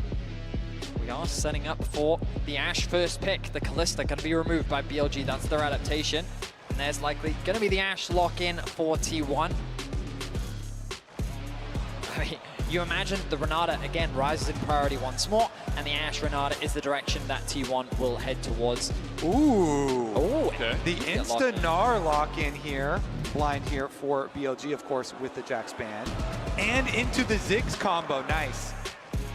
All right, they have their AP damage secured from the bottom side. They have the safety of Ziggs playing back, and maybe they go for lane swaps, try and get away from it. Then you can get extra turret play money with the Ziggs. Look to blow up towers as the game goes on. Looks like T1 is just going to go towards the tried and true. Renata Kerry has been so solid on it across the course of 2024. They'll lock it in once again, and now perhaps look to the top lane, give Zeus something good into the Gnar, but Gnar just such a safe blind pick that really, I'm pretty sure Bin will be happy with any of those matchups. They may also look to lock in jungle now. Maybe they want to grab the Vi for themselves. Even though it didn't work out last time, Ona's still an exceptional Vi player. Gives you that lockdown. Also just, it synergizes really nicely with the Ashe. Instead, they're gonna pick the Sylas. Makes sense. Ziggs, Gnar, both great ultimates to steal. BLG likely going to look towards their mid here. Makes sense, get the Smolder in for Knight. You hear their reactions from the crowds on that one, the too. most like champion in the world, It's a controversial champion, yes, does have to scale a lot and stack up dragon stacks, but we've also seen the lane phase against a lot of these melee matchups be pretty oppressive in itself. So let's take a look as the bans come through. Definitely target jungle. The Vi you mentioned, take it away from Owner. And then on T1's side, what supports are they worried about? On's probably just going to go with one of those engagers, you know, Rel type champions. They're still scared of the Blitzcrank after last game. Some flashbacks there. I mean, it makes sense. Faker particularly didn't like the flash he did not have a punch. fun time. Faker getting caught a few times in that game. The Nocturne. I mean, the adaptations coming through from BLG, denying what made T1 successful in Game 2. I mean, really, not much of I mean, now that the Nocturne's gone, T1 could still go for the Ornn once more, but the blind pick Gnar kind of deters that again. And BLG's draft approach, I think, has been very smart. They know the tendencies that T1 like to go towards. The Xin Zhao going to be taken away from Jun. So the jungle pool now very pinched, but the Sejuani still available. A reliable frontline engage. And that's going to be locked in. And a pretty good denial pick. Don't want Owner providing that synergy to his solo laners, with the Sylas also already locked in on the side of T1 to complement it. Yeah, especially since you already have that melee, as you say. We'll see where T1 decide to go next. So, we were talking about the Camille from Bin's perspective. True. As a counter to Gnar. Zeus also played it against Bin many times, but he's not going to play it today. Back to the Rumble here, and we get the Rumble plus the team fighting combination here, quite possibly with the Wukong. I mean, Zeus' Rumble is definitely a terrifying pick. He's so comfortable on the champion and into the Gnar. I think in the early laning phase, Rumble can still be very oppressive. Later on, it gets a little bit safer for the Gnar. Looks like it's going to be Poppy, though, for Ona instead. A signature pick for Ona, one that he's incredibly comfortable on. Yeah, and kind of preemptively into what you expect to be an on recon. Yeah, I think that's a really good answer, for sure. Good disengage as well. You can see BLG once again drafting a lot of team fights. It has sort of been the go-to approach from BLG in this series. They have easy ways of engage, they have good follow-up, and they've just got incredible scaling. Whenever you see Smolder and Ziggs, its ability to slow the game down and stall is so effective because of their wave clip. So this game, though, the previous games in this series have been a lot centered on who is going to find success in the grubs and get at least 4 to 6 grubs for their team, and then be able to push down a bunch of towers and snowball their leads that way. In this setup in Champ Select, I would definitely prefer to be the T1 side, at least for grub fights. So maybe this game will put to the test, you know, is our BLG going to be able to outscale that later with some Smolder value?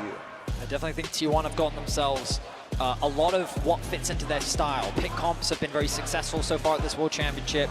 Their ability to catch someone off on a side lane and convert that into something greater was something we also saw with the Ornn Nocturne composition that they drafted earlier in this series.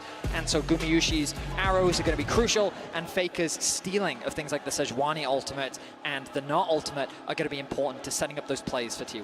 I really want to see the T1 bottom lane. How much value do they get out of the Ashe plus Kalista? Such a strong combination for them. As you said, excuse me, Renata.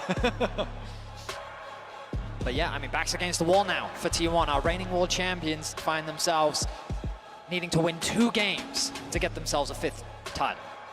And we talked a lot about the weight of expectation, the weight of the crown sitting on T1's head, but in this moment that is realized even more than ever. Faker actually going out without buying items. He's going to recall, he'll buy himself some items, now has a Doran's ring and a health potion, but even the infallible make mistakes here on the grandest stage of them all, the grandest stage in esports. Faker fumbles at the start, obviously. Just a small mistake, just a small misstep, but that is all that can define a whole series like this. BLG just 1 win away from that World Championship. For the LPL to return to being the best team in the world, or having the best team in the world for the first time in 3 years, to take that title away from the defending world champions. For T1, it all rests on this game. For BLG, they will have another opportunity if they end up losing. T1 poke their noses in, but it doesn't look like anyone is going to get too much out of this level 1. The tiny bit of ward experience is currently still in the game on this Worlds patch. Not taken out quite yet as on live, and so that will remain for Faker there. As T1 go for their invade, get their ward down, and Bin will just be forced to watch on. And for the first time this series, we'll see the split map. Bin is hovering around. I wonder if he's trying for a... Nah, okay, no steal for him.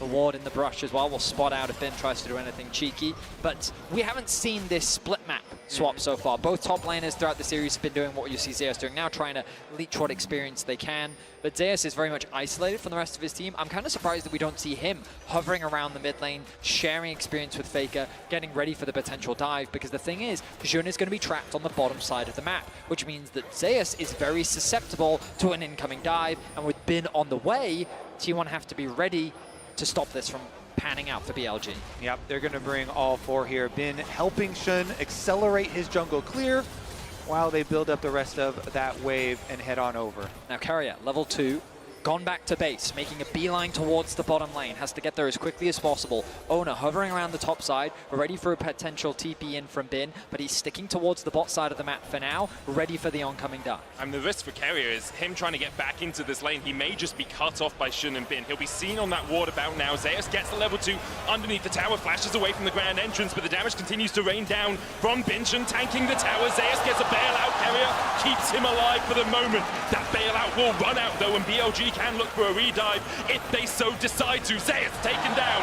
Bin flashes away on tanking the tower, and BLG will escape with a kill and their lives. Nice, just the tip of the W there from Shun, able to get it. They're able to finish it off. Elk here cashes in once again. So many games we've had Elk getting first blood. He'll be rich on the Ziggs again. I mean, in terms of XP, Bin hasn't really been able to catch much. He's not even going to TP to the top wave. He's just going to run towards it. Ultimately, though, BLG secure themselves the kill.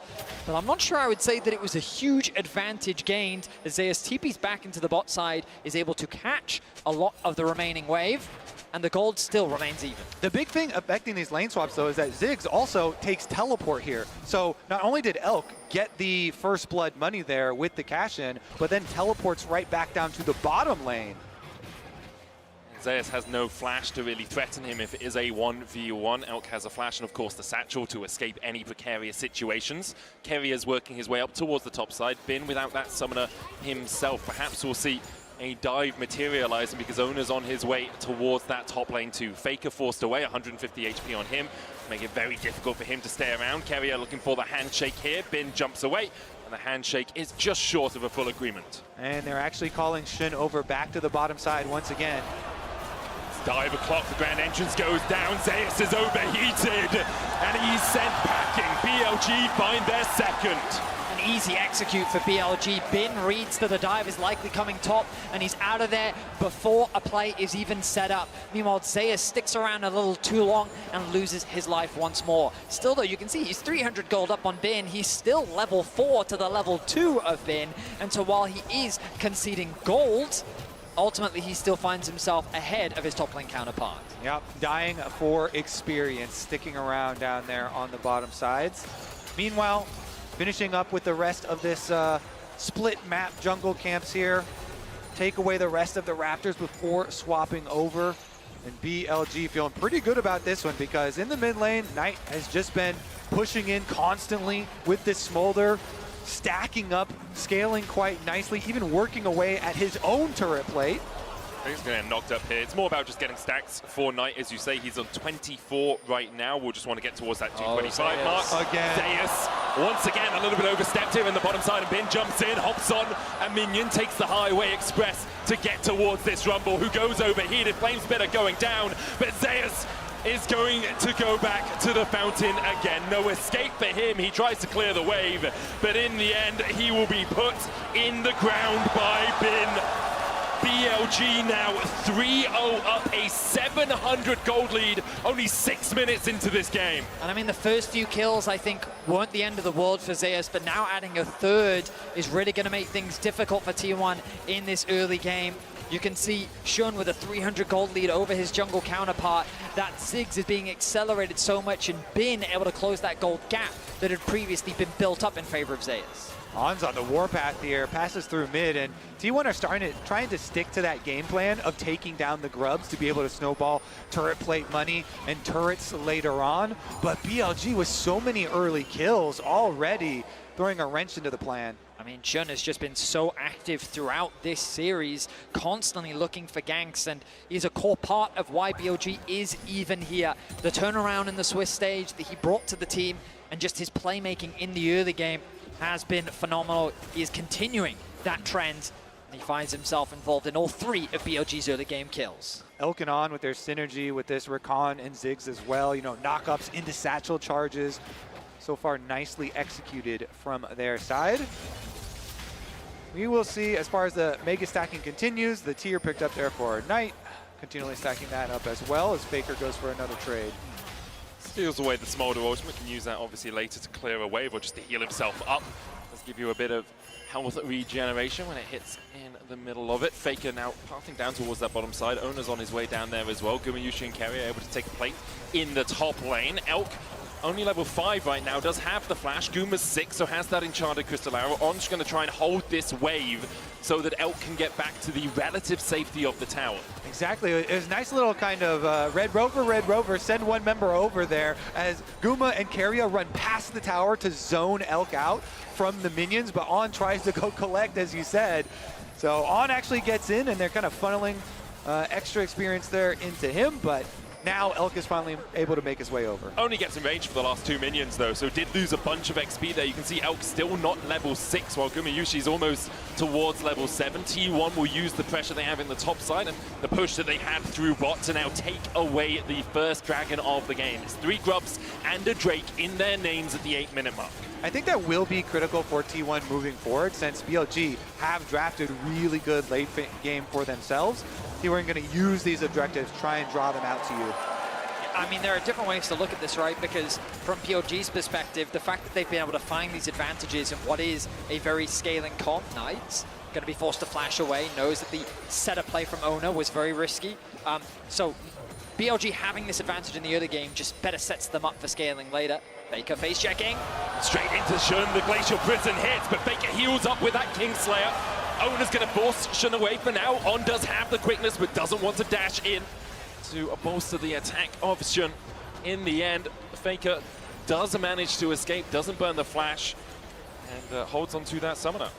And I mean, what I'm talking about, things can look good from the perspective of BLG. T1 have been able to secure all these early objectives. Kobe was already highlighting the fact that the early investment in the Grubs, their skirmishing potential of the composition, and the fact that Zeus is actually, even with all that pressure, still a level up, and he has a huge stacked wave on the bot side of the map. He's very comfortable in terms of gold, so I think that T1 definitely still have avenues, even though things aren't looking great for them in the early game. Yeah, in the 1 versus 1 down there. Had a huge wave for himself at the tower as well to collect, so even though the rest of BLG getting kills onto him, in the 1 versus 1 feels pretty decent for himself. T1 do have those pick tools as well, so even if you do start to fall behind a little bit, you've got the arrow, you've got the follow-up with the equalizer, you have Faker jumping in with the Abscond that duck just like this. Elk doesn't sidestep. Faker dashing forward for a little bit more damage, using that passive to its full effect. Steals away the Mega Inferno Bomb. Elk has to flash it. Faker takes the tower, and Elk just dies. It's hunting season for Faker in the top lane. He just runs him down, even with the first chain missing. Conquer stacked up. Thank you for the ultimate, and finishes the job himself. Now, Shun will just get there a little bit later. Not going to have any sort of kill threat as far as damage goes, so no harm, no foul, though. Again, the Ziggs with the teleport, he can get back to the minions at the very least. I mean, what a confidence booster for T1 as well. To see Faker getting a solo kill on the side lane has to reignite the T1 members and the T1 fandom, as Carrier now in danger. Caught out with the quickness alongside that Glacial Prison. Carrier, though, still has 150 HP to work with here. Hostile takeover only hits onto Shun. Guma starts to open up and put the arrows in the back of that boar. Shun able to walk away, though Guma really doesn't have too much damage yet. And we've come back to the game plan overall for T1 here with this composition. They want to stack these Void Grubs, get that bonus to be able to take down a lot of these towers, open up areas to then make their signature picks on the map by denying vision and using Ash arrows. Faker, his ultimate is going to be available soon. Zeus has the TP and the ulti available. TP available for Bin as well. Oner has found Jun. On has flash here, will use it to get away. You knew the steadfast presence was coming from Oner. Stops any dashes in its area, and so On has to burn the flash. Use the blink instead of one of Rakan's many dashes. Knight too far away from the plate, now making his way down, but Faker controlling the river, trying to force On back. The arrow isn't quite going to connect, and that is looking to be 6 Grubs for T1, so part 1 of the plan coming true, yeah. Kobe. Exactly. Even though BLG getting some extra early kills in the lane swap and in the side lane, T1 still. Let's see if they can actually get the 6th one here. It is actually kind of important to get the double Void Might spawn. Should be able to, no problem. Nobody around to smite steal, and they will secure that very big objective. We have seen how quickly you can get tower gold.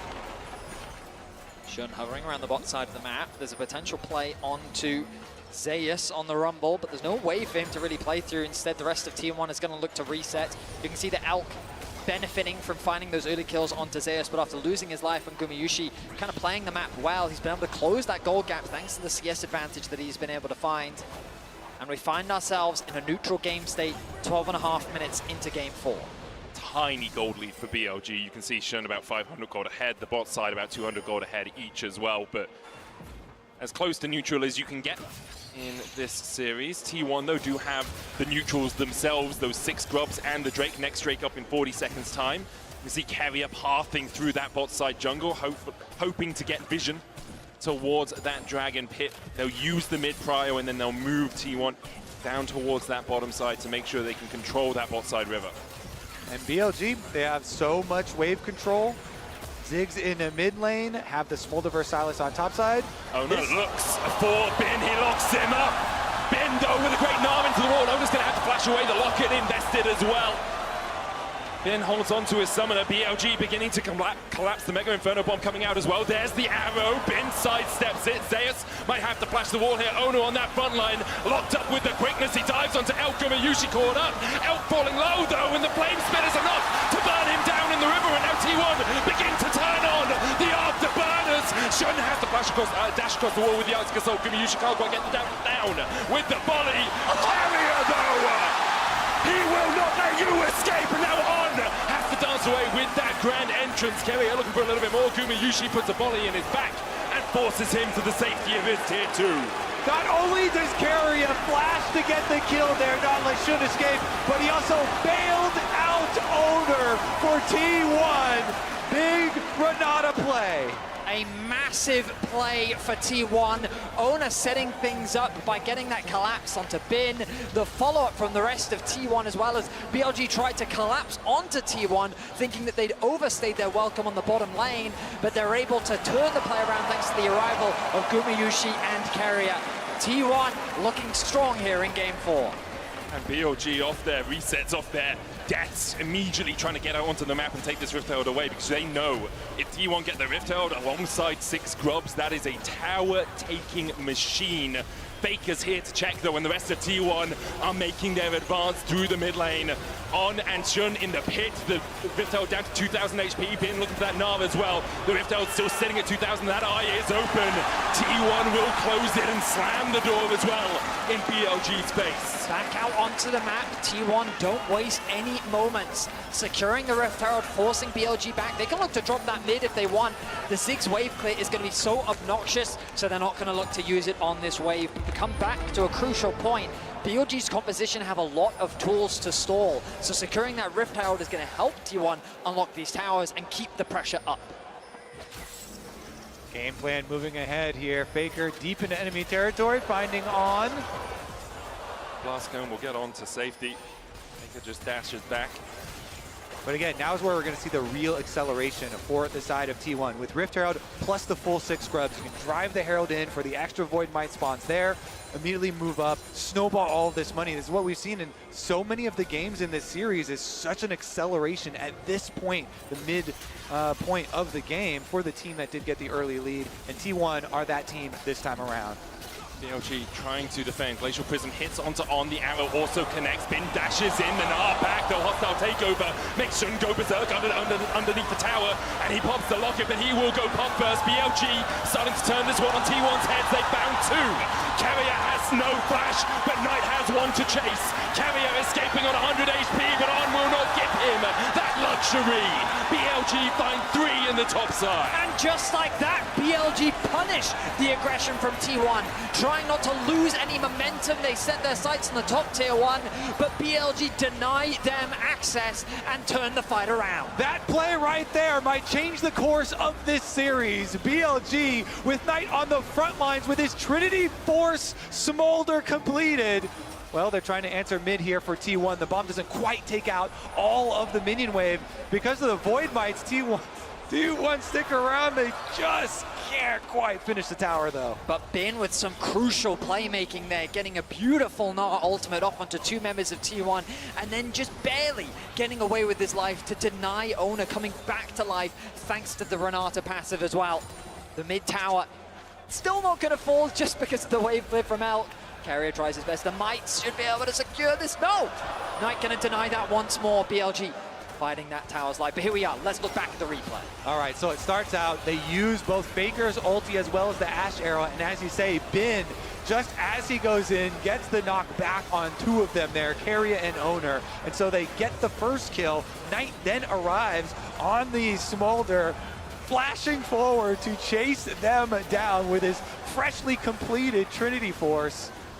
And BLG, I mean, we have seen Smolder scale into terrifying areas for a long time in the last few patches, actually. So we'll see if we can put this to the test here. Carrier knows that one is going to be rough.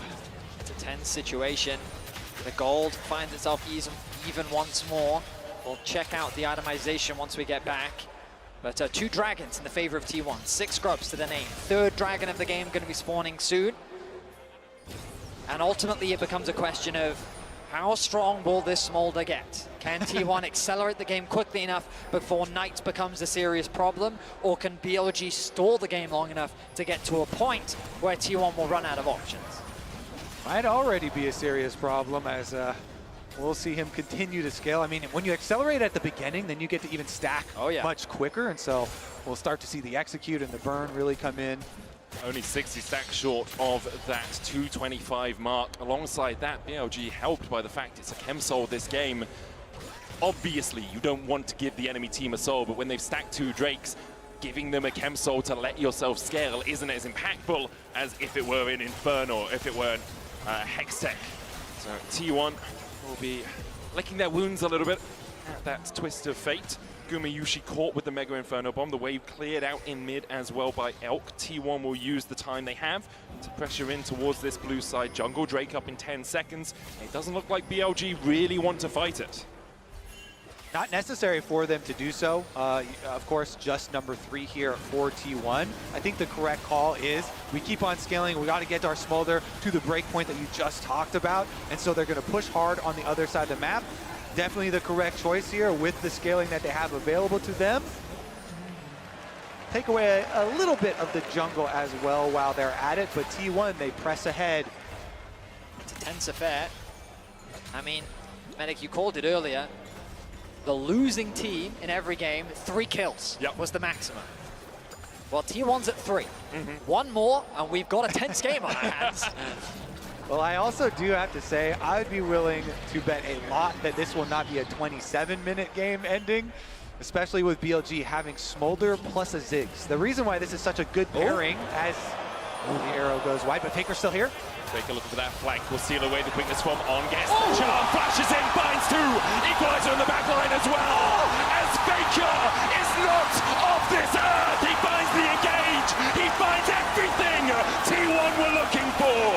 Exceptional play from T1.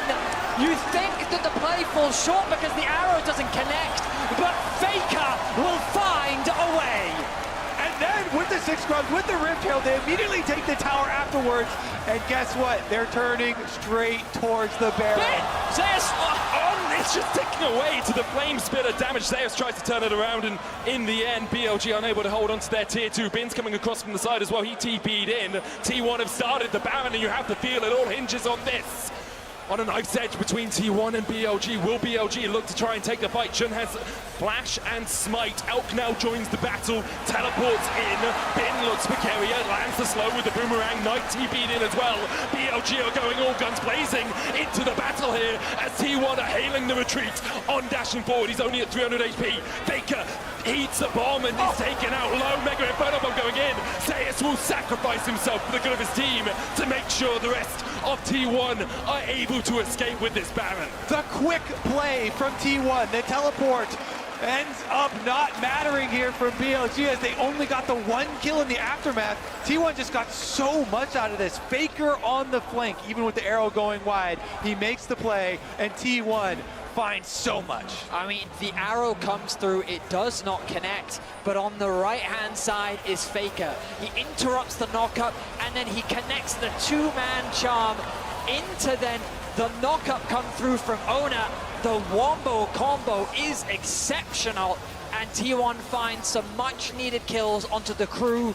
2 crucial carries of BLG. Yeah, Faker laid the way for the Renata ultimate there, catching them up. And then Zeus, who had been 2v1ing earlier, goes for the sacrifice here to allow all the other Baron buffs on T1 to remain alive. Yeah, we've seen so much Bin rumble. I thought it was Bin making the flash, but it was Zeus, and he did have to sacrifice his life up towards the top side of the map. T1, though, immediately back out on the map, and look, they're doing what they did in Game 2, spreading themselves across the map, pushing in top, pushing in mids.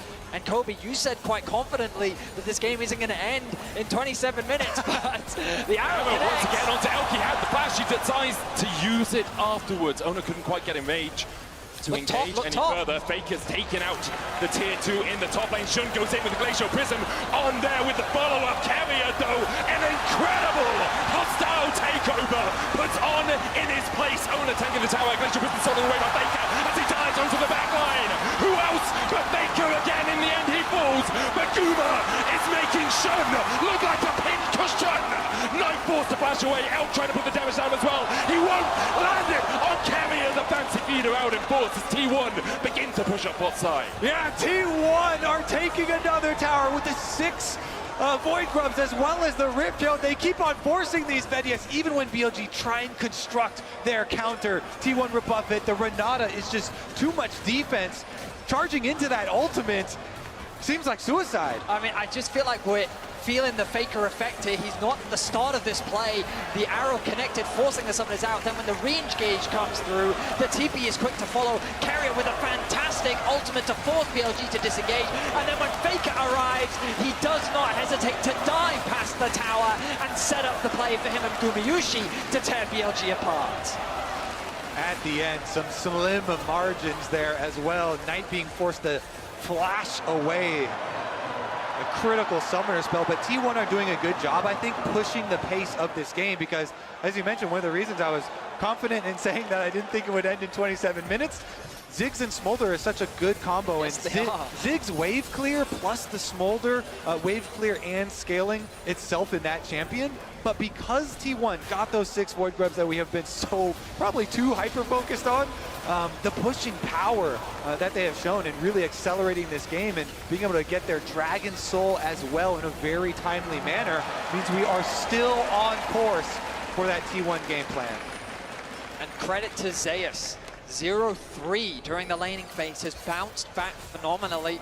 Been landing some very important Rumble ultimates, and he's going to be important in the upcoming sieges. That tool is great for zoning away the Rumble, for zoning away the Smolder and the Ziggs from providing that wave clear and protecting their towers. That's so vital. They managed to put that damage down on tonight to keep him away from the battle because he has hit that 225 mark, now sitting at 230 stacks. That doomsday clock has ticked over to midnight for T1. They are still in the lead. Chemsol, 4,000 gold ahead. 6 Grubs, Baron up in a minute 30 as well. Faker has been on fine form, finding people with the quickness, with those engages. But BLG can still hold on to the fact they have this wave clear. They also are on championship points, so even if they lose this game, they have another to battle back against T1. Owner forced away with the satchel, but doesn't really take too much damage. The Mega Inferno Bomb only clipping onto Carrier as well. Say the next like 4-ish minutes of this game will be so critical because, you know, Smolder working towards the rapid fire, that's when you really start to get scared, when you have the poke of the rapid fire Smolder plus the Ziggs. T1, they've got a nice little window here though with a very, very sizable advantage with Dragon Soul plus Baron coming up, which they can try and use to bait BLG out and look for their engages. So many snap engage angles. Faker with a stolen Rakan ultimate at the moment. Looking for Shun. Glacial Prism, Faker dodges. He knew something was up. His spider sense was tingling. Good check there, good reactions from him. Pops the Scryers as well, and T1 can come in to take away all that safety. Owner manages to get the knock into the wall. Steadfast Presence already been used, though. On will have a second dance away. Hostile takeover coming out. Shun cleansed away by that. Mikhail's out of On. In the end, it's just an investment of ultimates from T1. Mikhail's used, Carrier, flash handshake, pulls back Elk. Faker trying to get with the quickness onto the back line. Gumayushi unable to open up quite yet. Bin doing the damage onto Owner as well, but already Elk is down to 300 HP. On the top side, Shun is down. The equalizer out from Zeus will save Owner's life and force BLG away. It becomes a question of can the Baron be secured, and with Shun down, I believe that the answer is yes. There is no smite available. Elk, crucially, still has his ultimate up, but with that, Faker secures his 500th kill at the World Championship.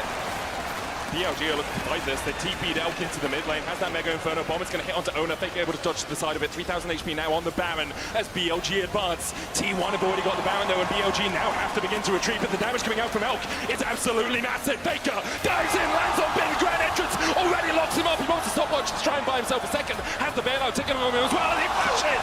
Faker survives somehow. T1 get out with the Baron buff. And BLG are unable to find purchase on the game. Faker plays a dangerous game there, so close to the execution, but he's able to immune it, flashes out, and escapes with his life. My goodness, Faker has turned it up to 11 in this game 4. He knows the stakes that are in this game, and he does not want to give up the title that easily. It's likely that we're going to game 5. T1 still have to close this one out. The arrow connects, not quite. Shun flashes away to safety. BLG really got to just keep focusing on their defense here. They do have flashes on both Knight and Elk, so as long as they don't let anyone get caught and give up some critical summoner spells here early on, if they focus on their wave clear and defense at towers, then T1 really are going to have to make use of this 2 minutes of Baron buff to crack inside and get to those inhibs. T1 need to get someone in the mid lane. They're going to send Faker over. Rumble is actually going to stay top to catch that wave, has the TP available. T1 being spread quite thin. Normally they prefer to play that 4-1 setup, but Bin doing a good job of pushing that top wave in deep. Now he can regroup, buy a little bit more time for BLG. Again, the wave clear looking to be strong here from the side of BLG. Knight's chipping away. Not doing a huge amount of damage to Owner, but for now, all they need to do is stall. They're doing exactly that. 90 seconds before the Elder Dragon comes to bear. BLG yet to pick up a Drake in this game, but if they get the Elder, their fortunes may change. They are just trying to defend right now. T1 have been unable to break the base, break that inhibitor line with this Red Bull Baron power play. A minute left on it, but it looks like T1 are going to just look for the resets here, get back out onto the map, get that vision control down once again, and then try and pull BLG into a fight at Elder, because they've got to. You can't just give the Elder away to T1. You have to make your final stand there if you are BLG, and if you win that fight, you might just win Worlds, you might just win the championship. That's how much of a game decider Elder Dragon can be. I mean, Kobe already talked about the atomization. BLG is strong enough to fight. Their carries are in a position. It ultimately comes down to execution and finding access to this Dragon Pit. Right now, T1 are denying all vision on, doing what he can to find angles of attack, maybe even a TP flank, but he's been caught. On locked up against the wall, pulled back with a handshake. The keeper's verdict finds him guilty, as On is slain by Guma Yushi, and now will BLG even try to mount a defense around the Elder Drake? They TP to the bot lane. Bin looking at that flank position. His Mega Knot is going to expire pretty soon, and Baker's looking for a flank of his own as he TPs in towards this blue side. Bin now on the wrong side of the rift. This Baker's hunting, and he's looking for a bit of the flash forward. Xenos Peasant's Knight able to flash away as well. The hostile takeover comes up short. The Gnar stolen away by Baker. Locks Bin against the wall and puts him 6 feet under. Shun next on the menu as Guma Yushi begins to open up. Shun taken out by Zeus. The equalizer does exactly that for T1. It's going to equalize this series at 2-2. The reigning world champions will not go down that easily. They will push us to a deciding game 5. They are going for it. There's only On left to defend the Nexus.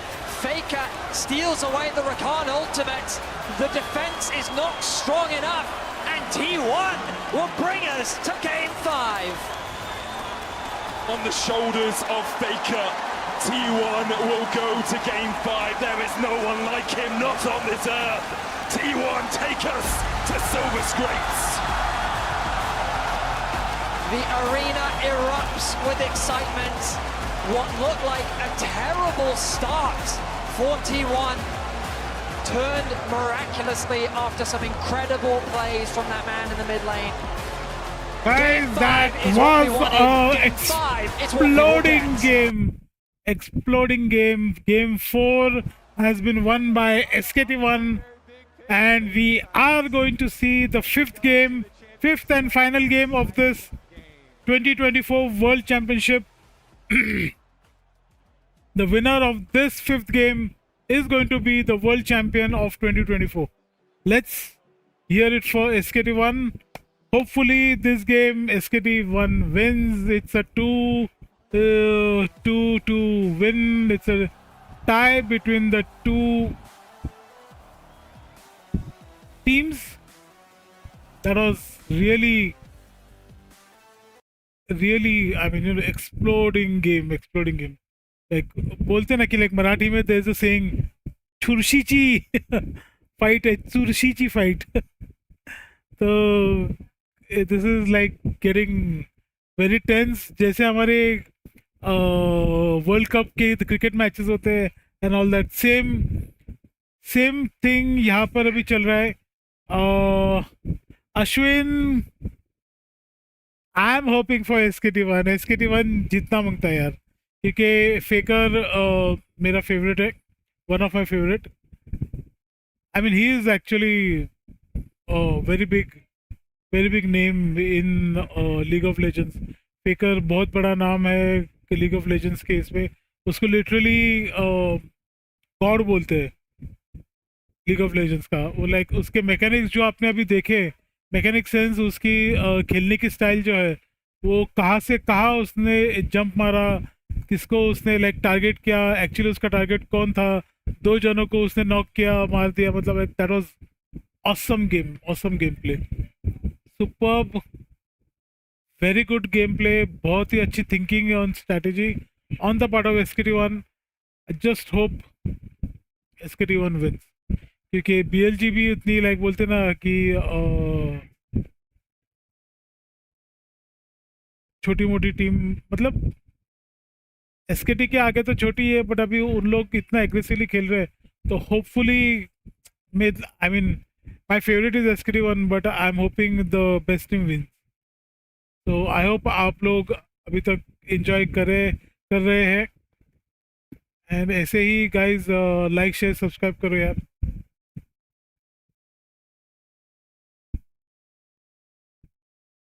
तो 1.5 minute का break है, like actually 3 minute का break रहता है, but 1.5 minute अभी रह गए. तो होपफुली आप लोग फ्रेश हो जाओ, क्योंकि अभी जो गेम होगा that will be the final and deciding game guys. तो कहीं जाइएगा मत, फटाफट आप लोग अपना सब कुछ ख़त्म करके आ जाओ.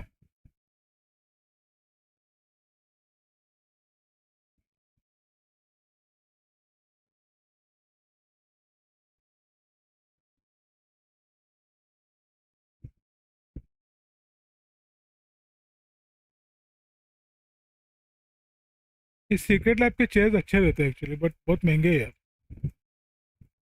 तो जो भी देख रहे हैं guys, please like share subscribe. मैं 1-2 मिनट में मेरा कैमरा भी चालू कर रहा हूँ.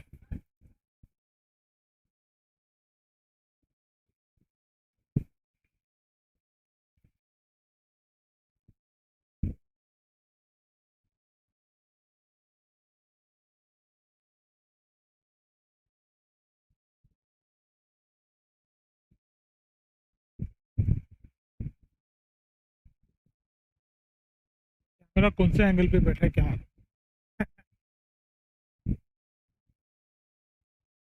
ओके, हेलो वाला. तो 12-10 सेकेंड, अप्रॉक्सीमेटली 10 सेकेंड है गाइस. तो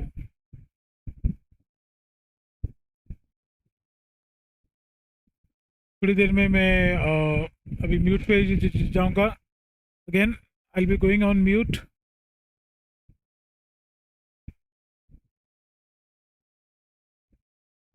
वेबकैम भी बंद करूंगा मैं.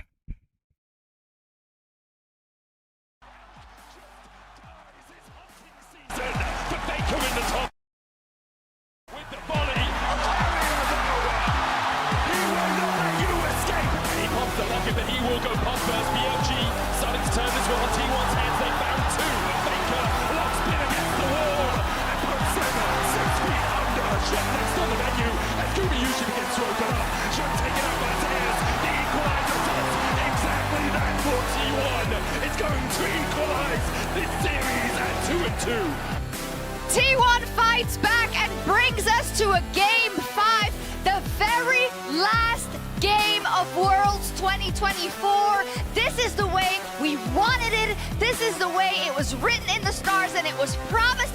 We get Silver Scrapes, we get a Game 5, and we get it all between BLG and T1. It just doesn't get any better than this. It's It's going to be an incredible उधर. finish to such an exciting series. It's all coming down to this one moment that will decide how people talk about you for the rest of your careers. And I love both these teams so much. Like, they're just so fun Okay, to हम watch. गोलीमोन Like, की when बात I first रखते saw हैं the and iteration of हम this face cam T1 reveal करते roster, हैं. previously Okay, T1 गोलीमोन. had this reputation for, like, they're the boring, slow team. It's like, no, this team wants to kick your teeth in. I'm going on mute. BLG always want to kick your teeth in. This is delivering. We got our Game 5. It's great. And this game, there was actually a little bit more punching back. Finally, BLG, finally, man. Finally, it wasn't Got as some- much of a blowout. There was the top lane moment, but crucially, and I know we keep talking about it, but we have to talk about it. It's Faker, that's the difference maker again. Yeah, and I know that people are always like, oh, they're glazing him again. Well, why would you not? And I think these replays that we're going to see, right, in just a second, it's going to be a good play to a great play to a GOAT play. Absolutely, and it was so funny when we were watching this. I उनकी turned बात to Crosshair and I रखता हूँ. said, someone on T1 needs to actually Just step before. up if they're going to win this game. Not 10 seconds Mute नहीं later, रखूंगा. Silver I'm is going to solo keep kill down my from Faker, and it just felt like the sound momentum on. really started to swing. And the big thing for me in this series, we talked about the early game, talked about the level 1, Okay. but an even bigger indicator of which team is doing well is which mid laner is making the impact. And in the wins, both Knight and Faker have been absolutely crucial. They have. We said a good play, a great play, and then the GOAT play. We saw the good one already. Well, roll the great one in the bot lane. Yeah, this play comes on the bot side of the map. As we see this setup from owner. तो guys जो भी बंदे देख रहे please like करें, subscribe करो, subscribe please and chat में getting dove over and over again on this bot side of the map, right? And so थोड़ा सा इसका आवाज BLG कम are कर gonna देता. want to try to end up with a collapse, but then Sorry. here they come, and again, this is like we've talked a lot about Faker. This is also मैंने जो उनका map रहता है map के ऊपर मैंने मेरा webcam डाल दिया ताकि आपको पूरा जो गेम प्ले है वो पूरा दिखेगा. so well in a lot of these fights. And this is also after the top side play that ended up backfiring. गोली लाइक कर. And more importantly, it also highlights, I think, why Keria, even though you look at this isn't a dive comp. You're playing into a lot of range, a lot of poke, but they're still able to make it work. And I think part of that was also because BLG, why are we fighting this? You have Smolder and Ziggs. You can stall until infinity. सबका किया है. Okay, good. It makes these skirmishes so insanely oppressive. Come on guys, last match of the You brought up a good point though, and this is always the case when series. we talk about T1 in these situations, right? Last match of the World Cup 2024 League of Legends, and this female is my favorite. Faker shot calling and his presence in Shocked. the team. You also always need to mention all of them who can rally for moments like this. We even heard it in this tournament specifically, right? Zeus, who was calling a really important fight in the knockout rounds. We know that Keria can do the same. We know that Owner can step up together with Huma. Not Huma, he's home. Guma Yushi. So, you know, it was great to watch. But then we have the Faker Silas play, right? The play, not for Where real. You probably know it's coming. I think Faker should play some other champion now. ठीक है, Silas अच्छा बहुत अच्छा खेल रहा था. You think it's over. The arrow misses. Look at this, look at this jump. Faker from the side. They even see him coming. Steals the recon ult. Sets up for this beautiful combination with the Keria Renata. It's just insane. I mean, he used it perfectly. He's forward, then he rocket belts flashes onto the next two. Look, I named my goat after you. Sets up the CC, and it's Lol. those plays that are so iconic, and Faker has so many of them leading to Worlds titles. I mean, Greatest of all time, Faker. The Azir catch on Ruler, right? In a similar situation versus an LPL team in a situation where you're up. So whom do you think guys will win? कौन सी team जीतेगी? Please बताओ chat में लिख के. Let us hear which team is going to win according to you. Is it SKT1 or is it BLG? Let me know. Let me know in your comments. फटाफट सब लोग comment में डालो. 15 जन देख रहे guys. Come on. Let us go. ये लोग खाना खा रहे हैं? क्या अकेले भी ले खा रहे हैं? अच्छा. We'll see if BLG can pull it off. Yeah, because I'm not going to write off BLG either. They love playing these grudge matches, these best of fives back in the LPL. LPL. They can go forever, Emily, but this is their backs against the wall. Everything that we have set up at the beginning of the day about the pressure of all of the LPL fans, of all of the BLG fans, they are the ones. Come on guys, comment में लिखो, comment. Poll. And they had him. क्या? Poll डालो. अच्छा, poll डालो. I mean, they're on blue side, so I'm super curious. I want to see them go for full comfort, right? Because even though that composition Poll that they कैसे had डाले? in the last game was good, it's like, do you really want Knight on Smolder? Even Poll though कैसे डालते हैं? मुझे नहीं आता. you want him on something with agency. You want him on something where he can control it. You see the players coming out now. That's what I want to see from BLG. Default to comfort, play your game. Hey, you get to walk past your Okay, chat में. there if you're T1 from last year. Azale must give him some confidence. I mean, it's engraved on the trophy. They can see it. You just have to reach out and grab it. Okay, start a poll. Okay. On the red side, BLG earned themselves that blue Who will win according to And if you look you? at the games thus far, I actually think BLG have looked better. It's obviously been close. The games have been really one-sided, which makes it hard. But like this punch back that we saw in topside for BLG, for example, I think spells a lot of hope. But the real question is, how are they going to be able to deal with the pressure of being in that game number 5? And I gotta say, I think SKT1 all 10 players walking in look completely or unfazed. Neither side seems nervous at all. BLG. That's what we want to see, and if you feel like it is building up to a crescendo, I hope so. Okay guys, फटाफट We heard some of the music pieces, but poll one was डाला too है. loud for the one orchestra and the other was too loud for the other. I want to Poll see डाला है. this Come on guys, फटाफट सब लोग डाल दो अपने votes डाल दो. It is only one game that stands between us and knowing who our 2024 world champion is. Will it be Faker with his 5th or Knight with his 1st? It's a good question, Shox, and I don't think any of us here at the caster desk have an answer that will please you. Vote for your favorite team guys. Vote करो फटाफट. Let's hear. Full of people in the middle of London are ready. Who will win according to you? Is it SKT1 or is it BLG? कौन जीतेगा? Another game 5 on the world stage. It has only happened 4 times in finals across the history of worlds, and Faker has been in 3 of those. He has lost one. Abhijit Joshi अजून पण ही शेवटची match आहे. Final match आहे. तो दोन्ही टीमनी 2-2 matches जिंकलेत. Win against BLG, who are on the blue side. Varus their first ban. So last time that BLG were on blue side, they did the Varus, Ashe, and Skarner bans. And T1, they did their duty in doing the Aurora and Yone bans, and threw in the Nico as well, as both Knight and Faker are very good on that champion, as well as on Encaria. यापेक्षा कुठली by पाहिजे ते विचारा. I think it's proven to be too strong in this series, and I don't think they're going to allow. Vote करो guys, जल्दी vote करो. I just think that the Callista is just such a powerful bot. But we had the same conversation where it's a question of, do you trade Callista for Jax? And then T1 couldn't find much success from the Jax pick. 67% SKT1, BLG is 33%. Let's see. But that does mean that in game 5, Bin is going to get his Jax. And without hesitation, he immediately locks it in. All right, are we going to get the Zeus Gragas? BLG is going for Jax. I mean, you have to trust in Zeus. He's shown that his Gragas is an effective answer into the Jax. I would call it an old school counter pick, but it's the one that Zeus has been leveraging throughout this World Championship. Come on guys, vote. 15 people are watching. 16 people are watching. For carrier once more. They're hovering it. Locked in straight away. Bin lays down the gauntlet, and Zeus 25% have voted for SKT1. BLG is 25%. Okay. This year, twice against T1, once against Genji. Now we'll see if Zeus can stand in his way once again.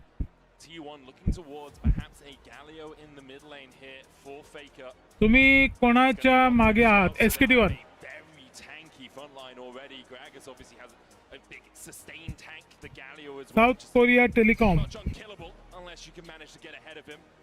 I'm honestly surprised to see the Galio locked in this early for Last match आहे guys. Last match है. Come on, vote करो फटाफट.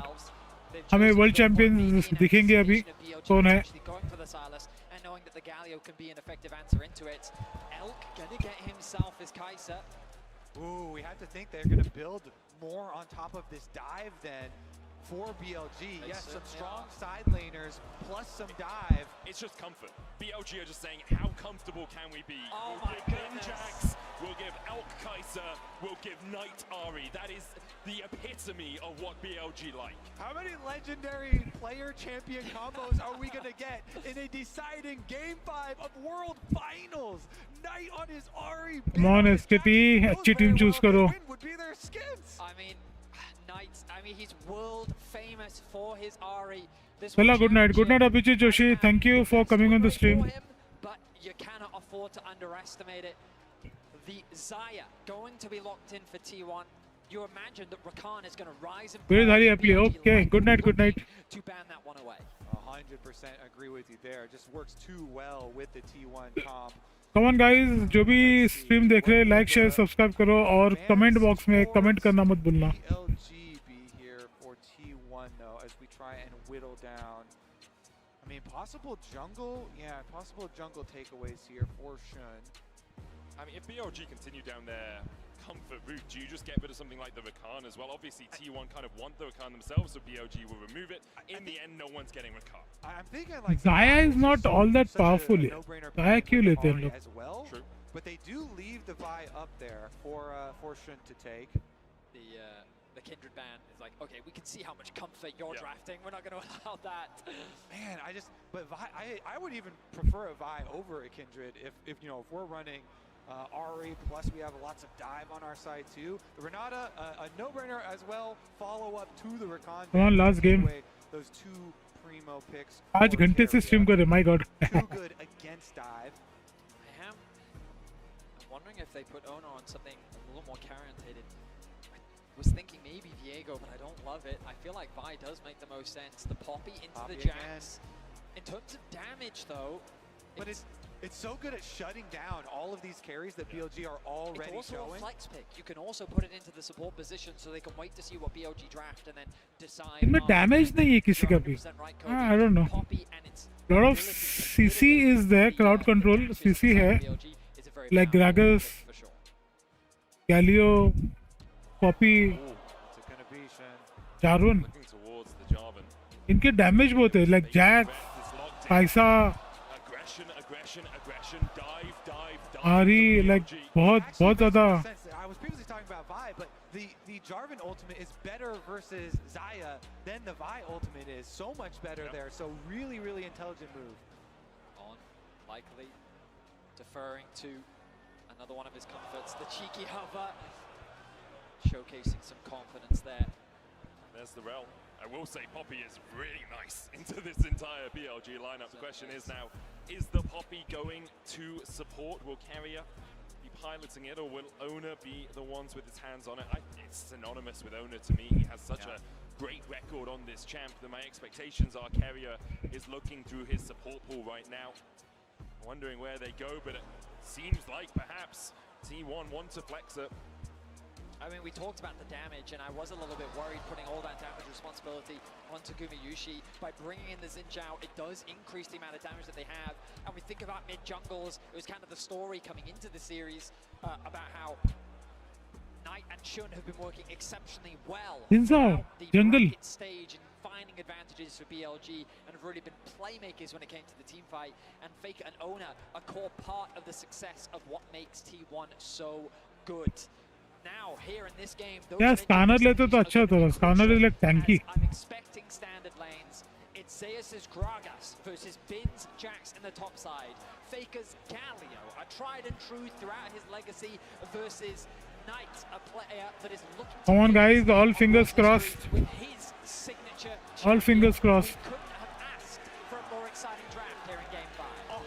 83% SKT बोल रहे हैं, 17% BLG बोल रहे हैं. Let's see. Oh my God. बहुत ही ज़्यादा tense pressure में है सब लोग. Such a good combo. The Jarvan plus the Ahri, also such a good combo. And we get Bin's legendary Jax versus Zeus legendary, I would say, Gragas at this point. He is 23-4 on the Gragas all time. Impressive stats to say the least. अपने पूरा stadium भर गया है. Last time we go to Summoner's Rift. One last time. Last game, guys. The defending champion Let's go. against the first seed from the LPL. Game 5. Time we see these titans on the Rift challenge each other one more time. We see the weight of full raid कर रहे हैं. on these two teams' shoulders. Full raid. पूरे जंगल के ऊपर raid करने वाले हैं लोग. And there's so much on the line for both sides. BLG getting some revenge for last year's World Championship as T1 made their way through every single LPL team. T1 looking to raise their 5th trophy. LPL and BLG looking to hoist the Summoners Cup. So much on the line, and a single game will decide it all. A standard line of scrimmage to start off the game. I keep my eyes on, pathing up towards the top side. A lane swap possibility seems very real. We were optimistic, we were hopeful. Jax is going bottom. But it looks like we're going to be denied. अरे बाप रे, इन लोग raid करने वाले. इन लोग raid के ऊपर raid करने वाले. BLG as they move in for that lane swap. Now we got to track, are they going to try and soak experience this time around for their level 2s to defend against these dives? Looks like Zeus just immediately going right down. बोला ना, BLG is very aggressive. Like उन लोग है ना, हमेशा सब पूरी मंडली घुस जाती है. Right now, Carrier spotting Bin out. Bin was trying to get to the wave to try and soak some of that XP, but couldn't get in range. Zeus has been able to get a little bit of XP out of mid as Knight is just catching that wave that Faker and Zeus will push forward. It's going to be a split map. Bin goes in with a counter strike here. Tries to get into range for some of those minions dying. He didn't get any XP. Yeah, look at that. It's that melee right there that was one auto away. He does soak a little bit now, though. I mean, every little bit. We're on pins and needles because of soaking experience and lane swaps. It's every little bit that top laners can get. Note that Zeus grabbed XP in the mid wave and is now making a way towards top. On has pathed towards bot, preparing for the potential dive, knowing that the split map has come through. Zeus going to take a bit of damage, a lot of damage from Elk, but he's going to tick over to level 2, and he should be fine now on the top side. And they should be able to defend this dive. On was able to soak his level 2 before heading down. There's so much CC with a Rel plus Jax. I think that Elk's already swapping as well. So Bin's going to get level 2 here. Going to farm this experience underneath the tower on there as well. Knight gets the charm onto Faker. Has to flash the Justice punch. Faker punching in the opposite direction to get that little bit of an extension on that E. And it might seem weird that he would do that, but it's because he knows that Owner is on the bottom side of the map, and he hasn't showcased on the bot lane dive. तीन जन bottom में भाई. Jungle, and the possibility of him showing up mid is very real. Knight showcasing that respect, doesn't want to give over first blood. He's getting pushed underneath this tower, but his farm is doing just fine as Faker on the Galio continues his pressure in mid. Meanwhile, once they do teleport Bin back to that top side, he should back off, Faker, back off. Already pushed the wave. Zeus is going to get first move, but Faker under attack. Has no flash, Justice punch gets hit, there's the charm as well, and Faker might fall first in the finals of the finals. Knight gets the kill, BLG find first blood. The Jarvan Ahri strikes first blood here into, wait a second. Elk has flash, has cleanse. Carrier looking for that flank position, onto it to use the shadowing striking. Knight goes down and Elk flashes. You can see Carrier trying to bait the early flash. They're on just able to escape to the relative safety of the other side of that wall. Another game, another BLG first blood. Finding it onto Faker, crucial. Especially given that Knight did have to expend his flash earlier, but a good response from T1 as they lay in wait in the bot brush, ready to try and trap Elk. They couldn't convert it into a kill. Difficult game है, but ये लोग बहुत संभल के खेल रहे हैं. It is very awkward, slowly pushing towards the bot lane of T1. They're going to require Jun to shadow in the lane to help them get that push out. Exactly, he has to come all the way down here because Carrier and Guma are doing such a good job just holding it. Meanwhile, top side, easy trading up there. The Jax back off guys, back off. For the Gragas, the phase rush for Zeus, easily able to hold them off. But here comes Shun, as you mentioned, came to shadow, make sure that they can move up to the wave. Going in, looking for the damage onto Zeus there. Relatively even top lane after obviously the first few levels were spent on opposite sides of the map. Very tiny gold lead for BLG. Faker. With a good justice punch to dodge away from the charm in mid. Shun hovering around. Yeah, it really cost Faker last time. Giving up that first blood, no flash on Faker. Pretty good movement so far from Shun, doing so much for his lanes, you know? Going towards Knight to make sure they can get their first blood, going towards bottom lane, make sure their wave is in a good state. So you have to do on the Jarvan, right? It is a very gank-orientated jungler. It does cost him in CS though, so this is something you're gonna have to What's that gank kar raha hai? remember that Shun did a lot for his lanes. Now he's going to try and catch back up though and see if he can clear the rest of his jungle. And you know, you can sit there and go, oh, it's a shame that T1 didn't get that kill in the bot lane 2v2, but they still benefited massively. You look at the AD carry difference, and because of the farm that was denied from Elk and the wave that Gumayushi was able to catch, he finds himself with about a 200 gold lead. And now he paths back up towards top. T1 have done this consistently, ready for the grub spawn. Faker ticking over to level 6 very soon. Nice trade onto Carrier. It's going to make this contest of the grubs very difficult for T1, but Ona has found an angle onto Bin. And has the flash here. Ona dash forward with that audacious charge. Hits him with the wind becomes lightning. There is the counter strike out from Bin. Ona happy enough to eat that. You can see the TP coming in from Zeus as well as T1. That's का भाई वो खतरनाक रहता है। ओए भाई साहब पांचों के पांच आ गए। Disengaged for the moment. Ona jumping back in. There's the hero's entrance. Kevin gets the slam into the wall. It's on. मार nice Faker को मिला।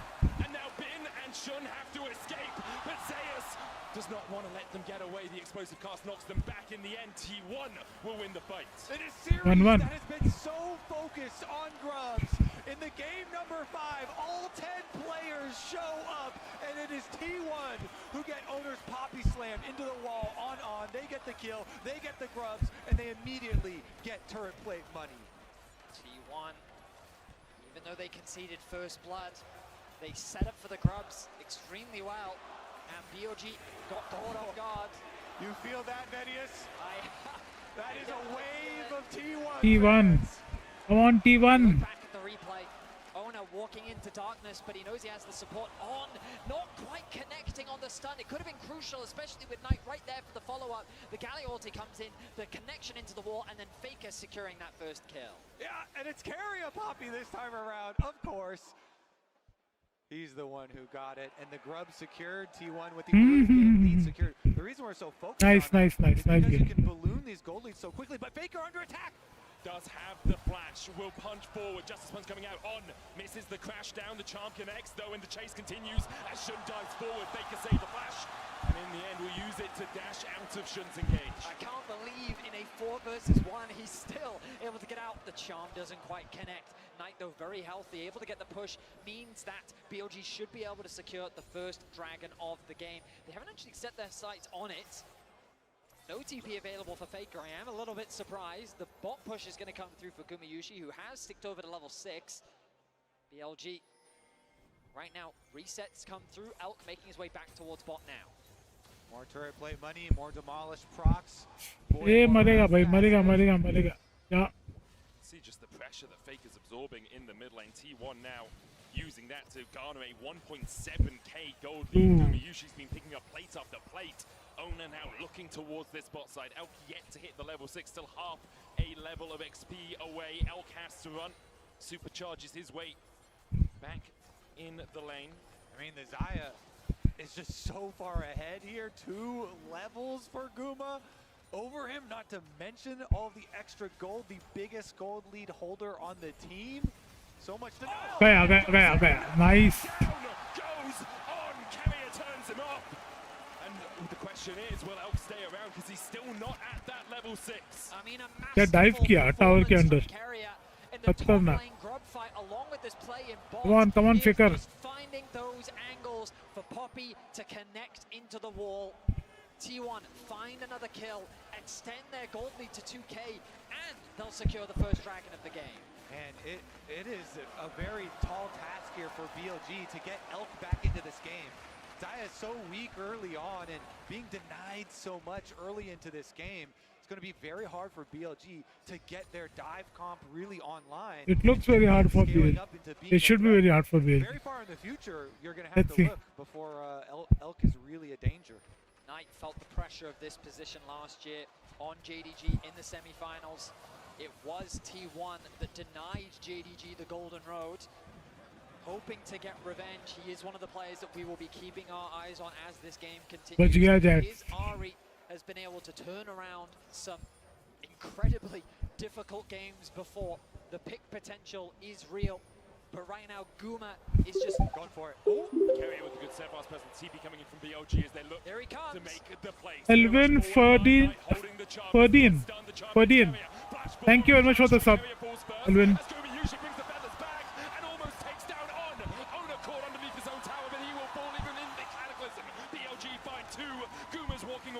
Thank you for subscribing, Eldon. Talk about him. He makes the play happen. 3 kills now for Knight. A fantastic TP to bring BLG back.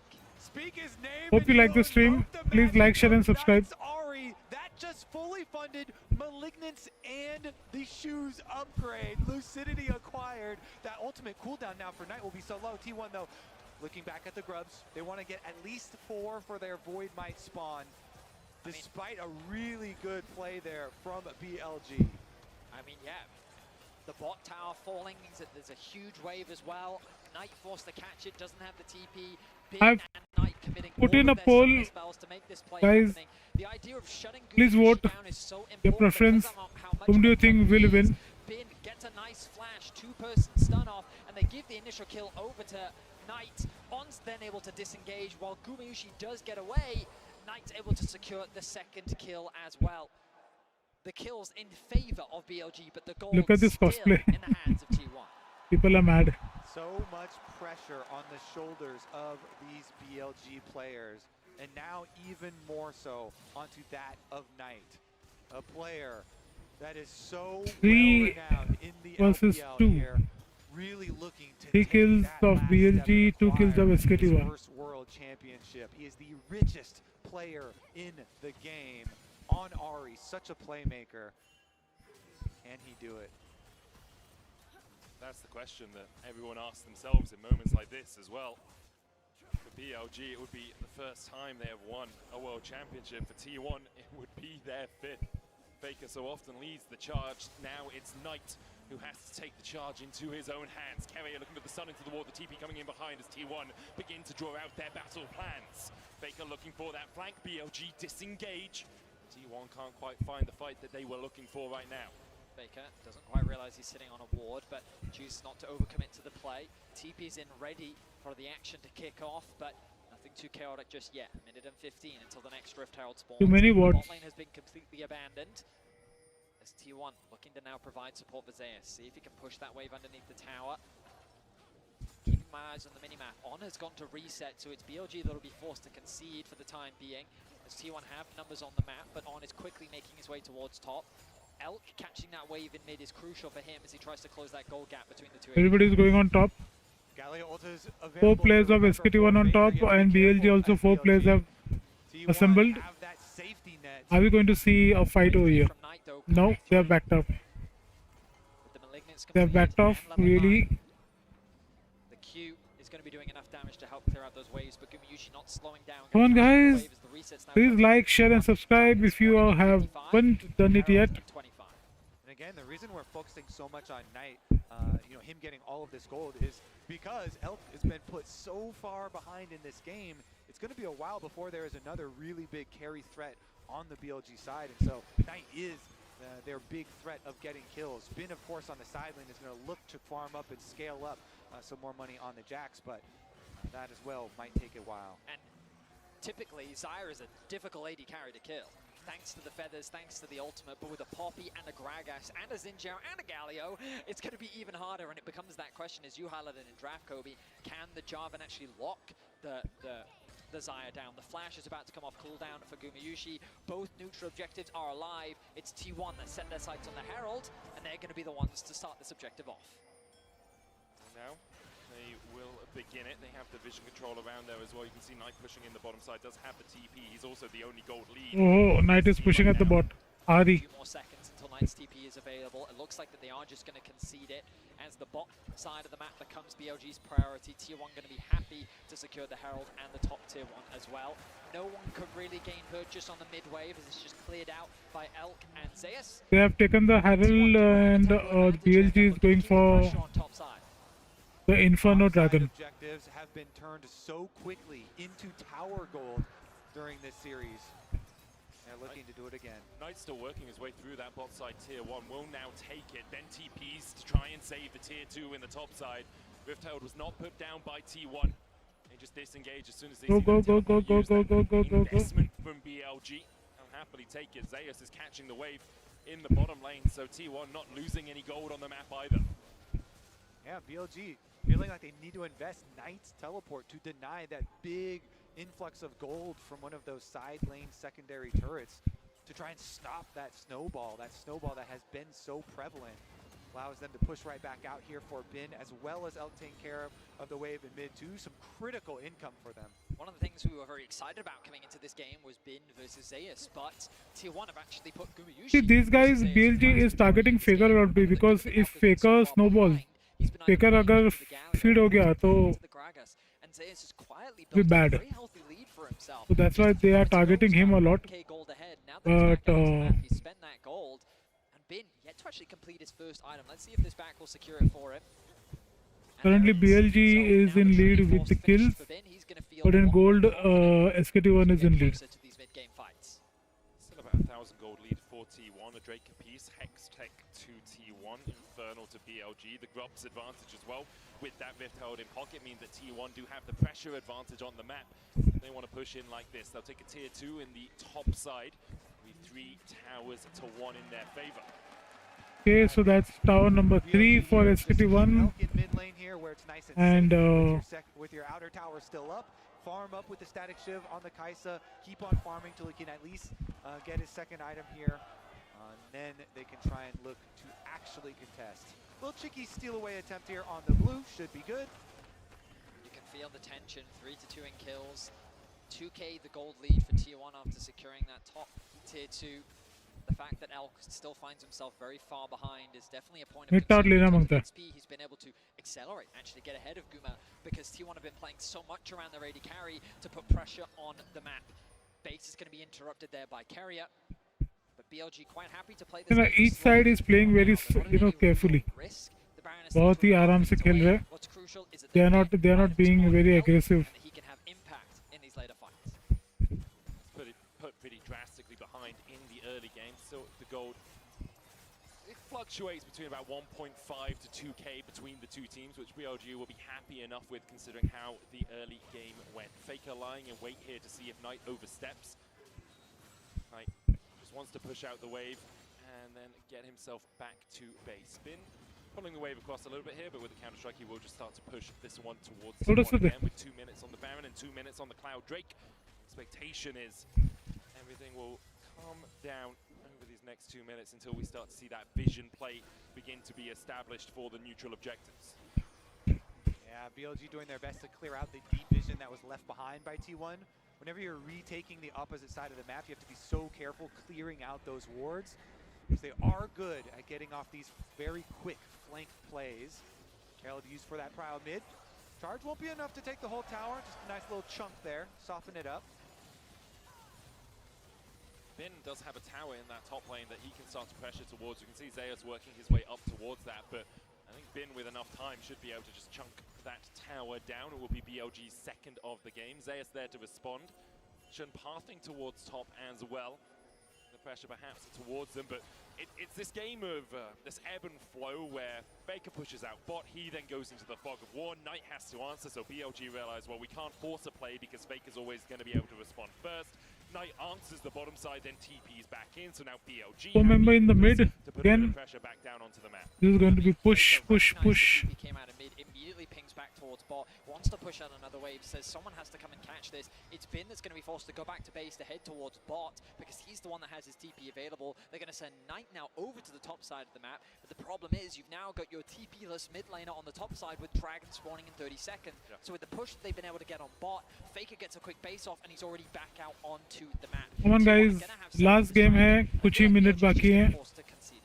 And they need to open up the map more so they can start let's hear some noise in the comments. And some Kai'Sa ultimate follow-ups, and so they do have everybody hovering on top side. They were thinking about trying to finish off that outer tower. They don't want to overextend too early for it, though. I think that they should commit to it, though. T1's obvious play next should be towards the Dragon. They've set up good vision towards it, and Knight knows that he doesn't have TP and he's on the top side of the map. Jax को बजा रहा है ये.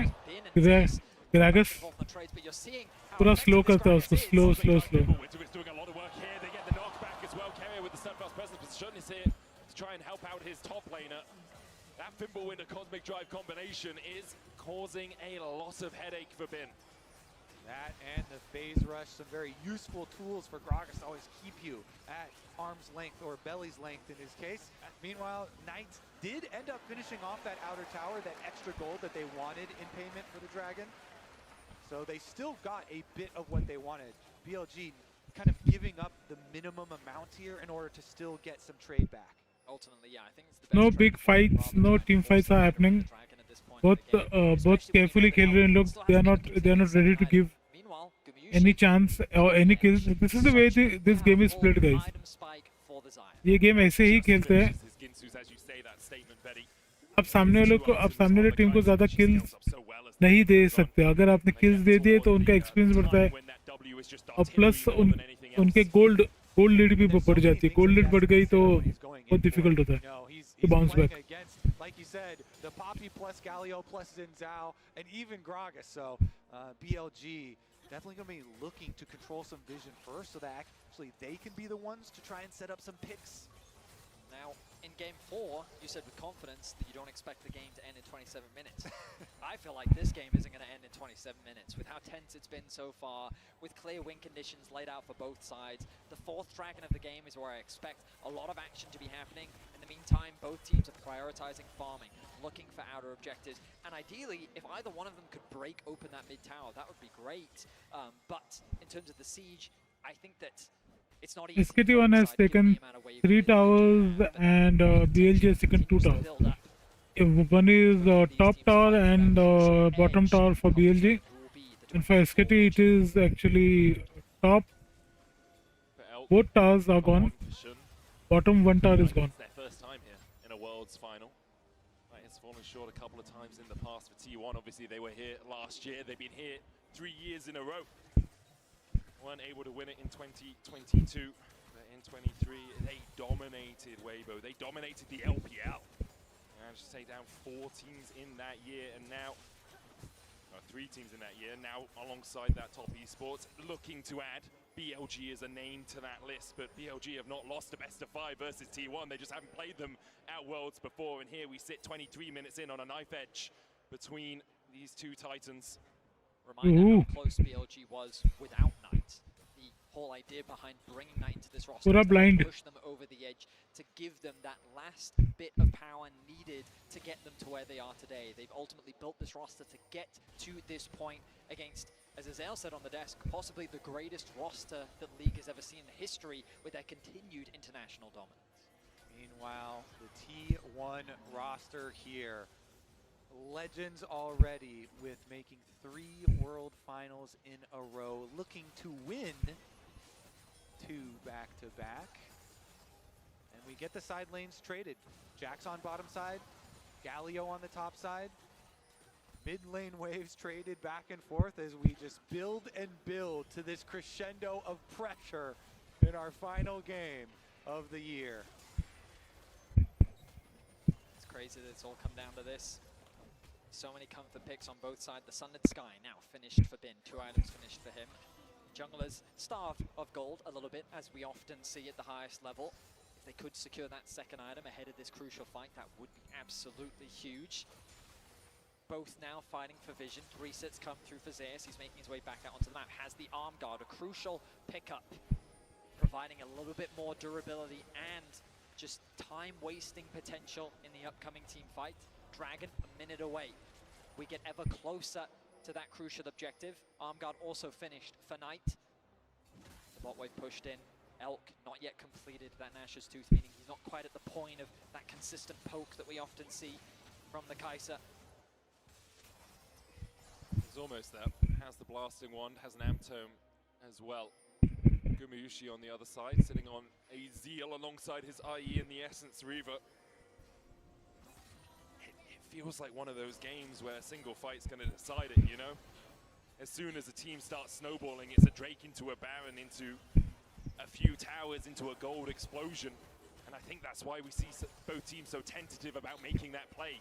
Obviously, no neutrals really up apart from the Baron for them to fight over right now, but there's a lot of this bouncing waves back and forth. Nobody wants to commit over here. And the first step before They all are playing very safe. बहुत ही safe खेल रहे हैं. Because of the Rage Blade being completed for Kai'Sa, you can actually burn through Barons and neutral objectives very quickly. And so that's why we just saw these last like 30 seconds, 40 seconds of T1 really trying to make sure that they will have an early alert system if BLG try and do a cross-map play on them. Bin ticking over to level 15. Zeus sticking around very deep in the bot lane because he's got full information as to where all 4 of the members of BLG are. Poke back and forth over the control wards, but the vision will be denied from T1. Critical defense of their vision here from BLG. And then T1 immediately fight back. They reclaim control over that space. Control ward still sitting in the inventory of Keria, but crucially, none left for BLG. I'm sure On would love to get a quick reset off, but I don't know if he's going to be given the time to do so. Pings coming down from the side of T1 of the bot side jungle. Zeus finds On, Shadowing Strike going in, the crash down as well. Bin looking for the follow-up here onto Zeus. The heroes Oh, got one kill. Sends him back to the fountain, and now BLG have to play a 4v5 if they want to try and contest. I think their decision will be not to. They'll just back away, clear out their own jungle, but On went in on Zeus, and T1 immediately collapsed. Again, T1, they're so confident, and we're like, they've got the Galio ult to back them up. Zeus is very tanky. They were not worried for a second during that pick. On definitely bit off way more than he could chew, and that is a 100% sacrifice of the Dragon, of the objective. Critically, it is just putting T1 to that sole point and not breaking the game quite yet. Gumayusi picking up the Phantom Dancer, immediately swapping it over for the Navori Flicker Blade. Help securing that kill, giving him a nice injection of gold. You can hear the support from T1 from the crowd. The BLG supporters ever present in the arena as well. You have to believe that T1 are very confident in their team fight and their strong setup here. I mean, why wouldn't you with how strong Gumayusi is? And so that's why maybe you see BLG wanting to rush into some picks whenever they see anyone, because they do kind of feel that unspoken mounting pressure facing them. You can feel as well, it's just kind of Two teams' turret has been destroyed. T1 is slowly but surely beginning to gain more control. BLG feels like that they're being pushed back even further onto their side of the map. And T1 remaining calm. Of course, this game is far from over just yet. That deciding fight is yet to happen. All summoner spells are available for everyone on the Rift, TPs included. The next Dragon still a ways away after T1 secured that mid-tier 1 from BLG. The Baron becomes a very scary point of contention for both sides. How exciting is it that our entire year of professional League of Legends is going to be condensed down to presumably a बहुत ही high tense situation चल रही है guys. Series very high tense situation. It's just absurd, and for the players down there as well, that weight on your shoulders. I'm nervous, and I'm not even playing. It's just monumental. It's not just you, it's not just your team, it's your fans, it's your family, it's your region that have supported you through thick and thin. And Ona, very close here. Pressure on you, Shadowing Strike going wide. Shun tries to dash across the wall, but immediately he's locked up, goes in with the Cataclysm. Gumayusi pops the Feather Storm. Ona looking to re-engage onto On. Shun down to half HP.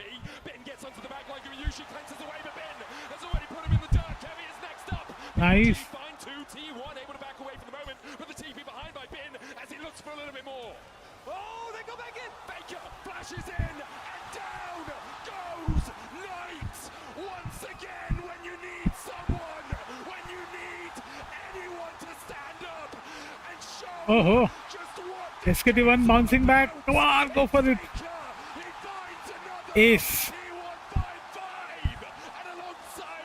They'll go for Baron. They'll go for Baron. Entrance was true to its name as Faker in T1's dire moments descends from the sky and T1 turned the fight in their favor. The crown may be heavy, but it belongs to Faker, and they're gonna pick up the Baron. What a turnaround! BLG had started out so well. They killed Gumayushi. They had them on the run, but the turn from T1 was better. The flank that comes in from Bin to follow up the engage from Jun.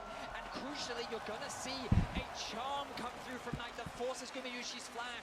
You think that the combination between Knight and Bin is enough. Taking out Gumayushi should have been the key. So look, the ultimate comes in from Shun onto Gumayushi. He's going to ulti because he has no choice. He has to in this situation. And then the charm from Knight there forces the flash from Gumayushi.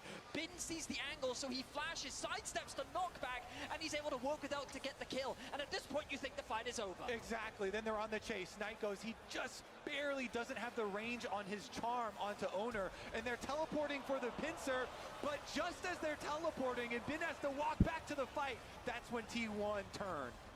Such fantastic play and such confidence. The TP, the awareness from T1 to realize that that TP was a mistake and then to create the collapse to turn it in their favor. Unbelievable turnaround. ऐसा को पूरा melt कर दिया. Teleport. The 4-second channel time and T1 strike. Wait a second, topside, Zeus under fire. Zeus caught out, killer instinct in by BLG, collapsing 4 members strong, the heroes entry. Oh, Zeus! Faker joins the fight.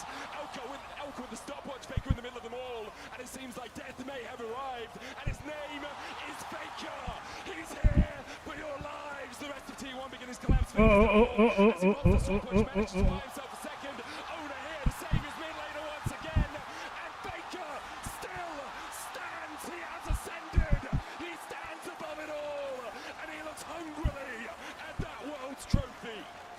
Look at that, guys. Look at that. Faker.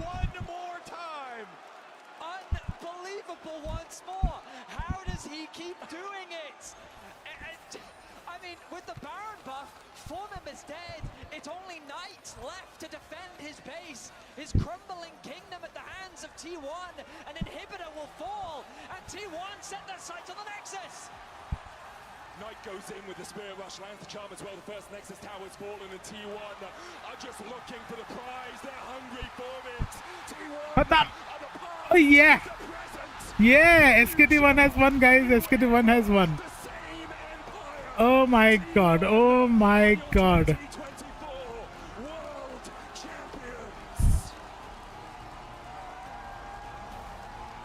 Superb, superb.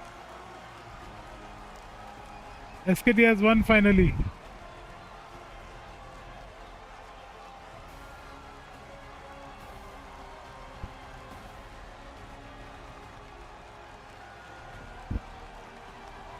SKT1 is the world champion 2024. Superb, superb, superb. Just the way that that game ended, for Faker to make the plays that he did, he is the awesome. GOAT for a reason.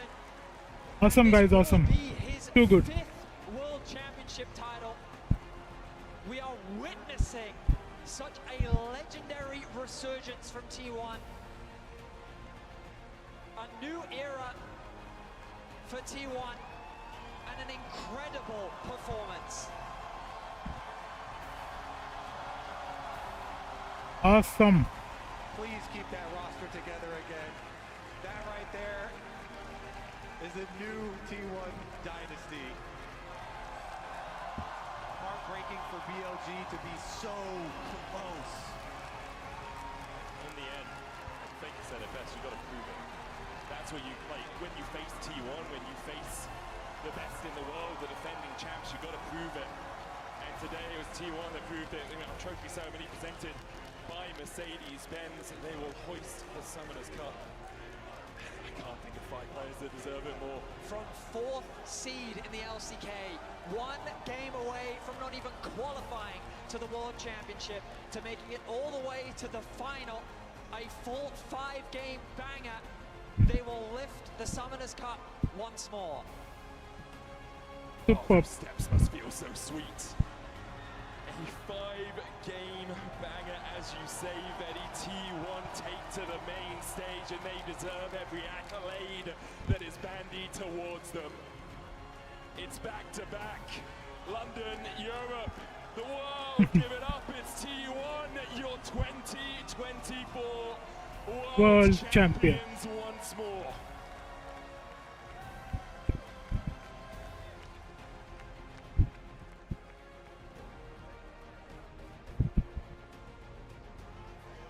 Oh, nice.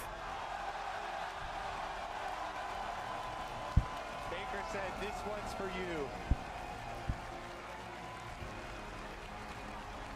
I think it's a little bit for them as well. A little bit.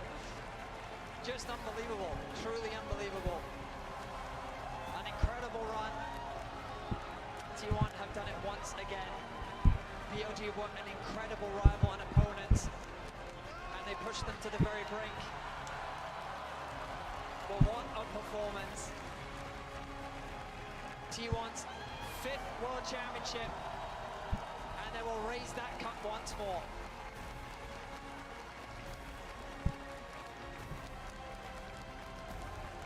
Zeus, Owner, Faker, Gumayushi, Keria. Remember the names, legends, all of them.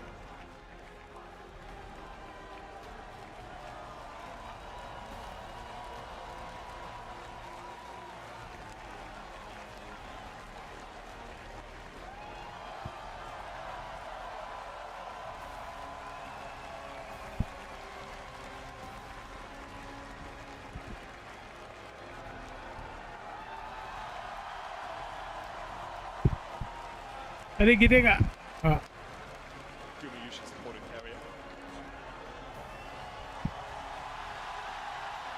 Faker. He transcends League, he transcends esports. Faker is one of a kind, to say the least, as he raises that trophy for the 5th time. The team around him obviously deserve all the praise as well, but I mean, I think it's fair to say the greatest roster in League of Legends history. Yeah. 3 back-to-back World Finals. 100 रुपए लग गया. 2 out of the 3, and the one that they didn't win, it was a full 5 games. It's truly incredible what this roster has accomplished. Largely built through the academy system of T1 with the addition of Keria. Phenomenal stuff. incredible stuff from them through all of Worlds. Let's take a look back at T1.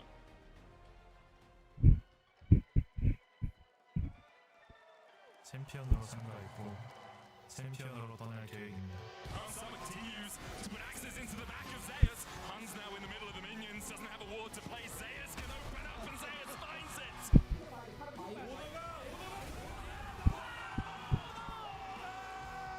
D1 may have limped through summer, but this is Worlds, and they are here to stay. T1 again managed to find a favorable fight, but Faker's not done! Faker!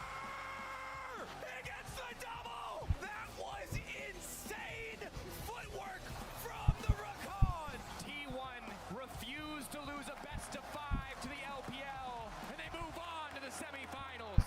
이 선수 미래를 원한다면 증명하세요.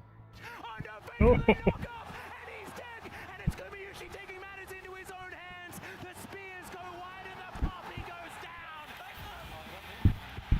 And Gen G for the last 2 years have been the kings of Korea, but we know the world is T1's home ground. The reigning world champions will return to defend their title versus BLG now. Ladies and gentlemen and everyone else, it is our divine privilege to bring you the World's Finals. It's just a bloody brilliant re-engage, isn't it, from T1? As Faker is not of this earth, he finds the engage, he finds everything T1 were looking for. T1 are the past, the present, and the future. A new era, the same empire.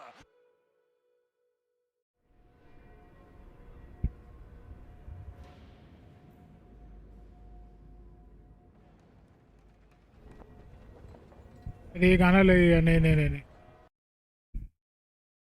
नहीं गाना नहीं लगेगा okay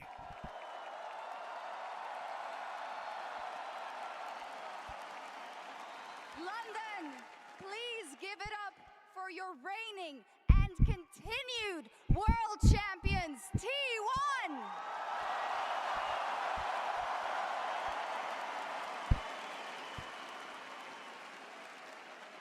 We have Ji-sun here with us to help with the translations as we continue on. And also a quick note, Zeus will be joining us very, very shortly, but we do have Chris Greeley here to celebrate T1 as well, the global head of LoL Esports.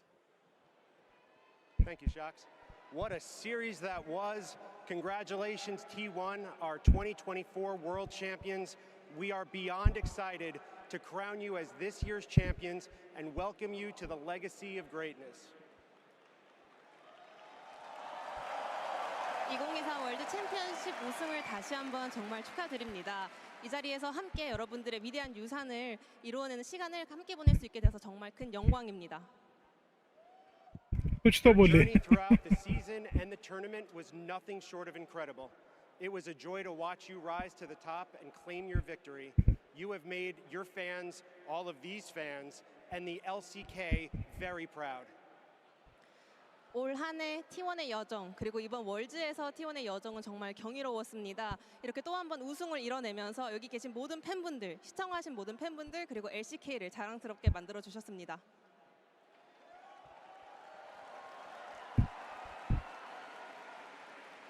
To celebrate this outstanding achievement, you will each be awarded one of these beautiful championship rings, handcrafted and presented courtesy of Mercedes-Benz. 오늘의 월드 챔피언십 우승을 기념하기 위해 또 한 번 메르세데스 벤츠에서 특별히 제작하는 챔피언십 링도 수여받을 예정입니다.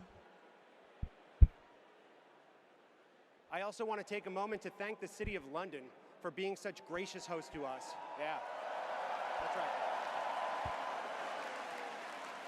Your hospitality has made this event unforgettable. And of course, a huge thanks to all of the fans who joined us here in person, as well as everyone watching from around the world. Your passion and excitement have made these worlds truly special, so thank you all.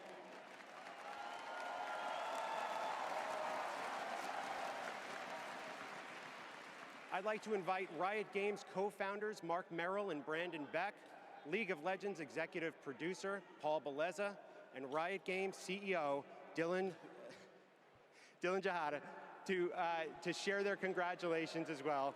GG to your world champions, T1. भाई साहब right games के सब legend आ गए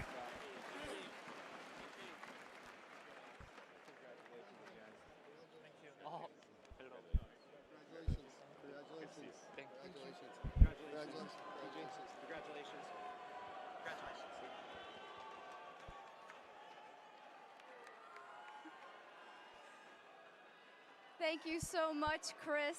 Now it is, of course, time to hear from our winning team. We have gathered that perhaps the players don't have the perfect audio, but we will go along as we see and hope that they can understand us as we ask these questions. So let's fire off the first one.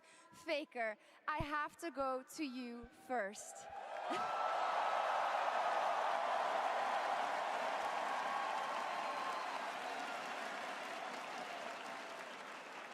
In 2013, you won your very first world title. We are now more than a decade later. How do you reflect on the journey that you have made over those years and that you can celebrate your 5th world title in League of Legends?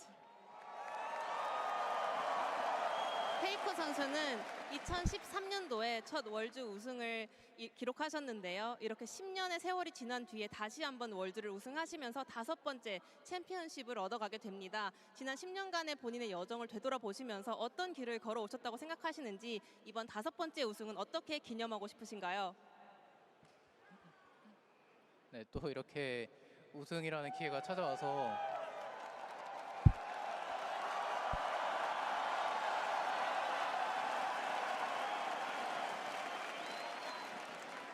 네, 우승을 할 수 있게 돼서 정말 너무 기쁘고 또 여러분들 앞에서 이렇게 우승할 수 있어서 너무 좋고요. 또 이제 이번 우승은 또 팬분들이 열심히 응원해 주셨기 때문에 있었던 것 같습니다.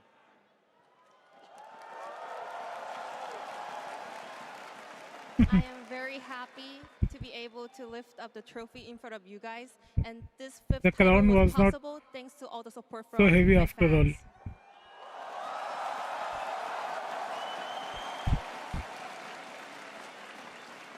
Keria, congratulations, and once again we saw how you react to these big moments, be it in the moments where you can't grind out the victory and in the moments where you can. Can you look back on these last 3 years and what you've done with this T1 roster and tell me about how proud you are at what you have achieved? 캐리어 선수 그리고 또 한 번 굉장히 주요한 순간마다 멋진 플레이를 보여주셨습니다. 지난 T1과 함께한 3년의 시간을 되돌아보면 이겼을 때도 있었고요, 졌을 때도 ऐसा इन लोगों को एक-एक Mercedes मिलने वाली है 우승과 함께 지난 मतलब 세월을 तब तो मिलेगा ही 되돌아봤을 때 팀원들과 पैसे भी 어떤 멋진 मिलेंगे 길을 हैं 걸어왔다고 या Mercedes 생각하시나요? 일단 T1에 오고 나서 좋은 팀원분들과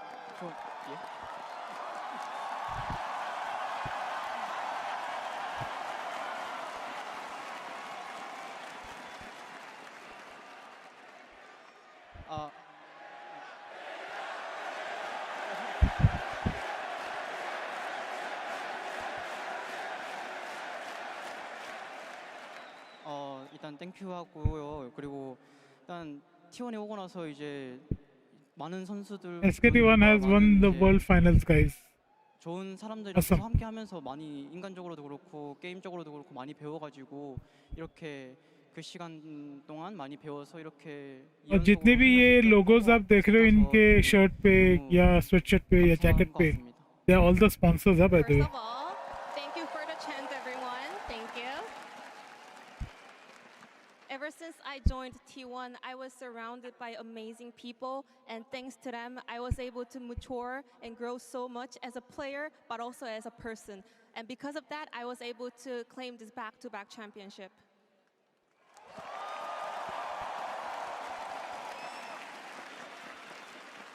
As a follow-up to Keria, in 2022, you said you wanted to win.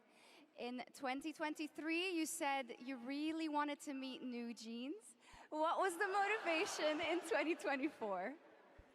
이제 22년도 결승에 진출하시고는 정말 우승하고 싶었다라고 하셨고 23년도 결승을 진출하고서는 뉴진스를 정말 만나고 싶었다라고 하셨는데 올해 결승은 어떤 게 가장 기대되셨나요?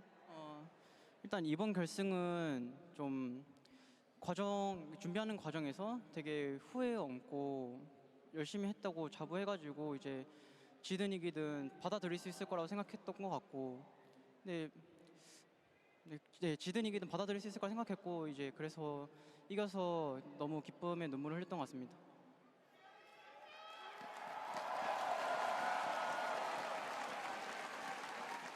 Looking back at the journey we had throughout Worlds this year, I am extremely proud of the path that we were walking on. So I was thinking to myself, regardless of the outcome, I will be just really happy and proud of ourselves. And I am very grateful that I managed to win this back-to-back title. So I was in tears.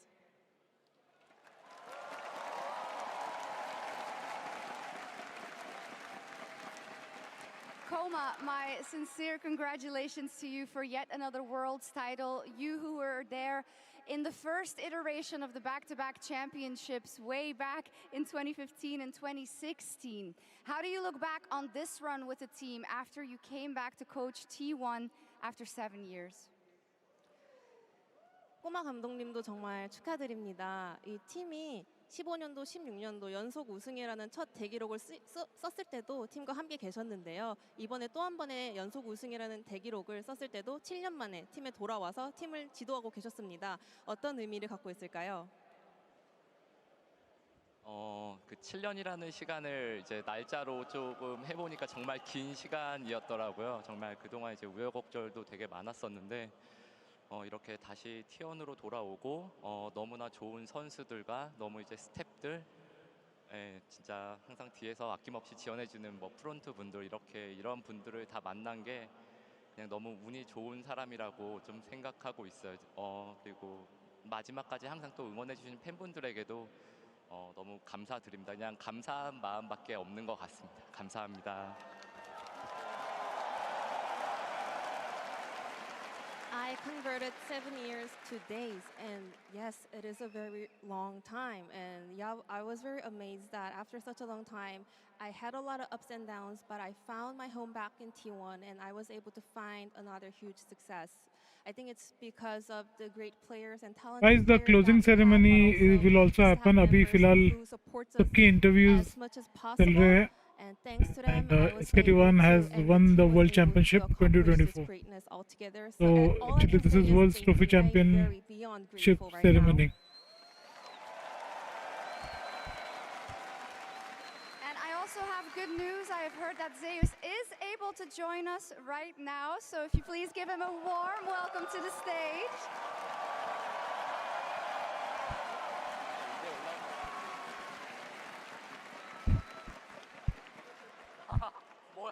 Zeus, are you okay? 괜찮으신가요, 제우스 선수? 네, 좋아요. 좋아졌어요. Very good, very good. Much better. Much better. I'm glad you when it comes to this game 5, Zeus, you counterpicked Bin's Jax, and I know that in your career there have been moments where people have counterpicked you and it didn't end up so well. So talk to me about the confidence you must have had going into this game 5 to secure T1 the championship. 오늘 정말 중요한 5세트에서 빈 선수의 잭스를 제우스 선수만의 카운터 픽으로 완벽하게 정복했습니다. 사실은 굉장히 중요한 순간마다 제우스 선수도 카운터 픽 당한 경우도 굉장히 많았는데요. 오늘 5세트 임하시면서는 어떤 자신감으로 경기 들어가셨나요? Kumiyushi's helping out. 일단 빈 선수가 잭스를 워낙 잘해서 견제를 많이 되기도 했지만 제가 그라가스를 하면은 제가 더 잘할 수 있고 그리고 충분히 카운터 칠 수 있다고 생각해서 자신 있게 뽑았던 것 같고요. 그리고 네 그런 것 같습니다. I mean, Bin's Jax obviously is very, very strong. We were wary of it, but also I was pretty confident that with my counter pick, with our play, we'll be able to overcome this. So I was entering the rift with a lot of confidence. Yes, we definitely saw it. Owner, you have been a pillar for the team this year when it wasn't always going so well for T1. How do you reflect on all the work you have done for T1 and the work you have contributed in this phase of your career to the 2 Worlds victories that T1 was able to book? 오너 선수 그리고 올 한 해 T1의 조금 흐름을 돌이켜 보자면 힘들 때도 오너 선수가 언제나 단단한 기둥처럼 팀을 밑받침해주는 역할을 많이 해오신 것 같습니다. 지난 2년간 T1의 2연속 월드 챔피언십 우승의 여정을 돌이켜 볼 때 오너 선수가 팀에 어떤 그런 승리에 기여를 했다고 하시는지 지난 여정을 어떻게 좀 감상하시나요? 네, 어쨌든 2년 동안 저희가 이렇게 우승을 했기 때문에 굉장히 많이 기여를 했다고 생각하고요. 그리고 또 이렇게 좋은 선수들과 함께 할 수 있는 거에 대해서 너무나 좋게 생각하고 있어서 그래서 좋은 결과까지 나오는 것 같고 또 그리고 저희가 힘들 때나 좋을 때나 언제나 저희 T1을 응원해 주신 팬분들이 너무나 많다고 생각이 들어서 그 팬분들 덕분에 저희가 안 좋은 Mercedes किसी को sponsor करे, it's a very big thing. 되는 것 같아서 팬분들한테 너무나 감사하다는 말씀 좀 드리고 싶습니다. No wonder 4.5 lakh का First of all, we won prize pool है, $4.5 lakh. That's a contribution there. Also, I mean, yeah, there were some hard times, but there were also some good times. But looking back at the entire journey, I can say for sure that I was surrounded by amazing players, so we were able to accomplish this greatness together. Also, sometimes there were moments where the hardships were getting us, but thanks to the support from the fans, we were able to overcome it, and you guys are my biggest motivations.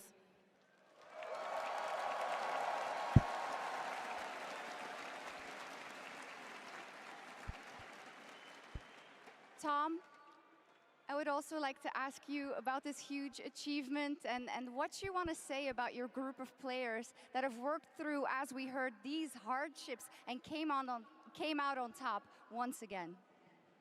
톰 코치님께 여쭤보고 싶습니다. 정말 올 한해도 여러 가지 역경을 딛고 산전수전 다 같이 함께한 동고동락한 우리 선수분들께 해주고 싶은 말씀이 있을까요? 저희가 올해도 작년과 비슷하게 힘들었던 순간들이 많았다고 생각하는데 특히 서머에 되게 힘들었던 시절에 캐리아 선수가 형 플레이오프만 가자, 또 플레이오프 가니까 형 경주만 가자, 경주 가니까 뭐 결승 가자, 그렇게 계속 목표를 수정을 해 나가면서 저희가 좀 높은 곳을 바라봤기 때문에 이렇게 좋은 결실을 맺었다고 생각합니다. I feel like it was pretty similar to last year. We were going through a lot of thick and thins, but especially this summer was very rough for T1. And then one day, Carriac came and talked to me. Well, let's just make it to the playoffs and we'll see. And then we made it to the playoffs, and he was like, let's just make it to the road show. You know, let's just go to Gyeongju, the host city of LCK finals. And then we made it to the road show, and then he was like, let's just make it to the finals. We kept on adjusting our goals, and somehow we were able to make it up so far up here, and we accomplished it. Amazing.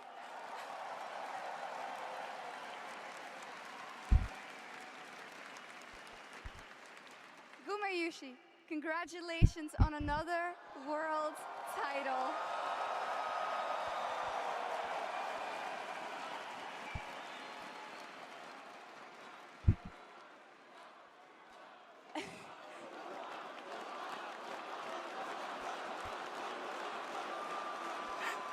Now Guma, Ruler, Uzi, Bang, Deft, all names that have so much meaning in our scene that I think you should be named in the same sentence as. Where do you see yourself amongst these heroes of the role you play with what you have achieved? 또 하나의 월드 챔피언십 우승 타이틀을 얻게 되신 것 정말 축하드립니다. 위대한 원거리 딜러 선수들을 돌이켜봤을 때 항상 거론되는 우지 선수, 룰러 선수, 뱅 선수, 데프트 선수가 있는데요. 이제 오늘의 우승과 함께 더불어 이제 구마요시 선수도 그들과 어깨를 나란히 할 수 있다고 생각합니다. 구마요시 선수 개인적으로 이런 위대한 선수들, 전설적인 선수들과 견주어 봤을 때 본인이 어느 정도까지 올라왔다고 생각하시나요?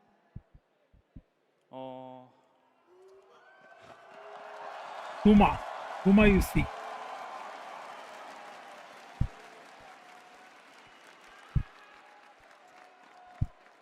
일단은 작년에 이어서 하나님께 감사와 영광 먼저 돌리고요. 지금은 그 역대 그 최고의 선수들과 아직 뭐 비슷하다고도 말할 수 있겠지만 아직 모자랄 수 있다고 생각하고요. 하지만 제가 데뷔하기 이전부터 제 목표는 역대 최고의 원들이 Guys, ये game अकेले का नहीं है. No one player is champion, you know. So it's a team game. आप लोगों ने देखा ये टीम गेम कैसा होता है. First of all, just like I said last year, I want to thank God. You know, thank to my God that I was able to accomplish this great result one more time. Also, adding on to the question, yeah, I can say that I am now on the similar level compared to those legendary 80 carries, but also I can say that I still have a long way to go. But just looking back at the days when I was dreaming about debuting a pro scene, my one and only goal was becoming the goated 80 carries, so I'm gonna keep on going.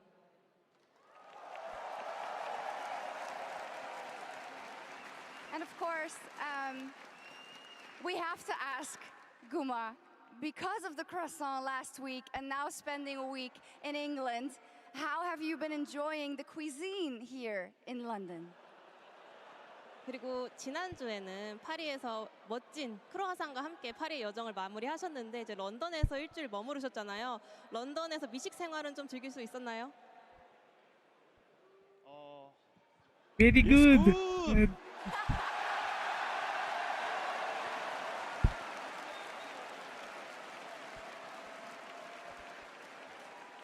Do you need to translate that? I don't think so. Okay, now while you are, of course, all champions, it is now time to acknowledge the contribution of one player in particular, our Oppo Finals MVP. Faker, bhai, obviously Faker. To present the award. Please welcome Lord to the stage. Oh, Lord.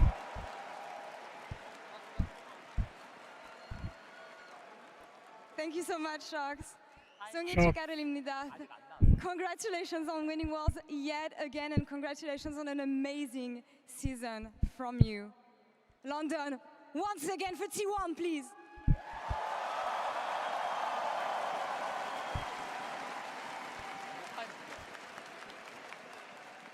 Based on votes cast by a panel of experts, each representing the regions competing at Worlds this year, your 2024 Oppo MVP is...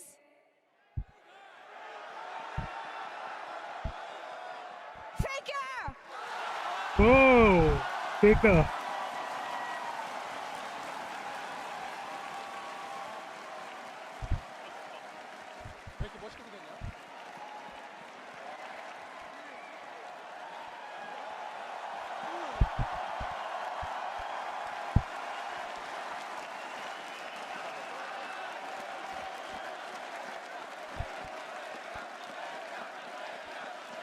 Faker, congratulations on a second MVP trophy. The first one was in 2016. You're the first player to achieve this. When you think of 2016, how much of a different player are you today? 다시 한번 이렇게 결승전 MVP에 선정되신 것 축하드립니다. 16년도 이후로 두 번째인데요. 또 이렇게 두 번째 FMVP 수상하는 선수는 페이커 선수가 처음입니다. 16년도에 본인을 돌이켜 봤을 때 선수로서 얼마나 달라지셨다고 생각하시나요? 네.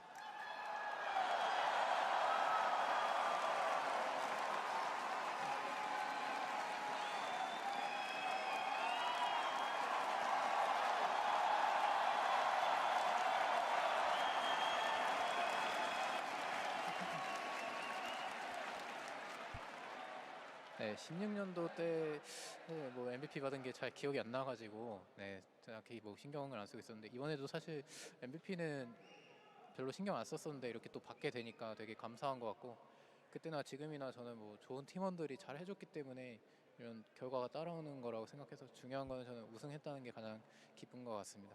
네.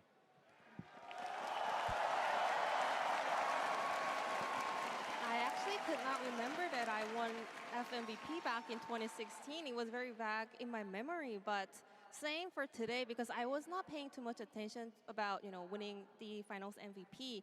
What matters to me the most is just winning the finals, and I'm very happy. Well, comparing the 2016 myself and me right now, I don't see a big difference because still I am surrounded by a wonderful teammate, and I was able to accomplish this great result all together with my team, and that is exactly the same back then.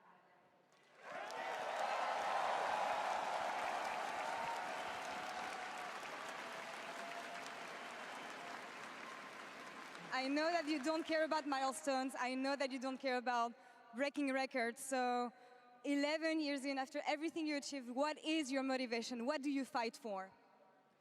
또 페이커 선수는 사실은 기록도 나에게 크게 중요하지 않다. 업적을 쌓는 것 크게 중요하지 않다. 승리하는 것이 가장 중요하다라고 언제나 말씀해 주신 선수인데 이 오랜 세월 동안 활동하시면서 또 한 번의 우승, 또 한 번의 FMVP 수상을 하셨는데 여전히 본인에게 가장 큰 동기부여나 동력은 무엇인가요? 일단 뭐 가장 큰 동기부여는 저는 이제 팬분들이 또 저를 보고 또 긍정적인 에너지를 많이 얻어 가셨으면 하는 마음이 항상 큰 것 같고요. 그래서 계속해서 열심히 준비하고 스스로 굉장히 의미 있다고 생각하는 결과를 만들 수 있는 것 같습니다.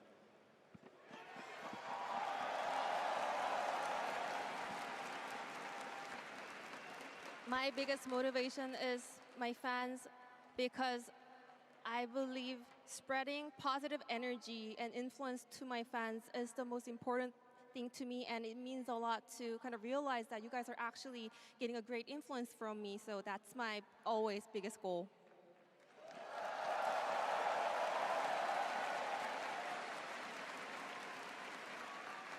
Now, last question that I have for you. 11 years ago, you were winning your first world title.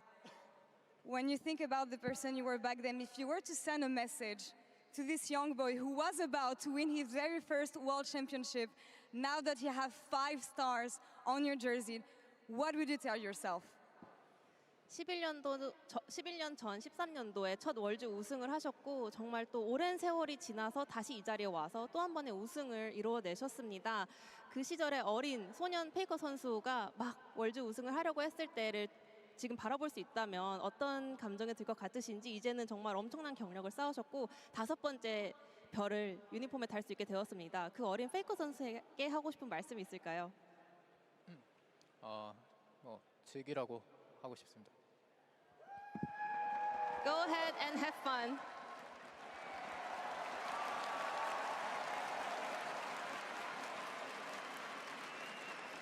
Congratulations yet again, Faker. Congratulations to T1 London. One more time, please.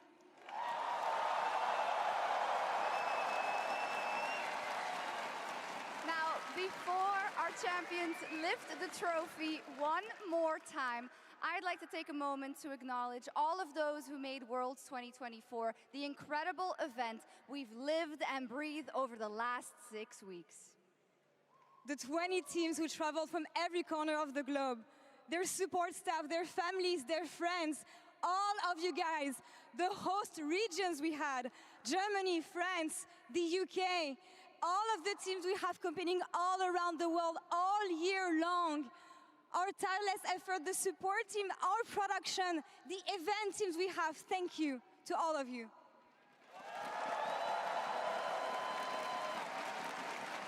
And of course, last but most importantly, the millions of League of Legends players and fans around the world whose love, dedication, and passion for this game has built this community over the past 15 years. Thank you so much from all of us. GG, well played.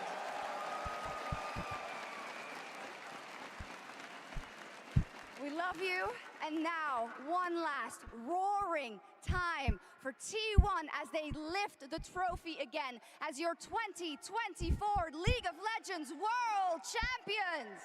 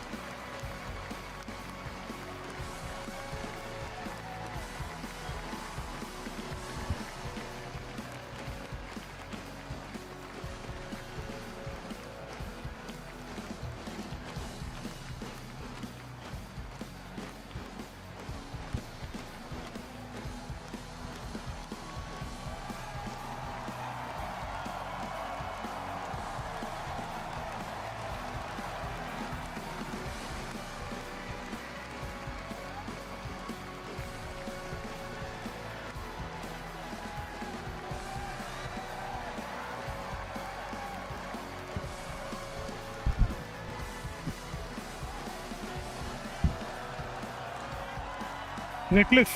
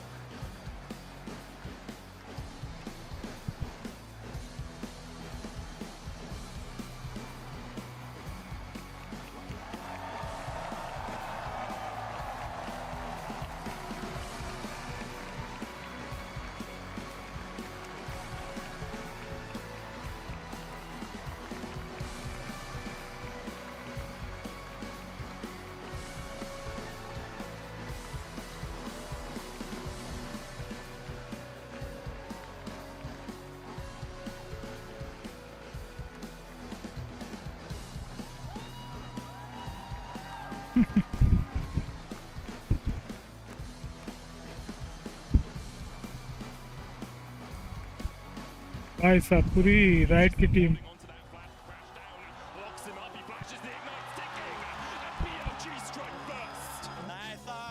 T1 decision right now. Do they just let Faker farm?